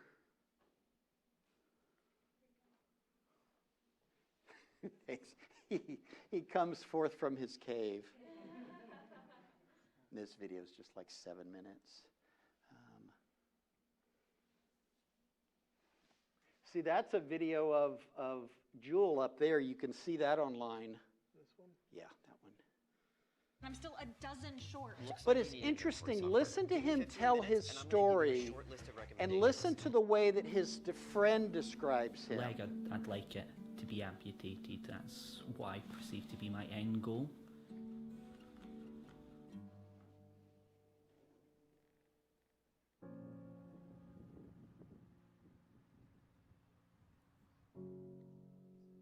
BIID is shortened for Body Integrity Identity Disorder, in which it's a condition where the brain doesn't recognize an aspect of the body.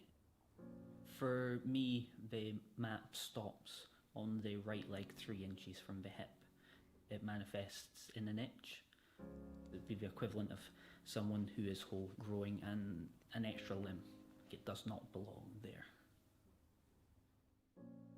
Before he came out to me with it, I didn't even know about VID.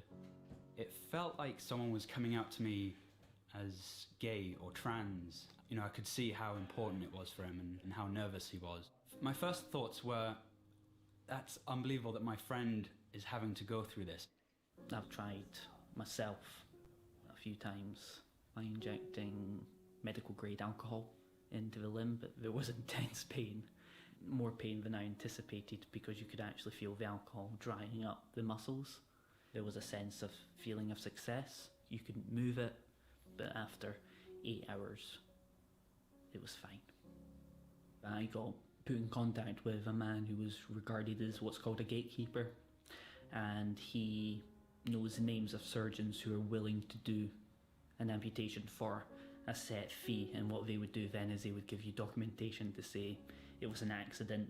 I paid this man in total just shy 20 grand. It turned out to be a massive scam. Last year, I was in a very dark place, and it culminated in me trying to jump in front of a train. I think what led me to feel was the sense of isolation and alienation, not being able to talk to anyone, constantly having to put on a mask.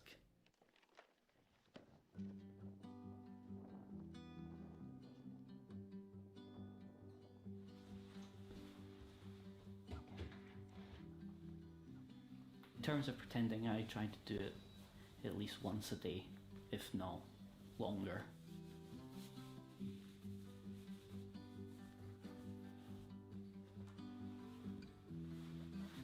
I feel a lot better, and I get to see myself as I would be or should be, rather than as I am.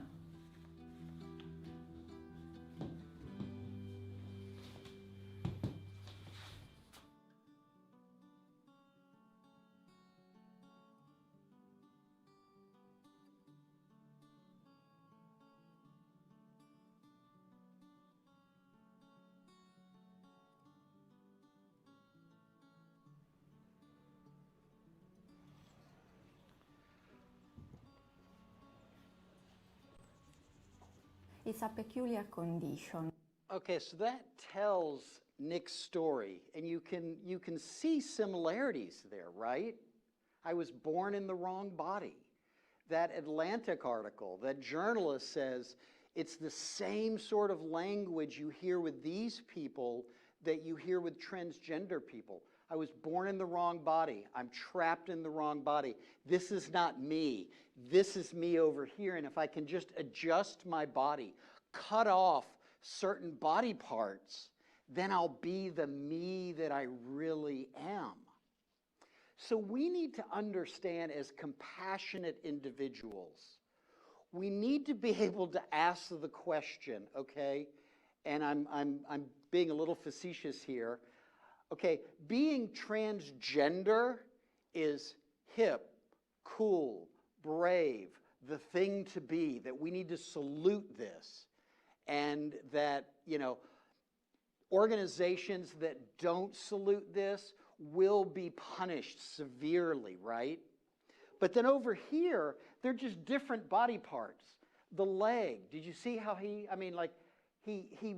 wants to be that person that he really feels like he is. Chloe the same way, okay? Jewel, who wants to be the blind person that she knows that she is. Okay, this is acceptable, embraceable, hip. This is just nuts. I mean, even the title of that article, A New Way to Be Mad, right? We need to have compassion for both of these groups of people. They're essentially the same. The only difference is just what body part are we contending over that is not physically yours, okay? But, and it's interesting, in the medical journals now, there's the ethical decision is, can Chloe, that research scientist in Utah, she is trying to find a doctor to sever her spine. But there's no doctor who will do that. Doctors say, we don't do that. We don't damage perfectly good body parts. But on the gender side, we do it. So these are these questions that we need to ask. Why embrace this if we won't embrace this? Okay? Bottom line is, this group has a lobby. This group does not. You know? Okay? So, it comes down to loving. You know? We as Christians, our first economy is love. We are called to love. And it's interesting that, you know, when we're dealing with the LGBT issue, gay, lesbian, transgender, things like that, how should we interact with people like that?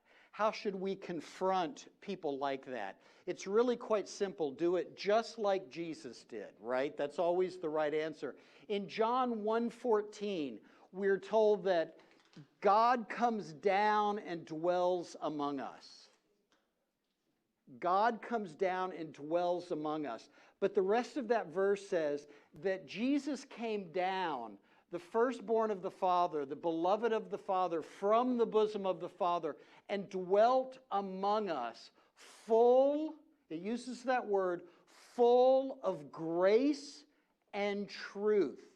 Jesus is full of grace and truth. Now, we have to understand, full is a definitive absolute term. There's not a little bit of full or almost full or pretty much full. Full is full. Now, today, we tend to see Jesus as, well, my Jesus is super full on love and kind of full on truth.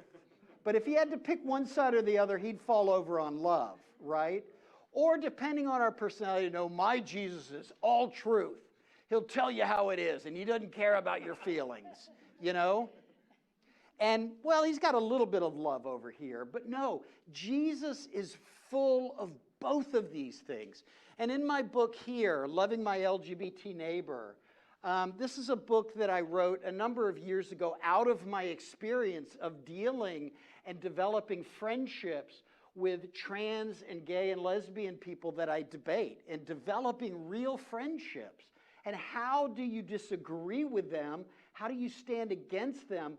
but how do you love them as well? And I've come to love them and have some of my best relationships, some of my best friendships are from people on that side. And I simply have been able to try to do it like Jesus did. And so how do we know when we should be more loving in what situations? And when should we be more truthful in what situations? And it really comes down to this. When you're dealing with the person, the two eyeballs right across from you, the heart, the soul that you're connecting with, always, always, always operate in grace and compassion and love. No question, over the top, be nutso about it. I mean, just be absolute about it, okay? That's when you're dealing with the person. When you're dealing with the topic at hand, what is gender? What is sexuality? When does life begin? Always, always, always deal with that topic in absolute, uncompromising truth. So deal with the issue with truth. I'm sorry, man, I wish I could rewrite reality. You know, it would make my life a whole lot easier. But I just can't. This is what God says. This is what nature says. This is what science says. This is the way things are. But you know what? I love you. And can we find a way that I can hang on to what I believe? And maybe I can even convince you of what I believe. But I can also hang on and convince you and embrace you. And when you talk like that to gay and lesbian, trans individuals, particularly trans individuals, when I'm interacting with gay and lesbian individuals, you can get a lot of attitude. I seldom get that with trans individuals. Trans individuals, they're some of the most tender-hearted, soft people, and that typically becomes from their brokenness. Now, trans activists, whole other thing, but don't see all trans people as trans activists, okay? You know, very tender, sweet people. I'll close with this. I was at a university in Texas one time, and I went out from speaking with the gay and lesbian group, and there's a transgender woman, and bless her heart. And in that sense, she was a man identifying as a woman, and I call her a transgender woman just because the relationship that we had. And we're getting ready to leave, and she goes, you know, Glenn, could I give you a hug? I've never hugged somebody from the religious right. And bless her heart, she was still learning the makeup and all that kind of stuff. And like, honey, it's just not working for you, you know. But she was just trying. And I said, yes, can I hug you? Because I've never hugged a woman that used to be a man. And she just laughed. You know, it's important to engage people as human beings. Do not compromise in what you believe, okay? But engage the individual. And we won't get into this, but the use of pronouns and things like that, I absolutely refuse to use the pronouns anybody determines that I should use publicly. But if I'm relating one to another, my trans neighbor, you know, if he says he's a woman, I'll connect with him like, hey, Margaret, how you doing? You know, and I always say this, if my neighbor thinks he's Santa Claus, you know what? I'm going to play along with that just for the sake of relationship. It's not necessarily buying into his reality. It's for the sake of relationship, I'll connect that way. But I would only do that in certain situations where there's real personal relationship there. But very, very strongly in policy and in public life, like, no, you cannot dictate or determine for me what I will call you. My perception of you is my perception, you know? I think my perception is related and rooted in actual biology and truth. And you cannot determine for me what I will say and what I will believe. It's very, very important. So there's that distinction there of what is demanded of you and what is required of you. You know what? Guess what? Not going to do it. But for sake of relationship, person to person, you know what? We can work that out. And I love what Dr. Safford, how you deal with that in your own practice. And I love that story, and I wish that other doctors could follow your example in that. So thank you very, very much. Okay, the nature of time, I think we're going to have to go for a break for a few minutes, and then we'll come back with Dr. Thoreau. I can really quick talk to what Glenn's speaking of. So what I do when patients ask me if they can, if I can use the opposite pronoun, I say to them, I can't for two reasons. I love you, and if someone loves you, and like I have a really good friend and I have like broccoli in my teeth, I want them to tell me the truth and get that out of my teeth, and I can't do that because I'm your doctor. And as your doctor, you're a girl, and I'm going to think of you as girl parts, and there's girl medical problems that you have, and I can't do that. 90% of the time they understand, and they don't ask me. If they say, well, it really bothers me, and so can you use gender neutral pronouns? And so I'll say, yes, I can do that. So that's how I handle it. Anyway.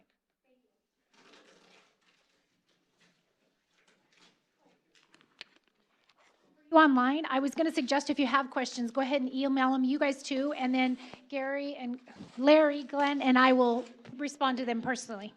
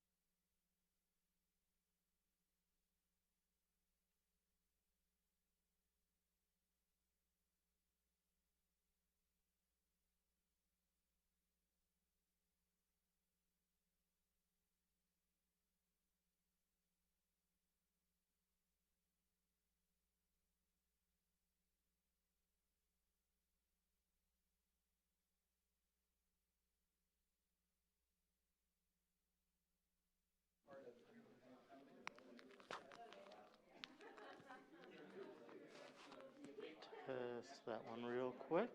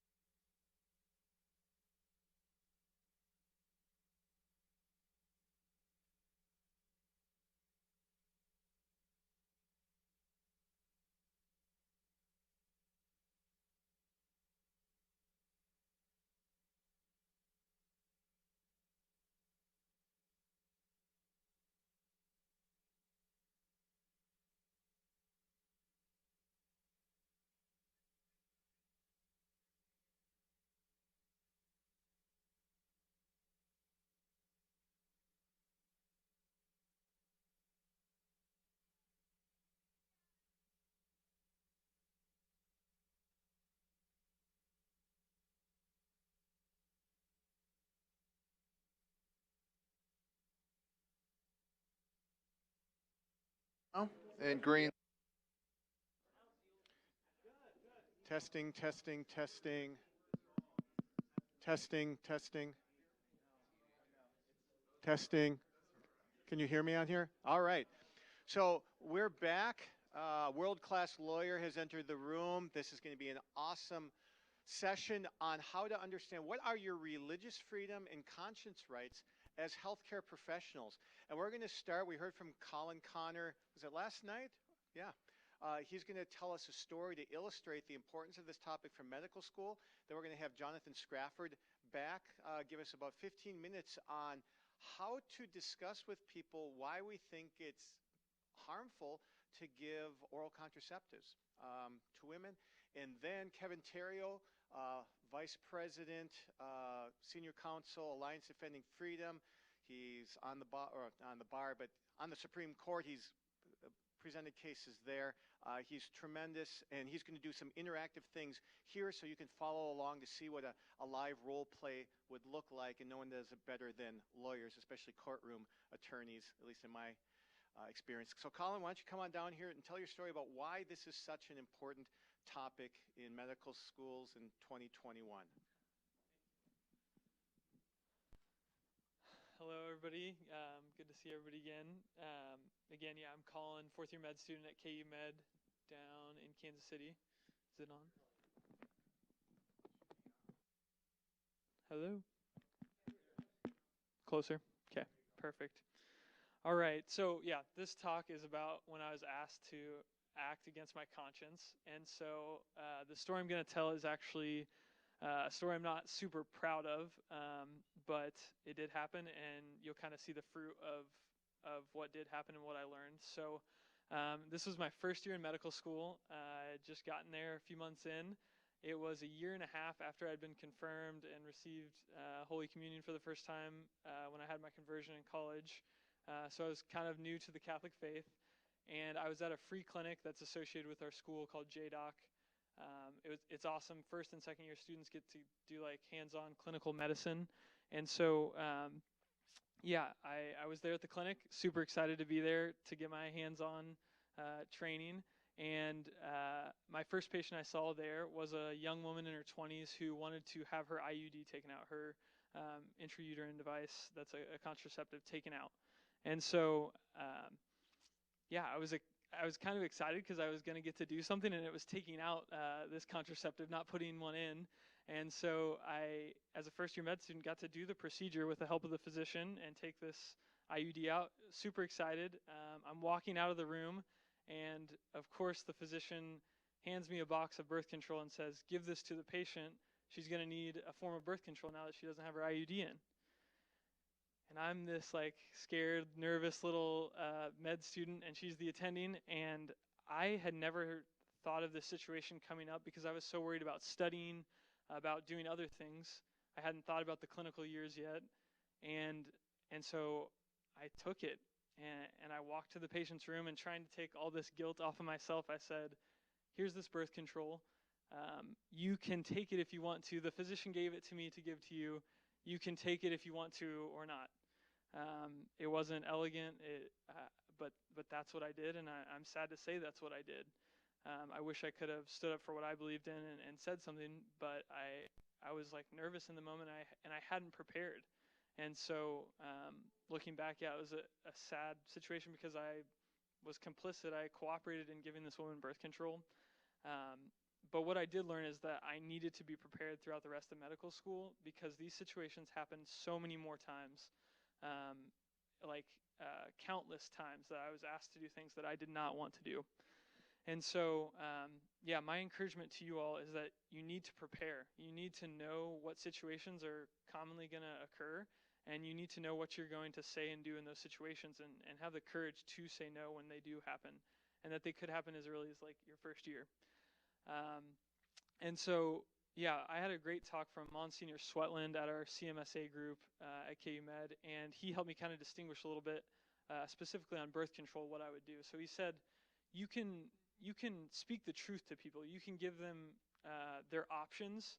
It's true that there are birth control methods out there, hormonal birth controls and different things, but you can also take that opportunity to tell them the truth about NFP, that there is a more human and whole way to plan their families, whether they'll use that like consciously or not, but that you cannot recommend, urge, prescribe, cooperate, and hand to somebody birth control. And so that really helped give me this guide for the birth control topic on like, here's what I can do and here's what I cannot. And so from then on out, you know, I had that kind of topic down, and then I learned about all these different things that were going to come up, and that did. I was asked to put in IUDs, put in Nexplanons, which are the implantable birth control, asked to be in gender reassignment surgeries, to do vasectomies, tubal ligations. I was in a transgender clinic, an IVF clinic, asked to help in procedures there. And I could confidently say no to all those things. And not that I always had to give an explanation, but that I knew why I was saying no, and that I could give an explanation if I was asked. And so I encourage you all to make sure you know those topics. One of the best resources that I've found is I always forget the name, the National Catholic Bioethics Center. You can go online there and look up like any topic. It has what the church teaches, what church authorities teach. There's research, there's all sorts of things. So you can get yourself educated about all these different things that are going to come up. And the second piece I want you to take away is that in my mind, when these things would happen, I would kind of make up this narrative about the other person, what their beliefs were, what they were going to say to me, what they were going to think of me. And I want to discourage you from doing that. I want you to have a Christian heart and give them the benefit of the doubt that you don't know what their beliefs are, and you don't know what they're going to say to you. And I want you guys to remember that when you go into these situations, so that you're not on this necessarily like attack when you say no. You don't feel like you're being attacked already when they just simply asked you a question.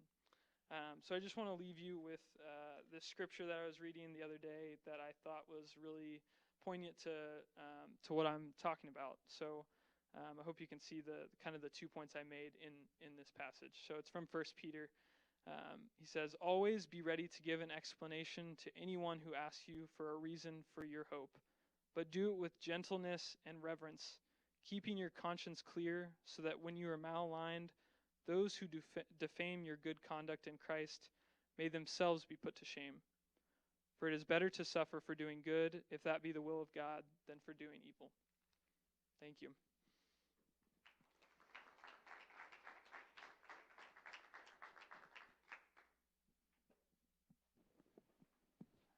Okay, is this picking up okay? Is that all right? Okay, cool.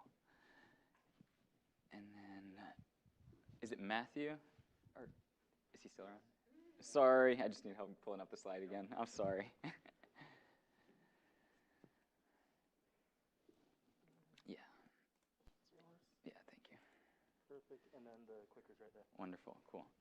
So again, my name is Jonathan Scrafford. I'm an OBGYN in Wichita, Kansas, working with Via Christi. And I was going to talk about this topic of defending conscientious objection, which is a topic very near and dear to my heart. It's something I've been through a lot, having gone through both medical school and OBGYN residency at a secular, academic, and extremely pro-choice, pro-sterilization, pro-birth control program. I've had countless, extremely hard conversations on this topic, and again, it's something that's just really near and dear to my heart. My hope in presenting this is to kind of present a different approach to, there's kind of a couple approaches that Catholic physicians take to this. One is a little bit more defensive, falling back on conscience rights as a way of saying, what I'm doing is not wrong, just let me pass through, please. And then another one which is a little bit more on the offensive, not on the attack, but to say, not only what I'm doing do I think is not wrong, but I really think that what I'm doing is right and the best thing for the patient. In other words, good medicine. And I think ultimately a Catholic doctor needs to be familiar with both. It's likely that you're going to need to use both. But my hope is to primarily emphasize the latter. So I'm going to start off with just a little thought experiment, and then I'm going to give some background information on contraception and sterilization, which, aside from abortion, are the next most common topics to come up just in terms of frequency on clinical rotations, about things that you may be asked to do. And then kind of give a little overview about defensive conscientious objection on religious rights and medical ethics, what I was talking about before. So the thought experiment is I want you to imagine that you're on your OBGYN rotation on labor and delivery, and a woman comes in at 31 weeks with strong contractions. She looks like she's in pain. She's getting in the room, and you as the medical student go evaluate her, and man, she looks uncomfortable. You're really worried that she's in preterm labor, and you are scared. You go to either your attending or the resident that's supervising you, and you tell them what's going on. And they tell you, don't worry, just put her in a room, get a couple bottles of wine, pour her a few glasses, and I want you to have her drink wine until she's completely inebriated. What would you do? Would you do it? How many people in the room would do it if that's what their attending or resident told them to do? None of us would, right? And I want you to also think, if you wouldn't, why you wouldn't. How many of us would say that the reason that we weren't going to do that was because it was against our conscience? Well, it is against our conscience, not necessarily for religious reasons, but because we think it would be harmful.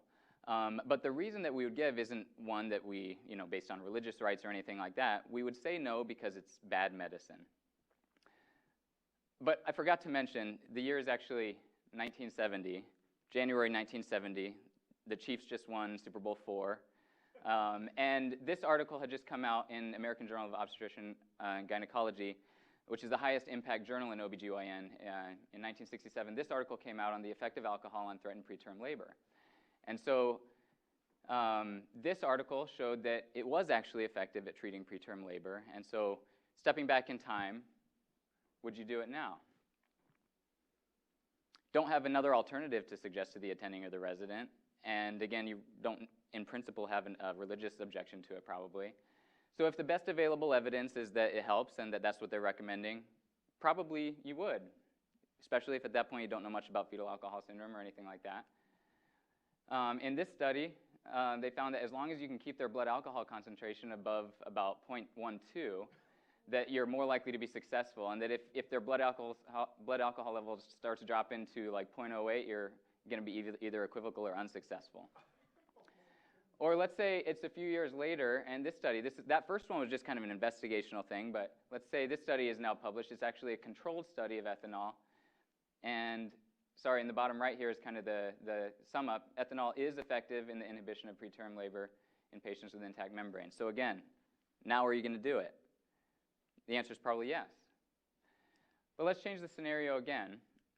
And let's say you're Sikh or Mormon or Muslim, and you have some religious objection to alcohol or intoxication. Now, the analogy is not perfect because they don't all have the same idea about cooperation with evil that we do. But imagine that you're in the same scenario where you're being told that the best available evidence says to do this, and yet you have a religious objection. Are you going to do it? Now, this is probably the scenario in the thought experiment that most of us feel like we're in as Catholic OBGYNs. Again, we're being told that this is good medicine, but it conflicts with our religious convictions. But as the thought experiment goes on, what I'd like to convince you is that we're not in this scenario exactly. But if you were in this scenario, you'd have to make that tough decision about falling back on conscience rights. So what happened over the next few decades is that articles started coming out showing that it wasn't all that effective, that the side effects were inebriation, as expected, and which most patients found distressing, and that in comparative trials it didn't do as well as other treatments. It wasn't until 2015 that the Cochrane Review actually kind of put an end to all this with the Cochrane Review on ethanol for preventing preterm labor, and of course they concluded that there's no good evidence, it's no better than placebo, and that it's harmful. But again, for a while there, that was what we had to offer. So again, at the end of our thought experiment then is now kind of zooming back to where we are today, now knowing again that it's not only bad medicine but also against your conscience, what would you do? And in particular, if you wouldn't do it, then what would be your reason? Hopefully the reason would still be primarily because you think it's bad medicine, it's not good for the patient, even though there may also be a religious conviction against it. So next I want to talk about contraception and sterilization and kind of give reasons other than religious conviction that, that you can argue that it's not in the best interest of the patient. Some of these are just based on principles of medical ethics. Others are based on empiric data. So just based on medical principles, some of the biggest arguments that you can make are that it's the intentional disruption of a functioning organ system. There's nothing wrong with telling an attending or a resident or something else, anyone else that's asking you to do contraception, to say that, as a physician, my approach to medicine, I do not feel comfortable intentionally disrupting a perfectly functioning organ system.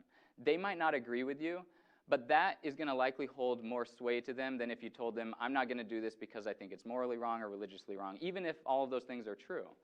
It's perfectly okay to say, I'm sorry, my understanding of my role as a provider is to restore and maintain health, and I'm not going to do something that intentionally disrupts a functioning organ system, especially if it's not shown to, prevent some other disease, and this prevents pregnancy, which is not a disease. And likewise, so this second point about prevention, because they'll often come back to you and say, well, it's helpful for preventing pregnancy, and as we talked about this morning, pregnancy is associated with a variety of comorbidities, but at its essence, it's okay to stand by your ground and say that pregnancy is not a disease. Pregnancy is a physiologic outcome, and you shouldn't be intentionally disrupting a physiologic process only for the purpose of preventing another physiologic process. And then finally, that you have availability of physiologic alternatives. At the end of the day, family planning is okay. It's okay to attempt to space pregnancy, but contraception is not the only option. You as a physician, it's okay to say, I believe that there are much healthier alternatives to reach the same goal, because they'll push back at you and say the goal is noble, avoiding pregnancy in this person's health situation, social situation, psychological situation, and you can agree. But as a physician, you can also say, I believe there are much healthier ways to get to that goal. On the medical risk argument side, I'll kind of go through this quick here, but there's plenty of empiric data to support this too. Now, some studies are going to show benefits of contraception, some studies are going to show risks. At the end of the day, each physician is able to interpret risks and benefits and make a prudential judgment about what they think is in the best interest of their patients. But one of the best things that you can do is to familiarize yourself well with the empiric data on this topic so that you can honestly say that you're making a prudential judgment about what's in the best risk-benefit analysis for the patient. So the biggest ones here are going to be post-fertilization or embryoncidal effects, venous thromboembolism, psych disease, cancer. I'll go through these quick. Now, not everybody's going to believe that post-fertilization effects are a negative outcome, but it's okay as a physician to say, I believe that it's a negative outcome to destroy an embryo. And enough people are sympathetic to folks not wanting to do abortion or interfere with post-fertilization effects that they'll at least understand that as a negative medical outcome that you want to avoid. And then the rest too. It's important that if you're going to make these arguments, you also have to appreciate the medical benefits of contraception. You shouldn't come at this argument saying contraception is bad in all ways medically, because they're going to have plenty of studies to show the other side. but rather the purpose of knowing studies is that you can say that there's evidence on both sides, and you think that in your opinion, it's not in the best interest of the patient. So the Lineker has a big systematic review on post-fertilization effects for various forms of contraception. APLOG also has a really big review of embryocidal potential of modern contraceptives. All of the modern contraceptives still include post-fertilization effects as a potential mechanism on their FDA inserts. And so even though this is very infrequent, again, it's okay to say, I am concerned of even the rare potential for these destroying an early embryo. And that's not an argument from religion. That's an argument from your view of medicine and that you value life after conception. On the venous thromboembolism side, a lot of people feel like this is an old topic because we used to use much higher doses of estrogen, but even modern contraceptives still consistently show higher rates of venous thromboembolism. On the right side here are the odds ratios of venous thromboembolism with even the most modern progestins used, even in combination with low or very low formulations of estrogen. So even still today, although they're much less than they were a couple generations ago, even still today, they do consistently show an increased risk of venous thromboembolism if you're looking at odds ratios. Psych disease, again, these are controversial topics. There's going to be other studies that show otherwise, but there's plenty of evidence to show that, that they are associated with worse mood disorders and suicidality. So in this one, the odds ratio was nearly 2 for attempt and 3 for suicide. This is a meta-analysis looking at a variety of different hormonal formulations, all of which are in the statistically significant range for likelihood of suicide attempt. And this is American Journal of Psychiatry. These are all from within the last few years still. This one associates with depression, JAMA Psychiatry 2016, higher among adolescents. This is actually one of the most interesting studies I've ever used. This was a double-blind, randomized, placebo-controlled trial of hormonal contraception for well-being. So they took women who were okay either being on contraception or not, and they put them in either in a placebo group or a birth control group. So the patient didn't know which one group they were in, and the provider that was taking care of them didn't know. And then they just asked them all afterward well-being interview questions, so that there was no possibility of misinterpretation by the patient. Again, no one knew what they were on. All the pills looked the same. And they actually found in a double-blind, randomized placebo-controlled trial that there was a statistically significant reduction in general well-being, even based on first-choice oral contraceptives as of 2017. And then finally, cancer, particularly breast cancer. Again, it's still listed by the WHO as a Class 1 carcinogen. And even as recently as 2017 in New England Journal of Medicine, they found that the absolute increase in breast cancer was 13 additional cases per 100,000 person years, which doesn't sound very high, but when you think about how commonly oral contraceptives are used, it doesn't take much to get to 100,000 person years, considering how many hundreds of thousands of people are using them every year. But still, even in the last few years, continue to show an increased risk. On sterilization, there's not going to be as much of the clinical data, so it's going to have to be more based on the principles of medicine that we talked about. Again, intentional removal of a functioning organ, prevention of a physiologic outcome, and availability of physiologic alternatives. These are all perfectly legitimate arguments to make from a purely medical standpoint. Again, they may not agree with you, but I think that making these arguments based on your understanding of the purpose of medicine and your role as a provider is a perfectly legitimate argument to make. To wrap up, ultimately, you want to be familiar with both defenses. Defenses on religious grounds and kind of legal rights grounds. The strengths of that are that it often disarms your opponents. Once the topic of I'm within my legal rights or this is my religion come up, it tends to disarm whoever you're talking about. They might get mad, they may get frustrated, but oftentimes if they're a physician, they won't know what to do because that's not our strong suit, and it'll kind of shut the conversation down. And in a way, that's a strength, and it carries a certain legal ethos. It makes you feel like you've got more backing because you're appealing to a higher ethos authority. These aren't bad things. These are in some ways strengths. But at the same time, there are weaknesses. It tends to dampen discourse. Once you bring this up as your reason, it makes it less likely that you'll have a lot of meaningful conversations on the same topic with the person in the future. And then also, over time, it seems like sometimes the legal ethos is shrinking, that the proverbial, rearranging the seats on the Titanic. I hope that doesn't end up happening, obviously, and we need to do everything we can to defend the legal rights that we have. But it is also important to remember that, based on the trend that we're heading, it's possible that that backing that we have will get weaker and weaker, and that we'll have to rely more and more on the other lines of reasoning. On the ground of medical ethics, the strengths are that it appeals to broadly accepted principles. In other words, that at least the medical principles you're appealing to are ones that they should appeal to also. So you're kind of speaking their language. And then it's not going to be subject to narrowing religious exemption criteria. In other words, even if in the future criteria for religious exemption shrinks, these values will still hold. And then the main weakness is just it's subject to the secular ethos, that once you bring up these topics, you really have to be able to defend yourself with data. At the end of the day, you have to be able to use both. And I would just encourage you to be able to use both to defend yourself. That was tremendous, Jonathan. I think that's a great lead-in for Kevin to see, is the legal ethos shrinking? Do we have protection?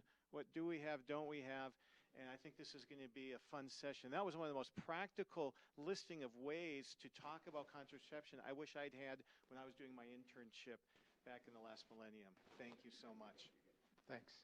Yes, that was great, Jonathan. Thank you very much. Do you have a mic? I have a mic. I think I'm good.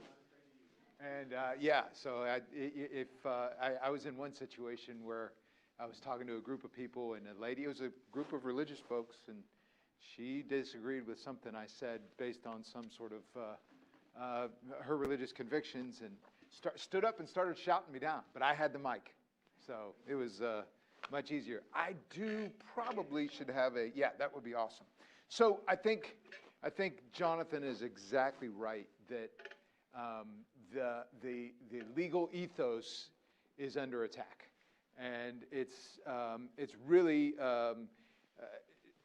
disappointing in some ways. Let me see if I can get the right. Is it this one? On the side. There we go.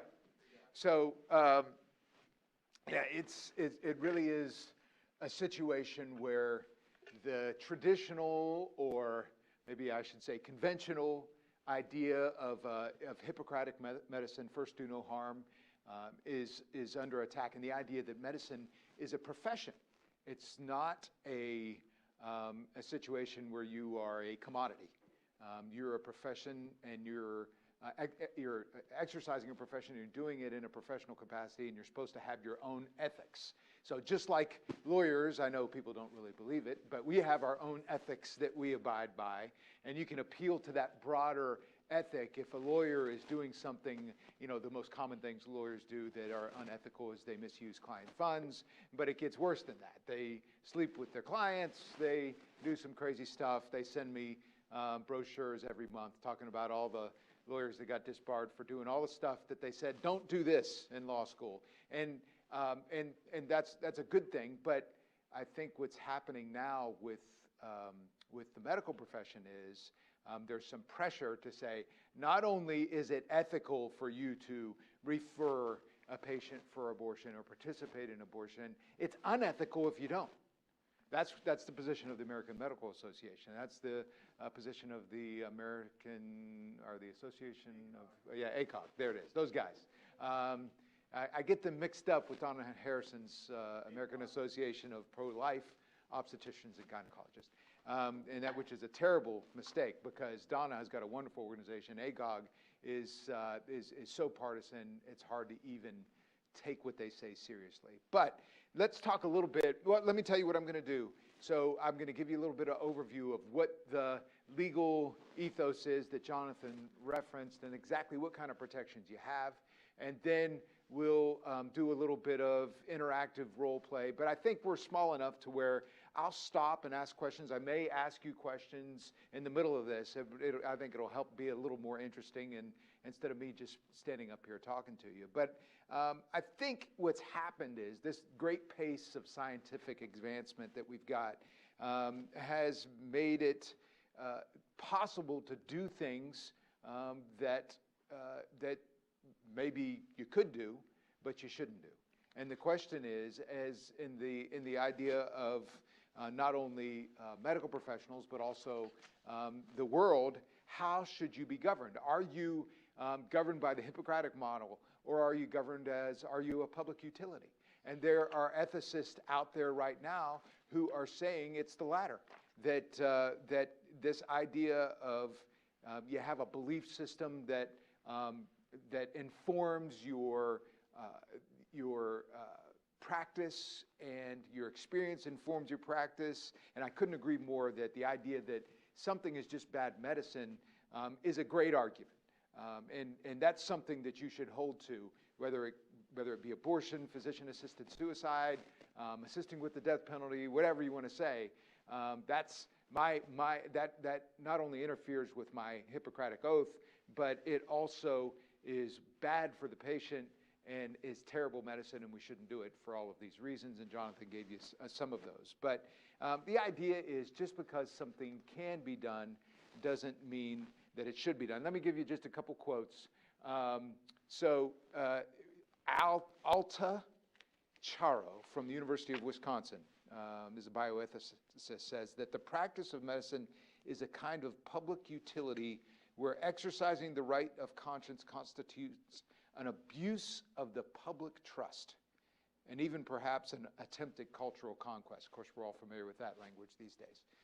You're attacking. You're being you're colonial in the way that you're, or dictatorial in the way that you're acting, or you're using that. I mean, they're using the language of the folks that aren't woke to say that if you don't do this, then you're a bad person.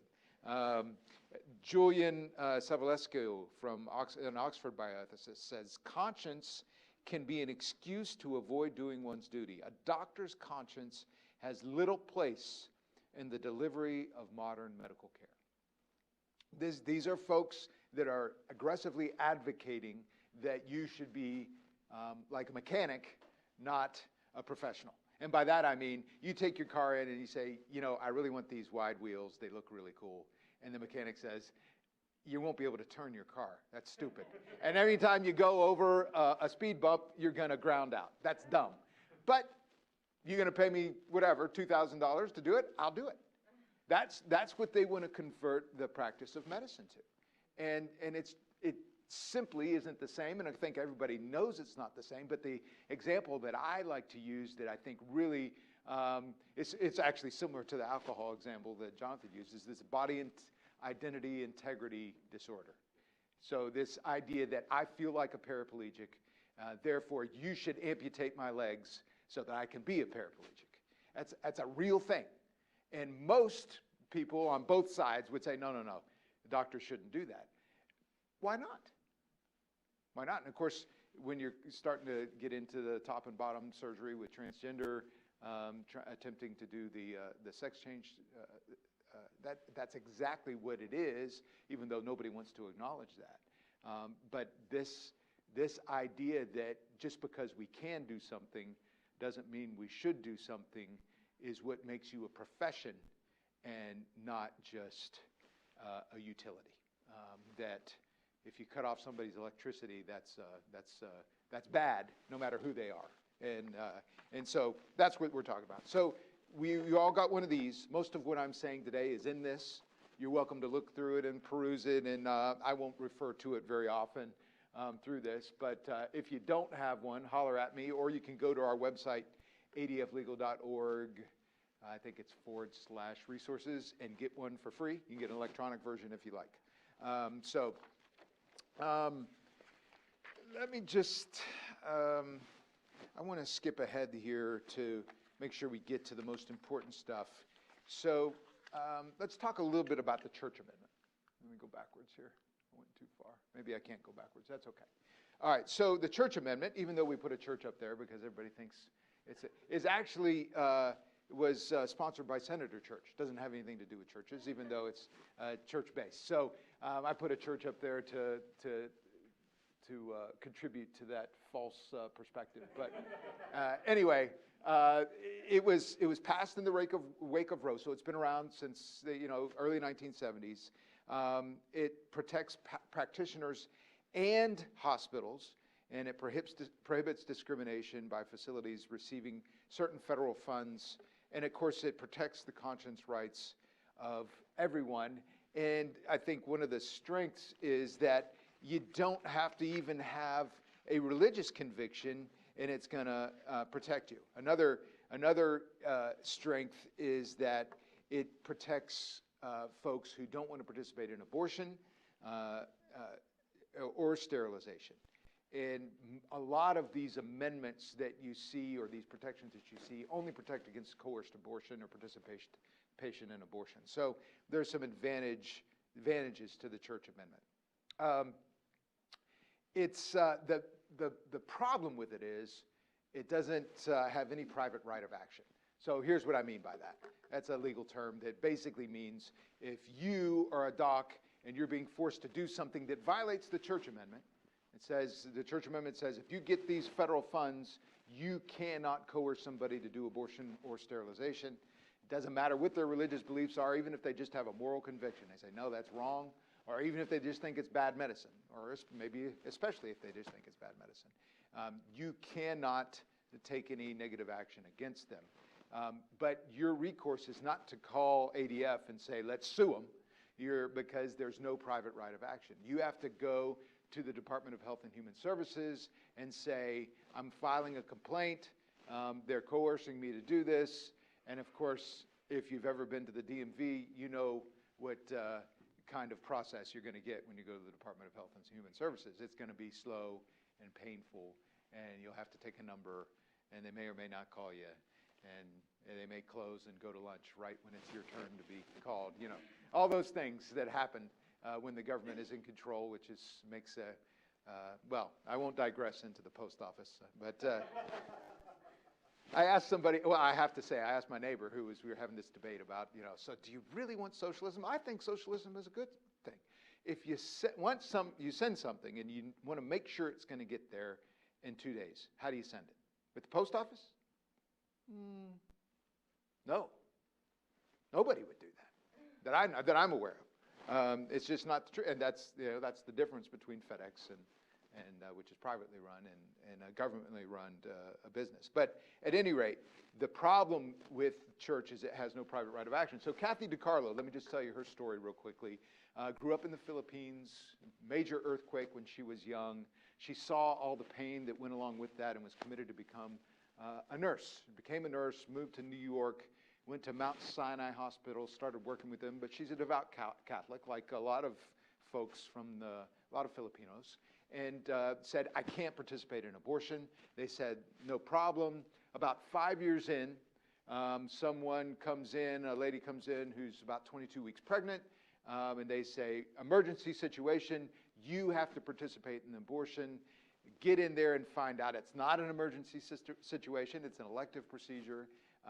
But she says, I can't do it. And they said, if you don't, you will be charged with abandoning your patient, which certainly she would lose her job, end her career.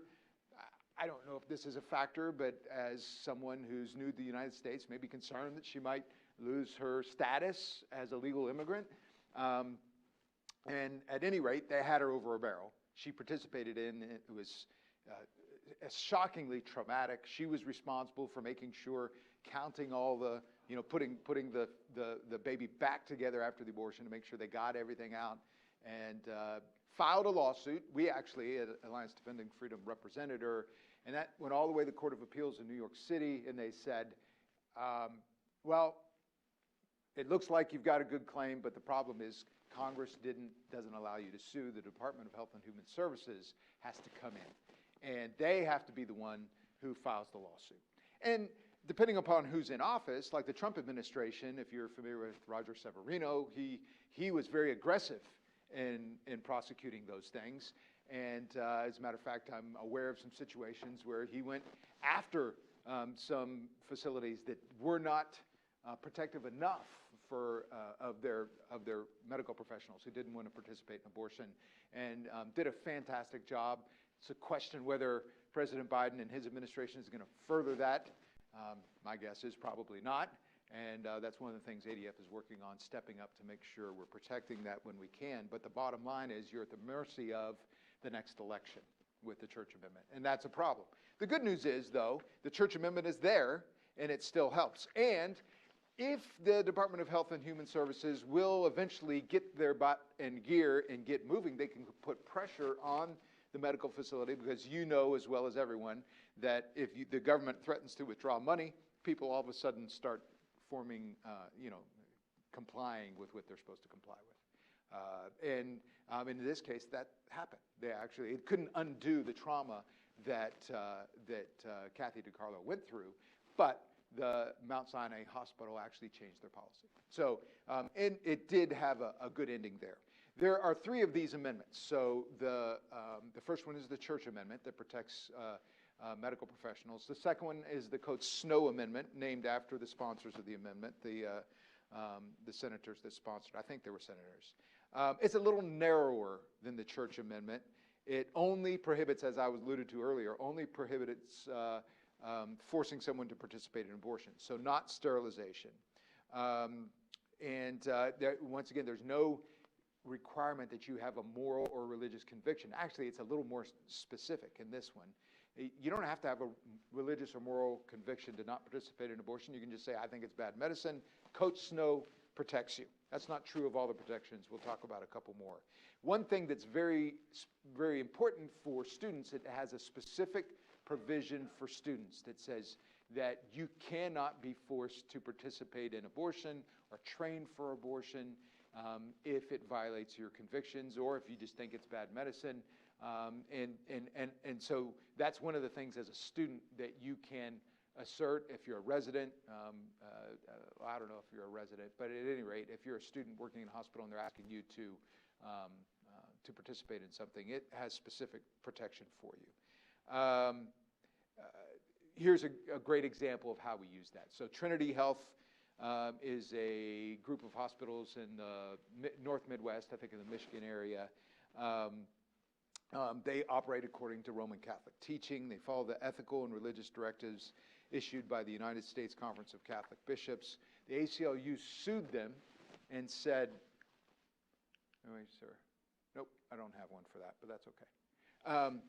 And sued them and said, because you are not allowing abortion in your facilities, you are endangering women. It's sex discrimination.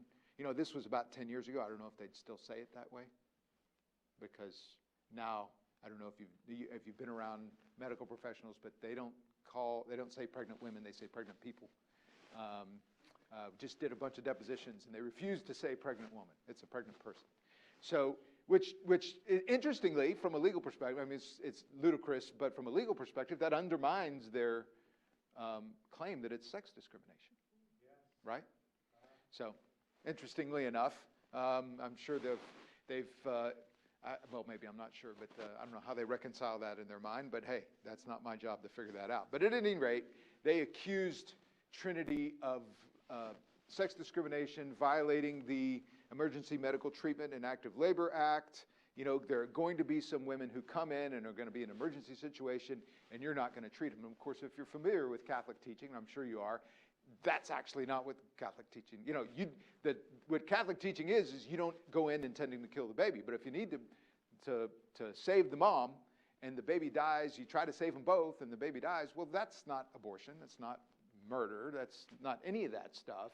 And so they were completely misrepresenting what Trinity Health was saying. But of course, they needed to do that to make their case. The good news is we actually got involved on behalf of Catholic Medical Association and APLOG and Christian Medical and Dental Associations and asserted that no, the Coates Snow Amendment says that you can't enforce this Emergency Medical Treatment Act in this way. You got to do it in conformance with these other laws. And these other laws say that you can't coerce someone to participate in abortion, especially a Catholic medical facility. And the last area that you're protecting is the Weldon Amendment. This is not so much of interest to medical professionals because Church and Coates Snow are much more specific, but it's usually part of the Congressional Appropriations Act, has been since 2004. It's one of the things that the Democrats always say is bad, and they're not going to include it in, but usually there's enough political power to keep it in, and so we'll see what happens with the current administration and the current configuration of Congress and the Senate. But basically it says that entities receiving federal funds, certain federal funds, can't discriminate against entities or practitioners or insurance plans for their refusal to pay for or provide for abortions. So where this comes up in my practice, actually, is with churches. We represent about 4 churches right now who are being forced by the state of Washington and the state of California to include abortion in their insurance plans. The Weldon Amendment specifically says they can't do that. We filed complaints with the Department of Health and Human Services, and we'll see where those go.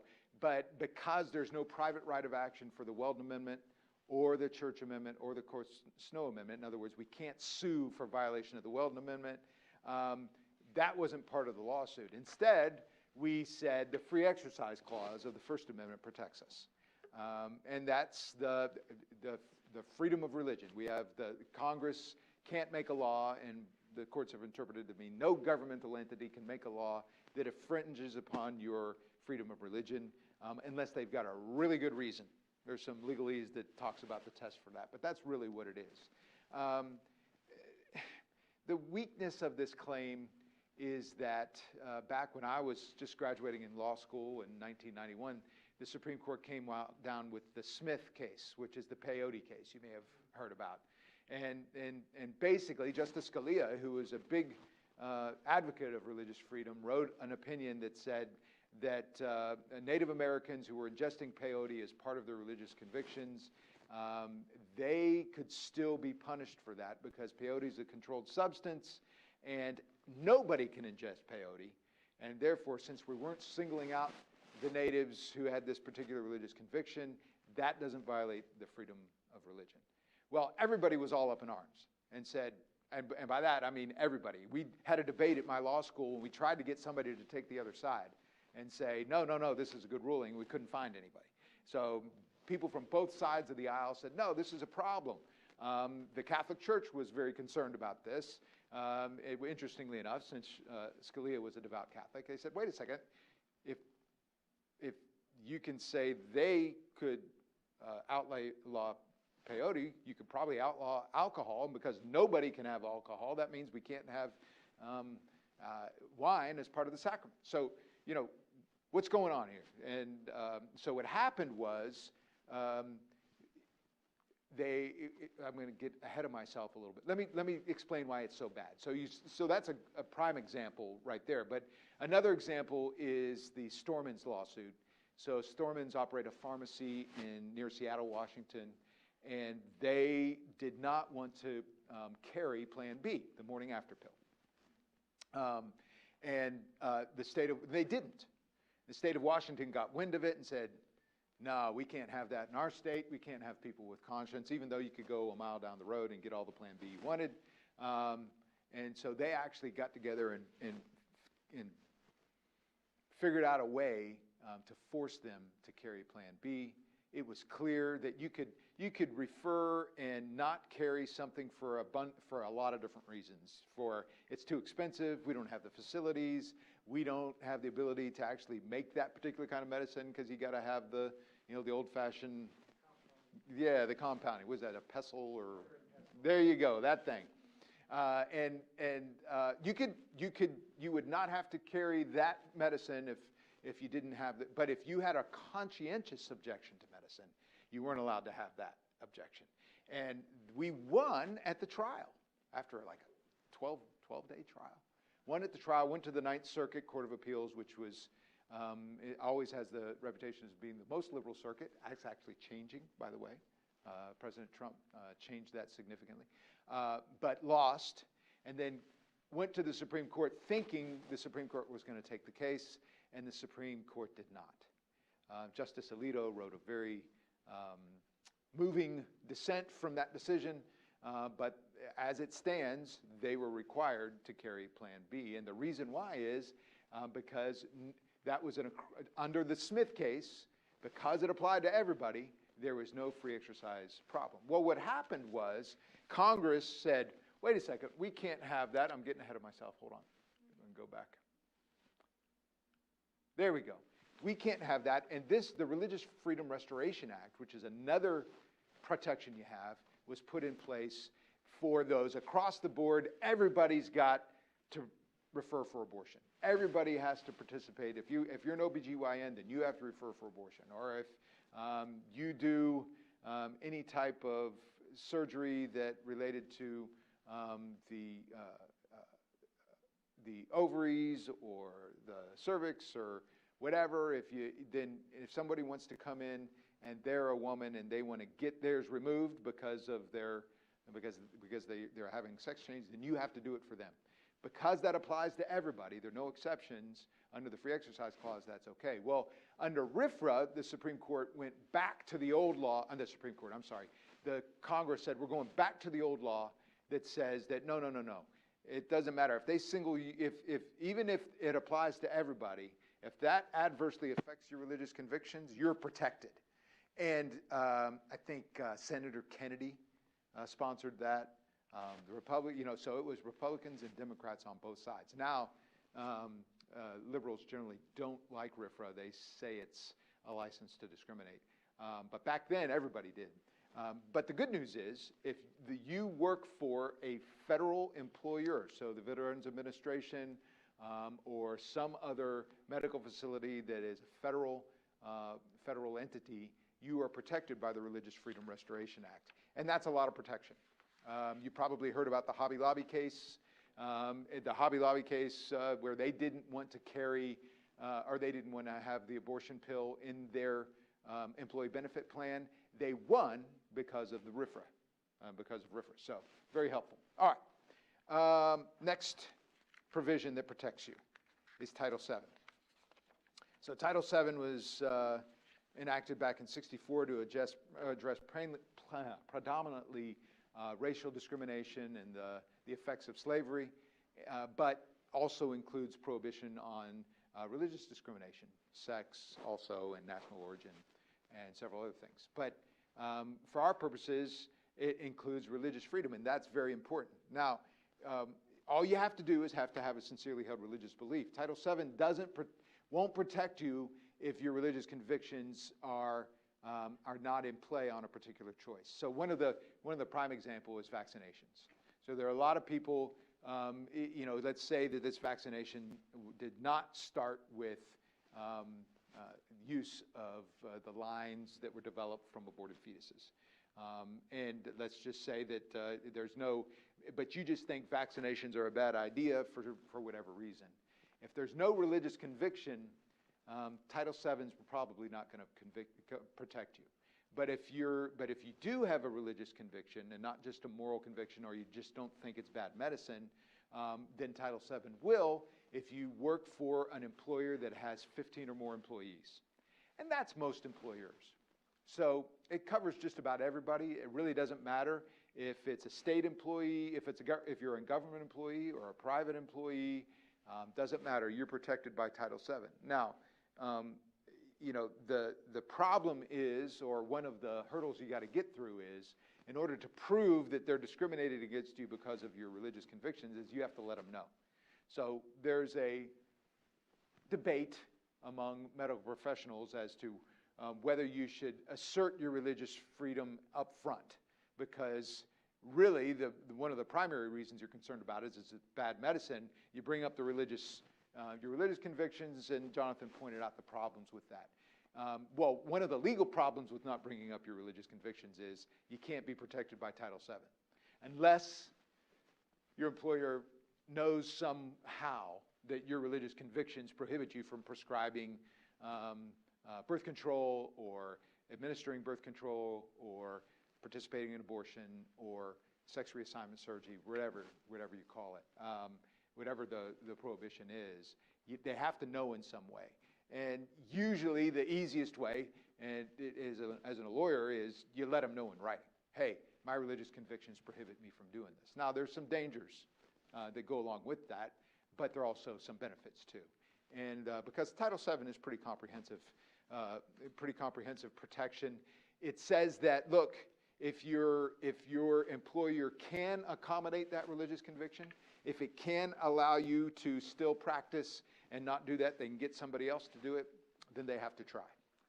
And there are comparable state laws that maybe even provide more protection than Title VII. And there are some state laws, like for instance in Illinois, that are very broad and say that you have a religious conviction not to participate in something, you can't be forced to. So you're in pretty good shape. If you're in Illinois, although they're trying to roll that back. Mississippi, I think, right now has the broadest protection for for medical professionals and their conscience rights. But the good news is you've got sort of this panoply of protection that really does help you. Now, so what is protected?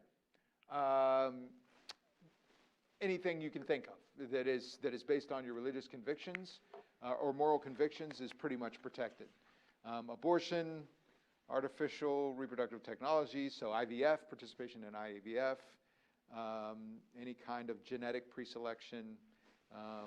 The most common ones are sterilization. Of course, physician-assisted suicide is becoming bigger problem. ADF is becoming a little more involved in that. You may have seen that New Mexico just legalized physician-assisted suicide this past week. I think that's the 8th.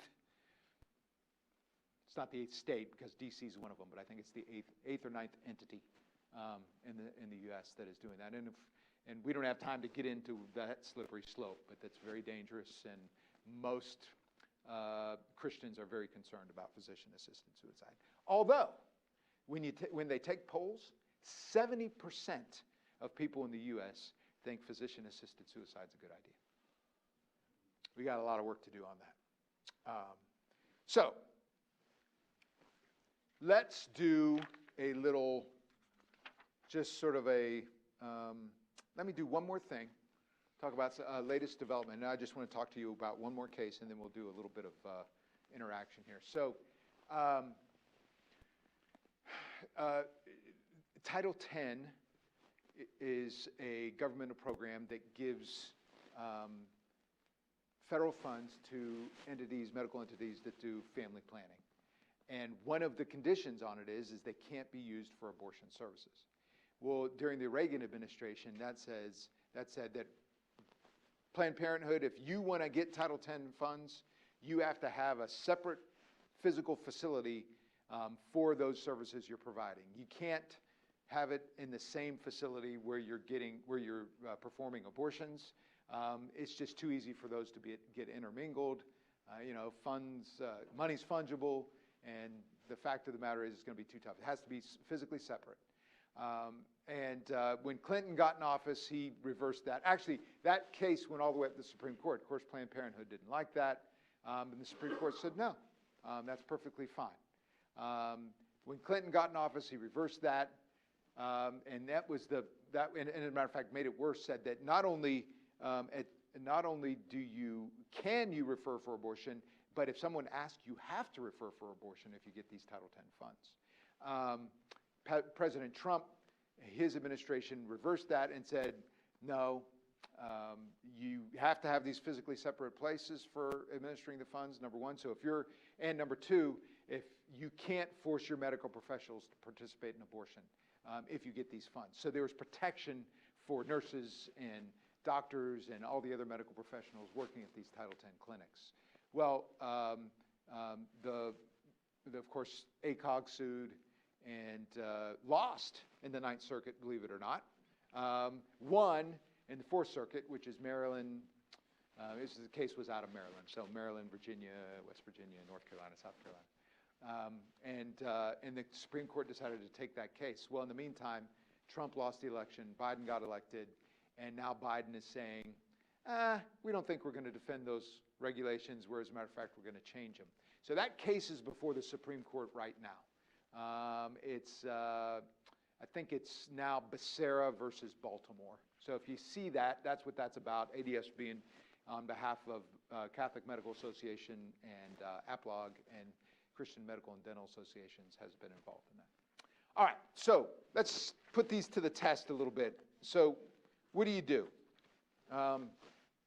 if you're presented with a situation? So scenario number one, you're a resident at the Veterans Administration Hospital. Your supervisor directs you to immediately assist with an emergency abortion for a woman who is 22 weeks pregnant. What kind of protection do you think you have? This is obviously based on the Kathy DiCarlo situation, except she worked for a private hospital. This scenario, you work for a government hospital, and not only is it a government hospital, it's a federal government hospital. What kind of protection might you have if you're a resident at the VA there? RFRA, exactly. So the Religious Freedom Restoration Act. And incidentally, that is a federal law, so it protects all federal employees. I won't get into why it won't protect you from state government things, but there are 21 states that have similar protections to RFRA. Missouri's one of those. I don't think Kansas is. So yes, so RFRA. What else? If they get government money, doesn't matter if they get government money for RFRA, but if they get government money, it's the Veterans Administration. They probably get some. You probably got church and the Coates Snow amendments. Title VII. Yep, there's some question about whether Title VII or religious or RFRA, if both of them protect you, do you get both? And some courts have said, no, you got to pick one. Well, whatever. You're gonna, that's a little bit of a debate, but yes, Title VII. And yeah, we'll see Title X. Now, of course, you can't enforce it, but yeah, they may get Title X money. There are federally qualified healthcare clinics, and some VAs may be one of those. So yeah, there may be Title X may protect you, but I think RFRA, Title VII, and then of course the Free Exercise Clause, as weak as that is, it's still worth asserting. You probably have some protection there too. You probably don't have any state protection when you work for a federal entity. There's a little bit of a debate about that. But I think you can say what I propose saying. My religious beliefs prohibit me from assisting with or participating in abortion in any manner. Numerous federal laws, including the U.S. Constitution, protect me from being coerced to violate my belief by threat of losing my job or losing an employee benefit. I respectfully decline. You don't have to do anything else. So, a question about that. Oh, yes, I do have a question. So would the VA be distinct from the DoD in that? My question was that, is the VA distinct from the DoD in protection from the National Defense Authorization Act? Like, is that? I don't know. So the Department of Defense, you're talking about the DoD. Mm-hmm. So you're in the Air Force. I see. So I don't know. Military law is a little bit different, but generally speaking, RFRA applies. So I think you still have RFRA. The question is, where would you sue? Because you have a military tribunal that you would probably have to go. There are some cases involving military personnel that end up in the civilian courts, but it probably depends on exactly how you go about doing it. If they go after you for abandoning your patient, you probably end up in the military courts. But if you actively sue, then you can probably sue in a regular court and probably sue under RFRA. Their military personnel, as you know, are hesitant to do that because that could be career ending and threatening. Absolutely. Yeah, but that's a great question. All right. Any other questions about the VA scenario? All right. Scenario number 2. You're interviewing for a position at a city-owned clinic that provides general, non-emergent care for patients 18 and over. The HR director asks you, do you have any religious convictions that conflict with the requirements of the job? So you're in there in that interview. This is based on a real case that we're involved in right now. And they didn't ask him this question, but eventually what happened to our client is they offered her the job. She told them, well, I'm a devout Catholic, I can't prescribe birth control. And they withdrew the offer. So blatant religious discrimination. This is a little bit different. What if they just ask you? What should you say? I would ask a clarifying question. What were the requirements? Can you elaborate upon I would ask a clarifying question of what would you elaborate upon the requirements of the job? Like, what are you asking? Like, am I going to provide good medical care? Yes, absolutely, there's no conflict. But what do you qualify as good medical care? Right. And it's great to put the ball back in their court instead of saying, well, I can't do this and I can't do that. What are the requirements? And if they say, it's a very difficult situation for them because as an interviewer, you have to be very careful about asking questions that would indicate you have some religious bias. So you don't volunteer any of that stuff. I think that's why I proposed the answer here. You're saying, look, I'll provide great medical care, and I'll do so in a way that's ethical. I'm not exactly sure what I said, but in conformance with medical and legal principles.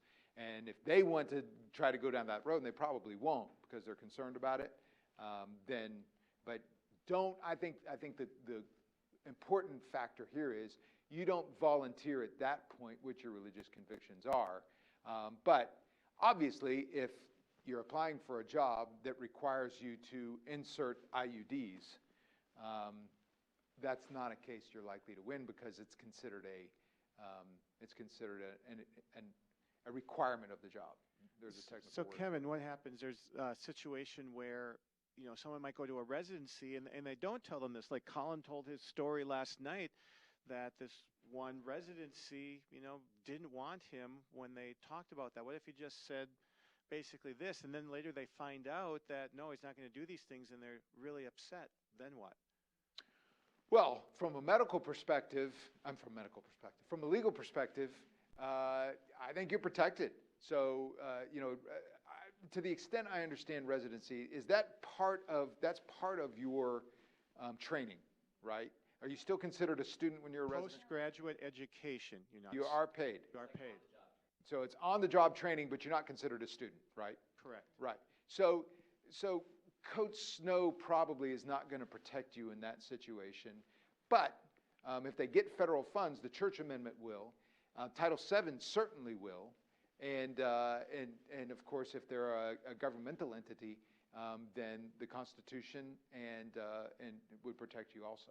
So you've got some protection. I think if they were to find out this is what your religious convictions are, and then try to run you off or whatever they do to you if you're no longer part of that residency, then I think you certainly have a legal claim, and you could certainly threaten legal action. There's no question about that. I think so. Let me just give you the caveat. So, a bona fide occupational qualification is if the employer says no, you have to do this task in order to work here. The classic case is an oil company in Saudi Arabia required all helicopter pilots flying into Mecca to be Muslim. And the Christian said, wait, I'm a great helicopter pilot. There's no reason why I can't do that. They said, well, there is, because if we let you fly in there, they'll behead you. So they said that's a bona fide occupational qualification. So it's an extreme example, but it sort of helps you see that, yeah, there are times when maybe you need to have a certain religious conviction or a certain ability to do something, and Title VII doesn't apply. But generally speaking, if the employer can accommodate you in some way, they have to try, and they have to attempt it. It's tougher for smaller employers. In the Storman situation, the pharmacy there in Seattle, we also sued on behalf of some pharmacists, and one of them worked for a small pharmacy, a rural pharmacy. She didn't want to have to prescribe Plan B, and the problem was in order to accommodate her, they would have had to hire more staff. And the law says, no, you don't have to do that. That's going a step too far. Although there's a case pending before the Supreme Court right now that could change how that works. I'd like to ask you a question about a situation I had looking for a job. I've never presented it to a lawyer, but I think it was wrong. All right, hold on. Let me start the clock here. Well done. I had interviewed all day long with my wife. Went really well. This multi-specialty clinic, well thought of, small town Midwest. And at the very end, we're heading down the stairs to leave, pick up our kids who are at a babysitter's. And this one member of the department, who wasn't the head, cornered us and said, by the way, Tom, we noticed on your CV that you're Catholic and you're involved in a lot of Catholic things. And, I'm Jewish and there's a guy who's atheist. And we're really nervous that you're going to proselytize us and make us feel uncomfortable. What do you think about that? What should I have done? What were my rights? What did he do wrong? Okay, so... And what should somebody do if they're placed in that situation? I didn't know what to do. Yeah. That's clearly indicating some bias against Catholics. That's a problem. And of course, you know, if they refuse to hire you, you can say, look, they asked me that question and they said it's a reason why. Now, proselytizing is a little different than having a conviction not to participate in abortion. Being able to share your faith at work and that kind of thing is fine, as long as it's not disruptive. So in that situation, generally speaking, you would say, look, let me just tell you what I would say as an employee and also as a lawyer. I would have said something like this. I am a devout Catholic, and I sincerely believe the teaching of the church, but I don't impose my views on anyone. It doesn't affect, as a matter of fact, it enhances the type of employee that I am, and I certainly would respect the religious views of others, something like that. And I probably wouldn't go on the offensive and say, and if you hold that against me, you're in danger of a lawsuit. Hire me or else. I mean, that's not likely to get you the job. My wife and I were just stunned. Yeah. We didn't know what to say. I think I said something like the fact, well, no, because it didn't even come up in the interview. We didn't talk about it at all. Our basic decision was we don't want to work at a place where people think like that. Yeah, that's true. And, I'm trying to think of the number of cases I've heard of proselytizing Catholics on the job. And not a lot of them. I can't think of one. I mean, I'm sure there are some, but there are always Protestants like me who are. I have a dad that's a Southern Baptist pastor, so yeah. Well, yeah. I mean, that's pretty much it. I can't think of any others. Do we have time to do one more? Okay. All right, let's do scenario 3. Instead of me turning around and reading it that way, you are in the second year of your med school at a private institution, so no government funding. Oh, yep, they do receive government funds. So not governmental entity, but they do get some governmental funding. One of the required sections of your OBGYN training is learning and practicing techniques for treating miscarriages and performing abortions. How do you request an exemption to the abortion training? And so I have my suggestion there. Of course, I've never been in OBGYN training, and so I don't know exactly how this works, but I can tell you from a judge's perspective or a lawyer's perspective, this would be something that would be very helpful, I think, in making sure that you're doing it the right way. But I think I mentioned in it, yeah, so the primary protection you probably have is the Coates-Snow Amendment. And it might be the only protection you have, depending upon what state you're in. But Coates-Snow says that you can't be coerced to abortion. As part of your training as a student, you can't be coerced to participate in abortion. It's very clear. So you've definitely got some protection there. I think as you look at that answer, you all who are students, you all who are practitioners, what is it about that? Is there anything about that that gives you pause and think, I don't know if I could say it, or I don't think I could say it just like that?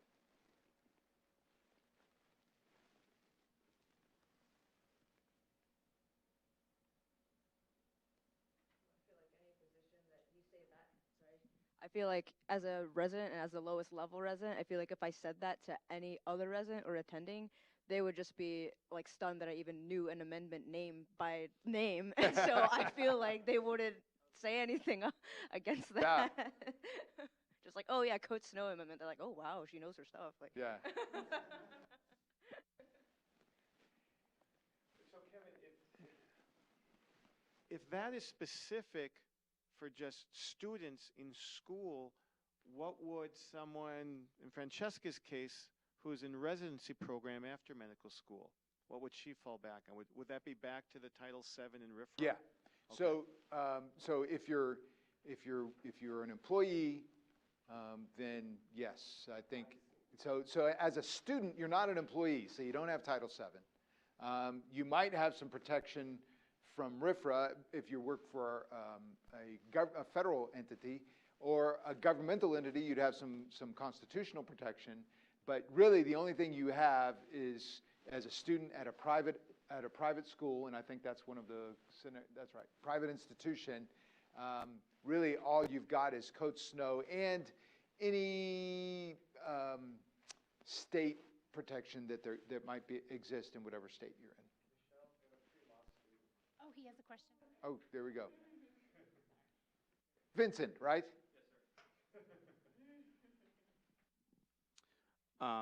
Since the institution takes federal funding, would that not provide some protection from RFRA?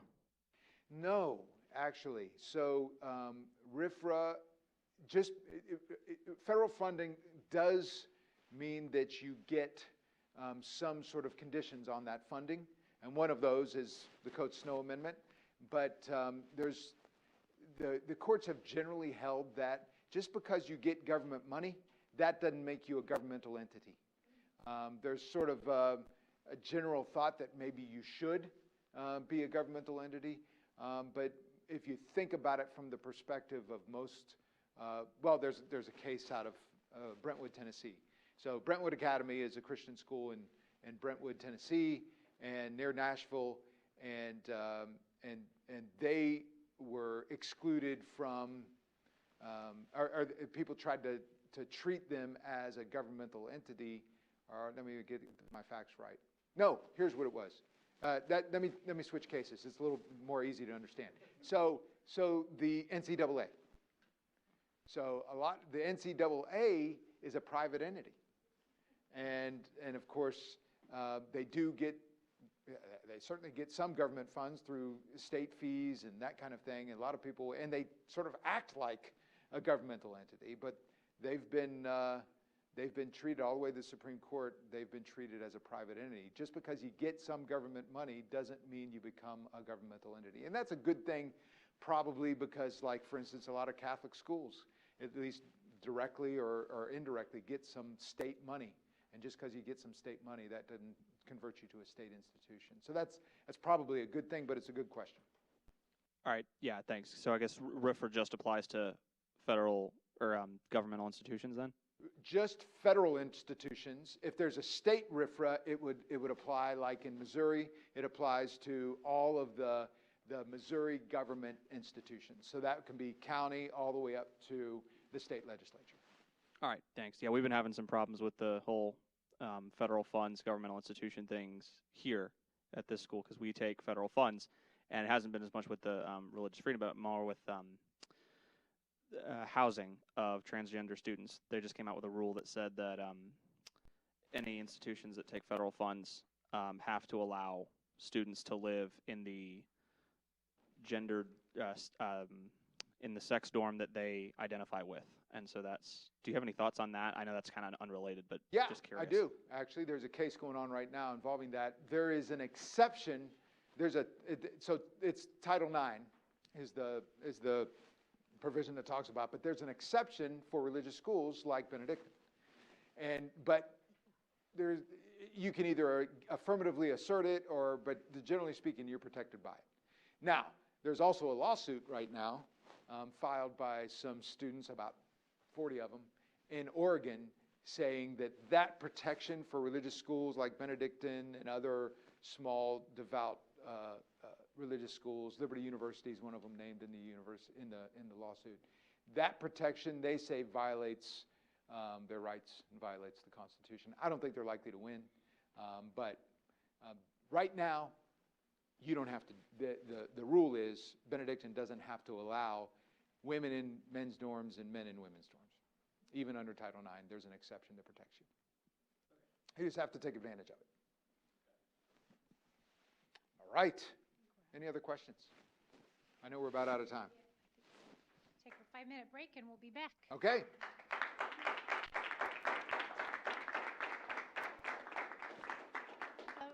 Students for Life left, but there's some cards and some things out there if anybody wants to access those. I just released this book, which has been doing pretty well. Oh, great.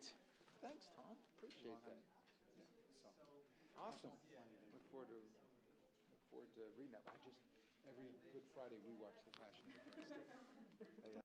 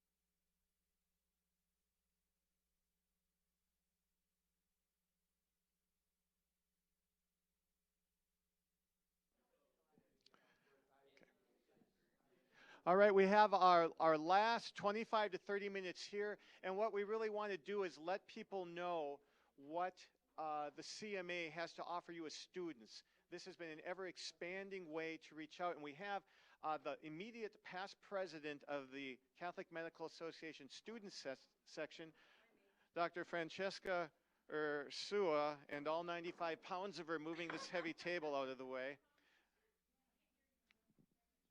We have Dr. Francesca Ursua, an intern in family medicine. She's active duty Air Force, and she has a lot of energy, and she's going to tell us about how the CMA affected her life and how she hoped it might influence other students' lives. Take it away, Francesca.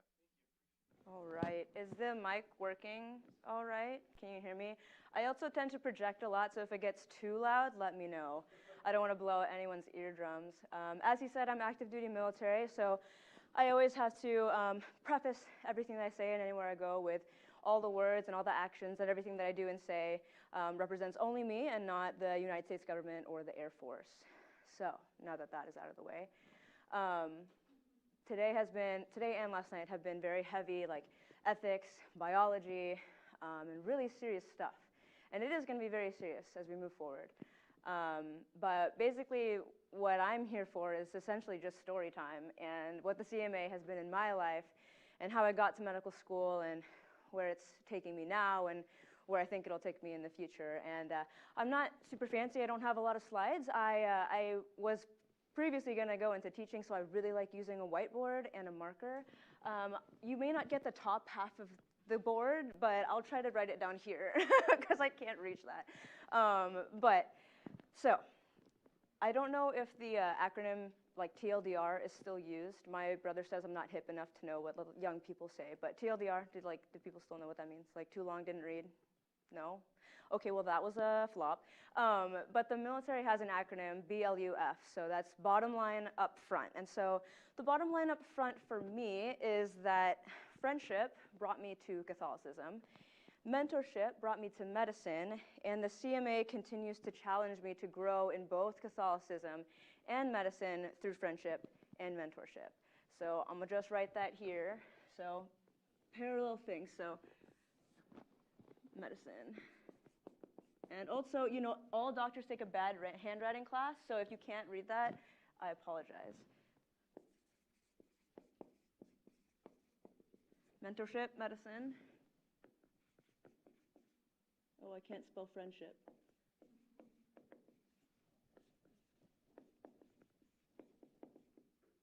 Catholicism.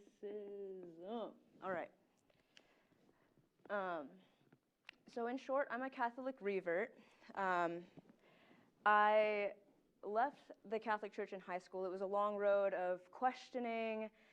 Whether or not I actually wanted to hear the answers was a different story. But when the Catholic Church did have all the answers, I found myself needing to make a very crucial decision to be or to not be Catholic. This was at a simultaneous time in my life where I was making another little v vocational decision of whether or not to be or to not be a doctor. So I'll pause and I'll rewind and I'll kind of tell this in two parallel stories that combine and then take us to now. So first would be the faith side. So I was in high school, early college when I turned away from Catholicism. C.S. Lewis very eloquently puts it, and I'm going to read it straight out. So he says, "We are half-hearted creatures, fooling about with drink and sex and ambition when infinite joy is offered us. Like an ignorant child who wants to go on making mud pies in the slum because he cannot imagine what is meant by an offer of a holiday at the sea. We are far too easily pleased." I was quite pleased with my mud pies. I was so safe in the darkness of my heart that the light of the church seemed too much at the time, and so I decided to run away. Or I wanted to run away, but of course the Lord had other plans. I wanted to go so far away, apply to all the colleges, and never see my family again, never talk to them again. But the Lord, in his infinite wisdom and piercing sense of humor, decided to put me in college 30 minutes from home, and the cherry on top was that I'd be commuting from home. So the exact opposite of where I wanted to be at that point in my life. But of course, this was exactly where I needed to be. I just didn't understand it at the time. So being in my parents' home and under their rules, they said if I wasn't at school and I wasn't doing work things, then I had to be at home with them. And so naturally I was like, okay, well, the only way to get out of this is to do religious things. But I didn't want to do Catholic things because I didn't want to be Catholic. So I was like, okay, well, maybe I'll join InterVarsity or some other Protestant group, which I guess probably doesn't exist here because this is a Catholic college. But yeah, so I wanted to do some Protestant group somewhere else. My parents promptly shut that down. They said, please at least be open to a Catholic group. And no matter how rebellious I claimed to be, there was something in me that still wanted to honor my parents' wishes. And so I was like, okay, I'll be open to it, I guess. I'll like keep that in mind. But so I was in the dining hall, and one of my friends came up to me, and he was like, oh my gosh, you should meet my friend. He has a Catholic group on campus, and your family's Catholic, right? And I was like, my family is, but I mean, I didn't say that out loud, but I was like, yeah, they are. And so I acknowledged that this couldn't be a coincidence, and I decided to start going to this group. It wasn't Focus, it was a different Catholic group, but I'll spare you all the details of all the little interactions except for one. So essentially over time, being with this group, I started to develop true, good, beautiful friendships. And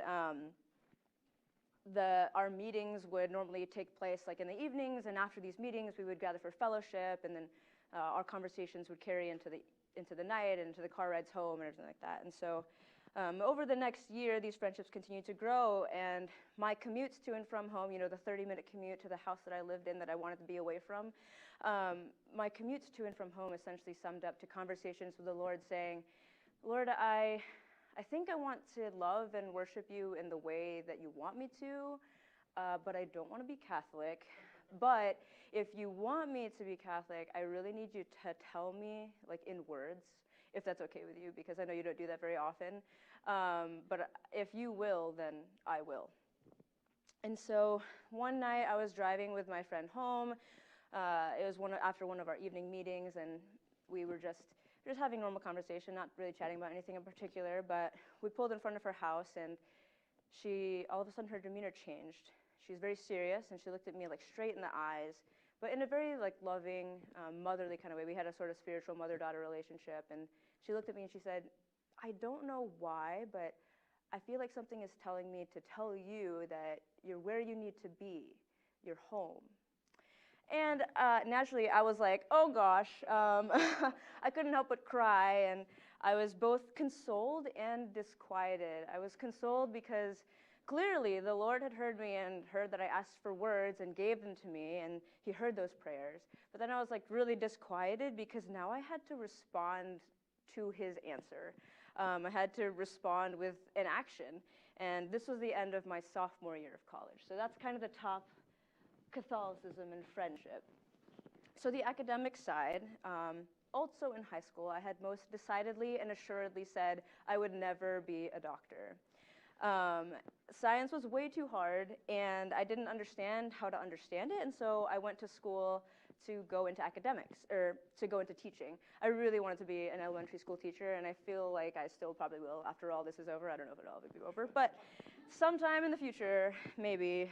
And so I decided to major in psychology and child development, and unfortunately at that time, well, I felt like it was unfortunate, but it was really quite fortunate that my psychology major required that I take a neuroscience class. And so because neuroscience and just science in general was so difficult, to say that I spent a lot of time in this professor's office hours would be an understatement.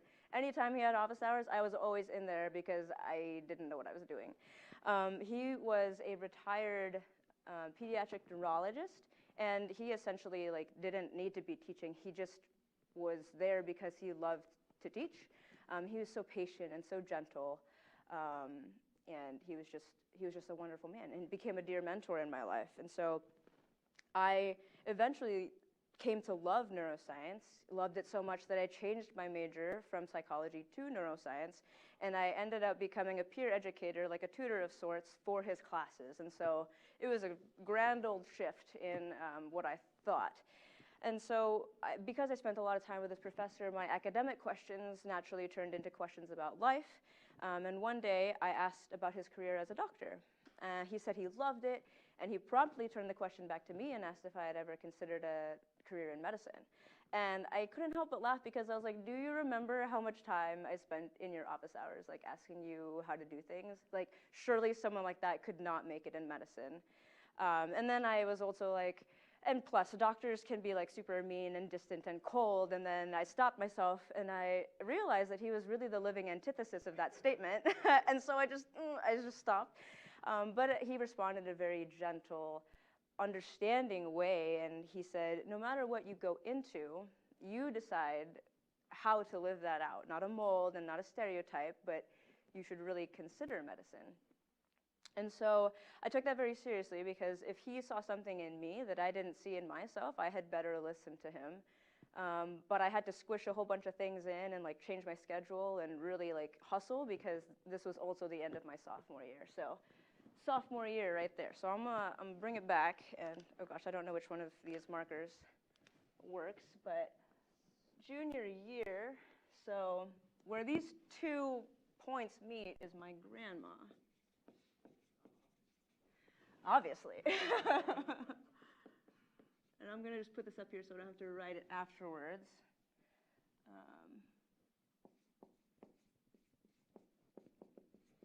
Okay, so junior year, big old life changes. Catholicism, medicine, I don't understand what's going on, but I'm just going to dive in with a bunch of faith. So I'm Filipino, and the Philippines is a very matriarchal society. And so naturally, my grandma was the strength of the family until she wasn't. So in my junior year, she was diagnosed with a very severe breast cancer. I don't remember the type or the stage or the treatments, just the shock and the uncertainty and the frustration. Shock because it had gotten so far and no one had ever noticed it. The uncertainty because I didn't know what would be coming next. And the frustration mostly because I was spending all this time in all these new classes, taking all these tests and not by her side. I don't think I would have been so frustrated if I was doing well academically, but I wasn't.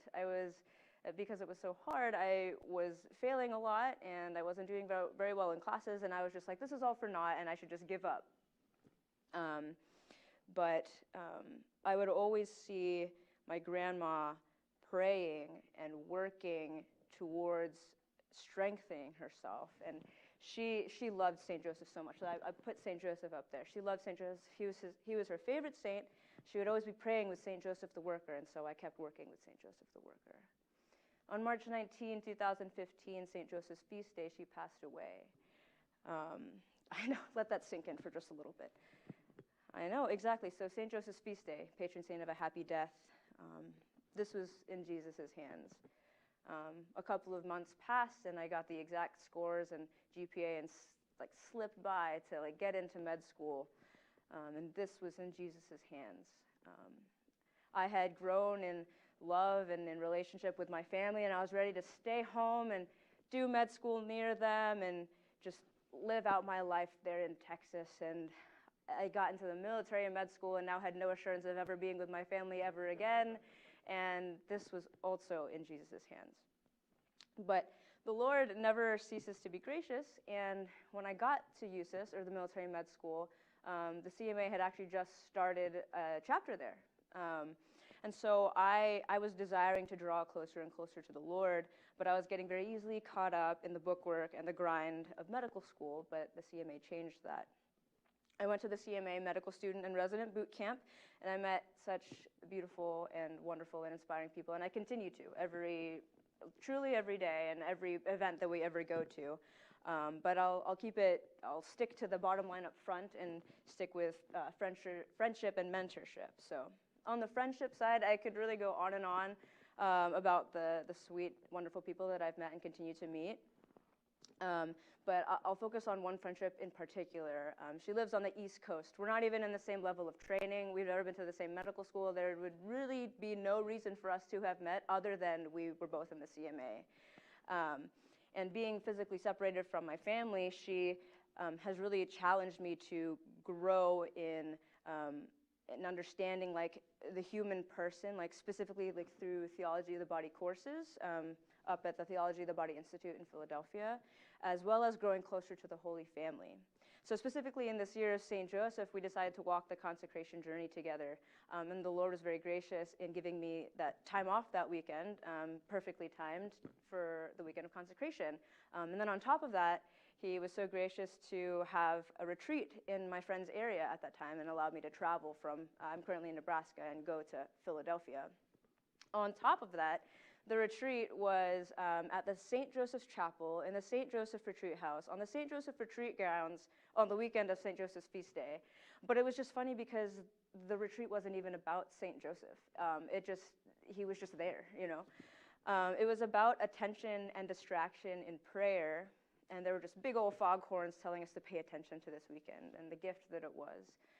And so St. Joseph kind of bringing this Catholicism, St. Joseph, into like, this is going to be where the CMA line goes. So the mentorship side. For the vast majority of my life, I've been pretty ignorant of politics and policy and advocacy and everything like that. Mostly it was a blissful ignorance until I started applying for med school, and then I got into med school, and now I'm in residency, and it's like largely less blissful.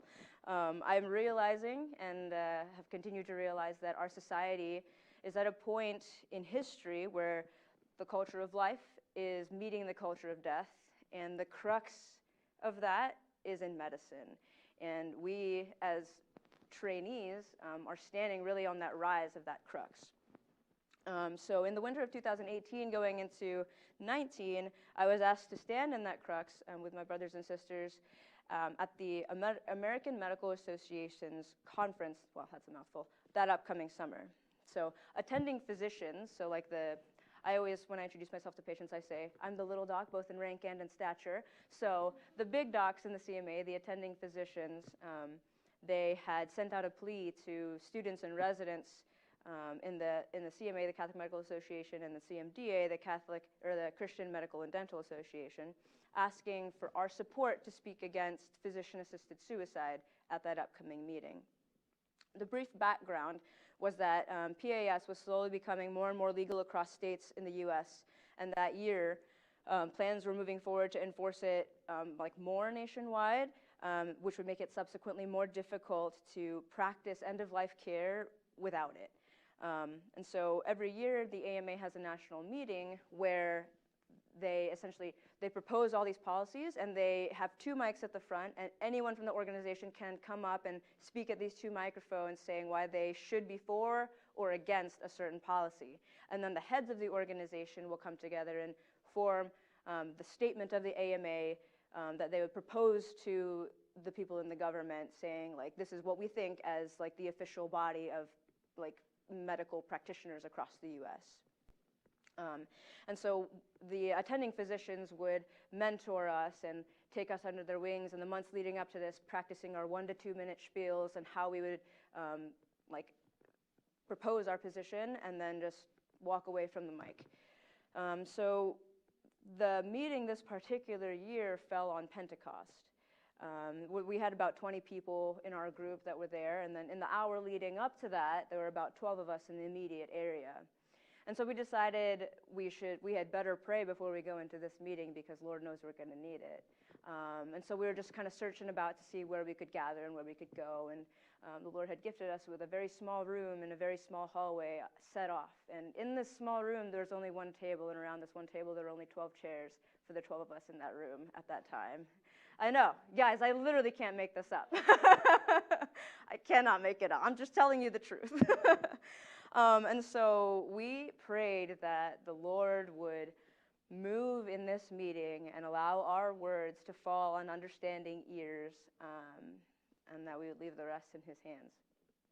So we walked into we came out of the small room 2 by 2 and went into the meeting, and we were pretty much scattered about. And the policies were going down by the list. And the way that these meetings normally run, it's very sterile and formal and organized. And they would propose a policy, like 10 to 15 people would get up, they'd say their spiels, and then it was a very quiet room, and then you go sit back down. They were saving PAS, physician-assisted suicide. They were saving that for last because they knew that that was the most controversial at that time. And so when we finally got to that policy, about 50 people in the room all stood up and lined up at the mics to give their little spiels. And so it remained pretty sterile and pretty organized until our first person came up and gave their spiel against it. Largely, the students and the residents for the years leading up to this have all been like 4, 4, 4. And then this student or this resident comes up and says, the student section does not represent me on this issue, and I believe X. The resident section doesn't represent me on this issue, and I believe X. And so our members were scattered throughout this line, and with each of our members, there was like a rumbling growing in the room, and we could tell that we were causing some upset among the pro-PAS people. And then I just love this part because the resident president at that time for the CMA was the last one to speak in the room, and she went up and she said, Cecilia, yeah. So she stood up in front of the room and said, like, the students have been saying the student section doesn't represent me on this issue, and the residents have been saying the resident section doesn't represent me on this issue. How unfortunate would it be if we, as a body of practitioners, had to say that the AMA does not represent me on this issue? And she literally just dropped the mic and just like left. And there were literally there were claps and cheers in this very like previously sterile room. And it was very exciting and also very scary because people were very angry that we were there. And so the day after that, our group went, and half of us went home, but half of us went to the boot camp because it was happening right after that.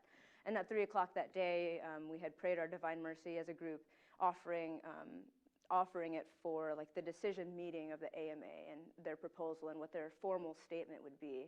And then later on that day, we found out that the AMA had ruled in 70-30 opposition to PAS. The first time, from what we were told and what we understood, was that for the years leading up to that, and since PAS was proposed, it had mainly been ruled 70-30 for moving it forward. And so that was the first time that it had just been stopped in its tracks. And so that was a great victory for the Lord's most vulnerable. And so he's continued to bring me, where's my marker, in a full circle, or I guess full spiral, further up and further in, exclamation point, and into the mystery of his love. And so friendship guided me home to Catholicism.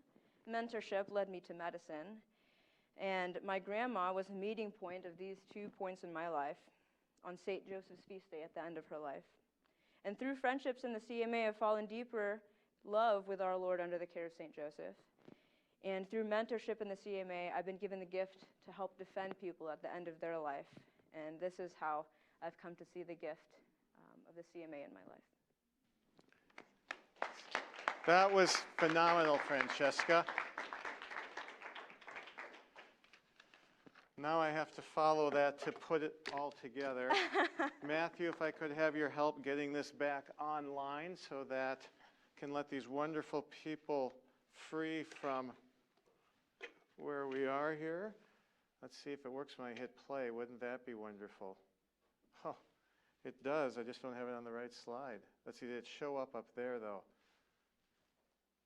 Matthew, can we have slides? Thank you. So, is it showing up on that? It's not projecting on there. Well, you can look at the little things. Can they see it online, Michelle? Okay. Well, the CMA, we've got your back. You can look at the little cute thing there. What is the mission statement? What are we about in the CMA? Let's bring it up a little closer there. Mission statement is going to be, yeah, isn't that beautiful? Let's see. Showing up, great. Mission statement of the Catholic Medical Association is forming and supporting current and future physicians to live and promote the principles of the Catholic faith in both the science and the practice of medicine. Kind of rolls off your tongue once you get used to it. What I really like about this statement, we updated it a few years ago. It includes future physicians. We have consciously made an effort to reach out to students because we know what you're facing. And the vision statement, and I like to put our vision statement into an infinite goal. Not just an ongoing, but an infinite, something you can never reach. So the infinite goal version of that is every physician inspired to imitate Jesus Christ. Why are we reaching out to pre-meds? Because pre-meds, pre-nursing, you are all made for mission. Okay, secular culture comes from the word secular, meaning of an age, of the age. But the Catholic faith and Catholics are made for all ages, all times, and all places. It's been said that we are the average of the 5 people we spend the most time with. Who do you spend the most time with? Are they helping you become the physician, nurse, therapist you're meant to become? That's why we currently have 114 physician guilds across the country, which have non-physician members, as well as over 30 student groups across the country and growing. Here's the first guild in Puerto Rico, started by this man. The work of this Miami physician started this here. We've got students, doctors, residents getting together here at a picnic in St. Louis. At our boot camp, we get together to share ideas. And I think this is the friend in Philadelphia that Francesca was talking about. Am I right? Oh, yeah, that's her. Yes, she is a hoot. Wonderful. And so we get together, share ideas, celebrate achievements, and support each other in challenging times. A guild is a place in the CMA where you can gain the practical wisdom of what it means to be a physician. You get mutual support from people to become a certain kind of person. That's what we're all about in the CMA. Now, the previous Episcopal advisor before Bishop Connolly said the primary purpose of the CMA is the salvation of her members. And in addition to that, we want people to become a certain kind of person. Students can join for just $25 a year at cathmed.org, and the benefits are a lot of R&R, rest and relaxation. Actually, no, it's a different R&R, relationships and resources. Life is all about relationships, right? You don't get to heaven because what you know. You get to heaven because of who you know, right? So we have been at SEEK conferences. We've met people both in Indianapolis and in Phoenix. We've had breakout sessions both times, filling the room with 200 to 300 people each time. And now we want to connect you and your friends who want to be physicians or nurses with mentors who may be near you or across the country. At our at our annual meeting in 2019 in Nashville, this is me interviewing Andrew Minzemeyer. He's a dermatology resident, and he has put together this mentoring app with the help of some other people so that students like you, if you're members, you can sign up on this app and have access to doctors in the CMA who want to be mentors, with medical students in the CMA who want to be your mentors. And that's the main goal of MedCon, is connect you with people that can help you be the best version of yourself. And then you can have both group and individual conversations, meet offline, both virtually, phone, in person. As an example, an Ohio first-year medical student this last year, Cody Metzger, that's not Cody, by the way, contacted Dr. Paul Day, who was one of the original students in the CMA student section 10 years ago. He's a family practice doctor in Cincinnati, and Cody wanted to know from Dr. Day, how do you integrate having a family with being a family physician, and got some wonderful advice that was very helpful in him making his decision. Francesca mentioned the boot camp, which looks like a group of people like this. Some of the most wonderful people you'll ever meet. There's liturgy for a week. There are sessions with just students, some sessions with physician leaders, healthcare policy sessions, mentoring dinners by specialty, and wonderful photo ops. And we started a few years ago the Bishop's 5K Run, named after Bishop Conley, who likes to run. So now we have a 5K where we have east of the Mississippi versus west. That year, East won. The first year, East won, but the second year, West won. So this year, it's time for the West again, and sometimes they have a little fun. That's the relationships. Resources, we have a number of them. The oldest medical moral ethics journal in the country, the Lineker Quarterly. We also have an online journal 3 times a year, the Pulse, where you get to learn what are Catholic physicians doing around the country in their different guilds. Here's the first ever, multiple guild virtual journal club. Here is an example in Orlando where they were working against human trafficking. Dr. Ashley Fernandez, who is a pediatrician, medical ethicist at Ohio State, one of the most engaging speakers you'll ever meet. He just loves students. He's a wonderful teacher. His Catholic vision for pediatrics. We have a number of helpful things to show you what can it be like to be a Catholic physician. And then we want you to learn to think about all things medicine from a Catholic perspective. So we have an official radio program and podcast of the CMA called Dr. Doctor. We have an incredibly diverse array of things. In fact, Glenn Stanton has been on twice. Michelle Stanford has been on there. And then Bishop Conley, I interviewed him earlier today for an episode on his being out with depression and anxiety for 11 months. I'm the regular co-host. Two of my friends in Fort Wayne, Andrew Mullally and Chris Stroud, take turns. But we have engaging conversations to help you learn how to look at anything, you know, policy, ethics, or just nuts and bolts medicine from a Catholic perspective. Because the Catholic part doesn't just interact with the ethics. And now, through the work of our Young Member Advisory Committee, specifically the pre-med outreach, they have developed something called MedStudent RX, a campus outreach program working with Focus. Why? They're in 187 campuses and growing, and they are committed to lifelong mission, which we also are in the CMA. So they have resources to hook up local focus groups with the nearest medical student group or physician guild. And they have it working now so that we hope that we'll have many campuses. There are 3, this is our first year doing it, where there's a focus missionary like Spencer Purdy at Texas A&M, and then a medical student like Colin Philly, a first year at... After this groundwork is laid, many CMA members will explain how they have discovered joy as physicians in areas as diverse as research, teaching, writing, broadcast media, house calls, virtual medicine, and yes, even in administration.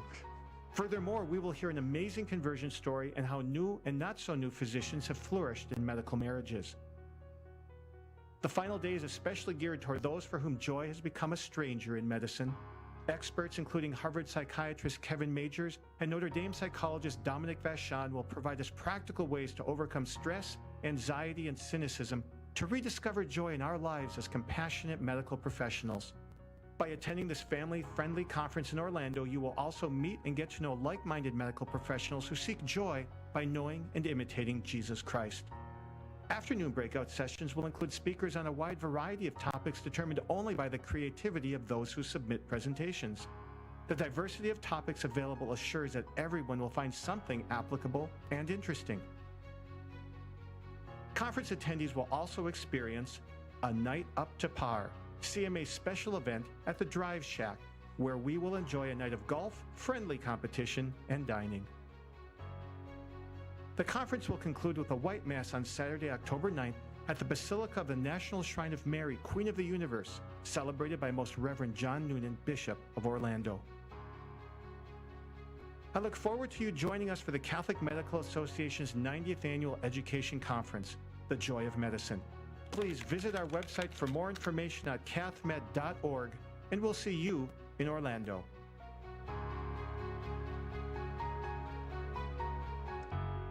It's going to be good. So we invite you, if you're on Instagram, go to @CMAPremed. That's a new site there. You can email students at cathmed.org to get connected, and join at Facebook at Catholic Medical Students. Thank you for being part of MedCon 2021. Let your friends know about it. All these talks are still online. And tonight we have the trivia night in McAllister Boardroom. Invite your friends who aren't even in medicine. If they enjoy trivia night, it's going to be fun. We have some prizes, and we have Bishop Conley telling his story for the first 15 to 20 minutes. Thank you. God bless you all.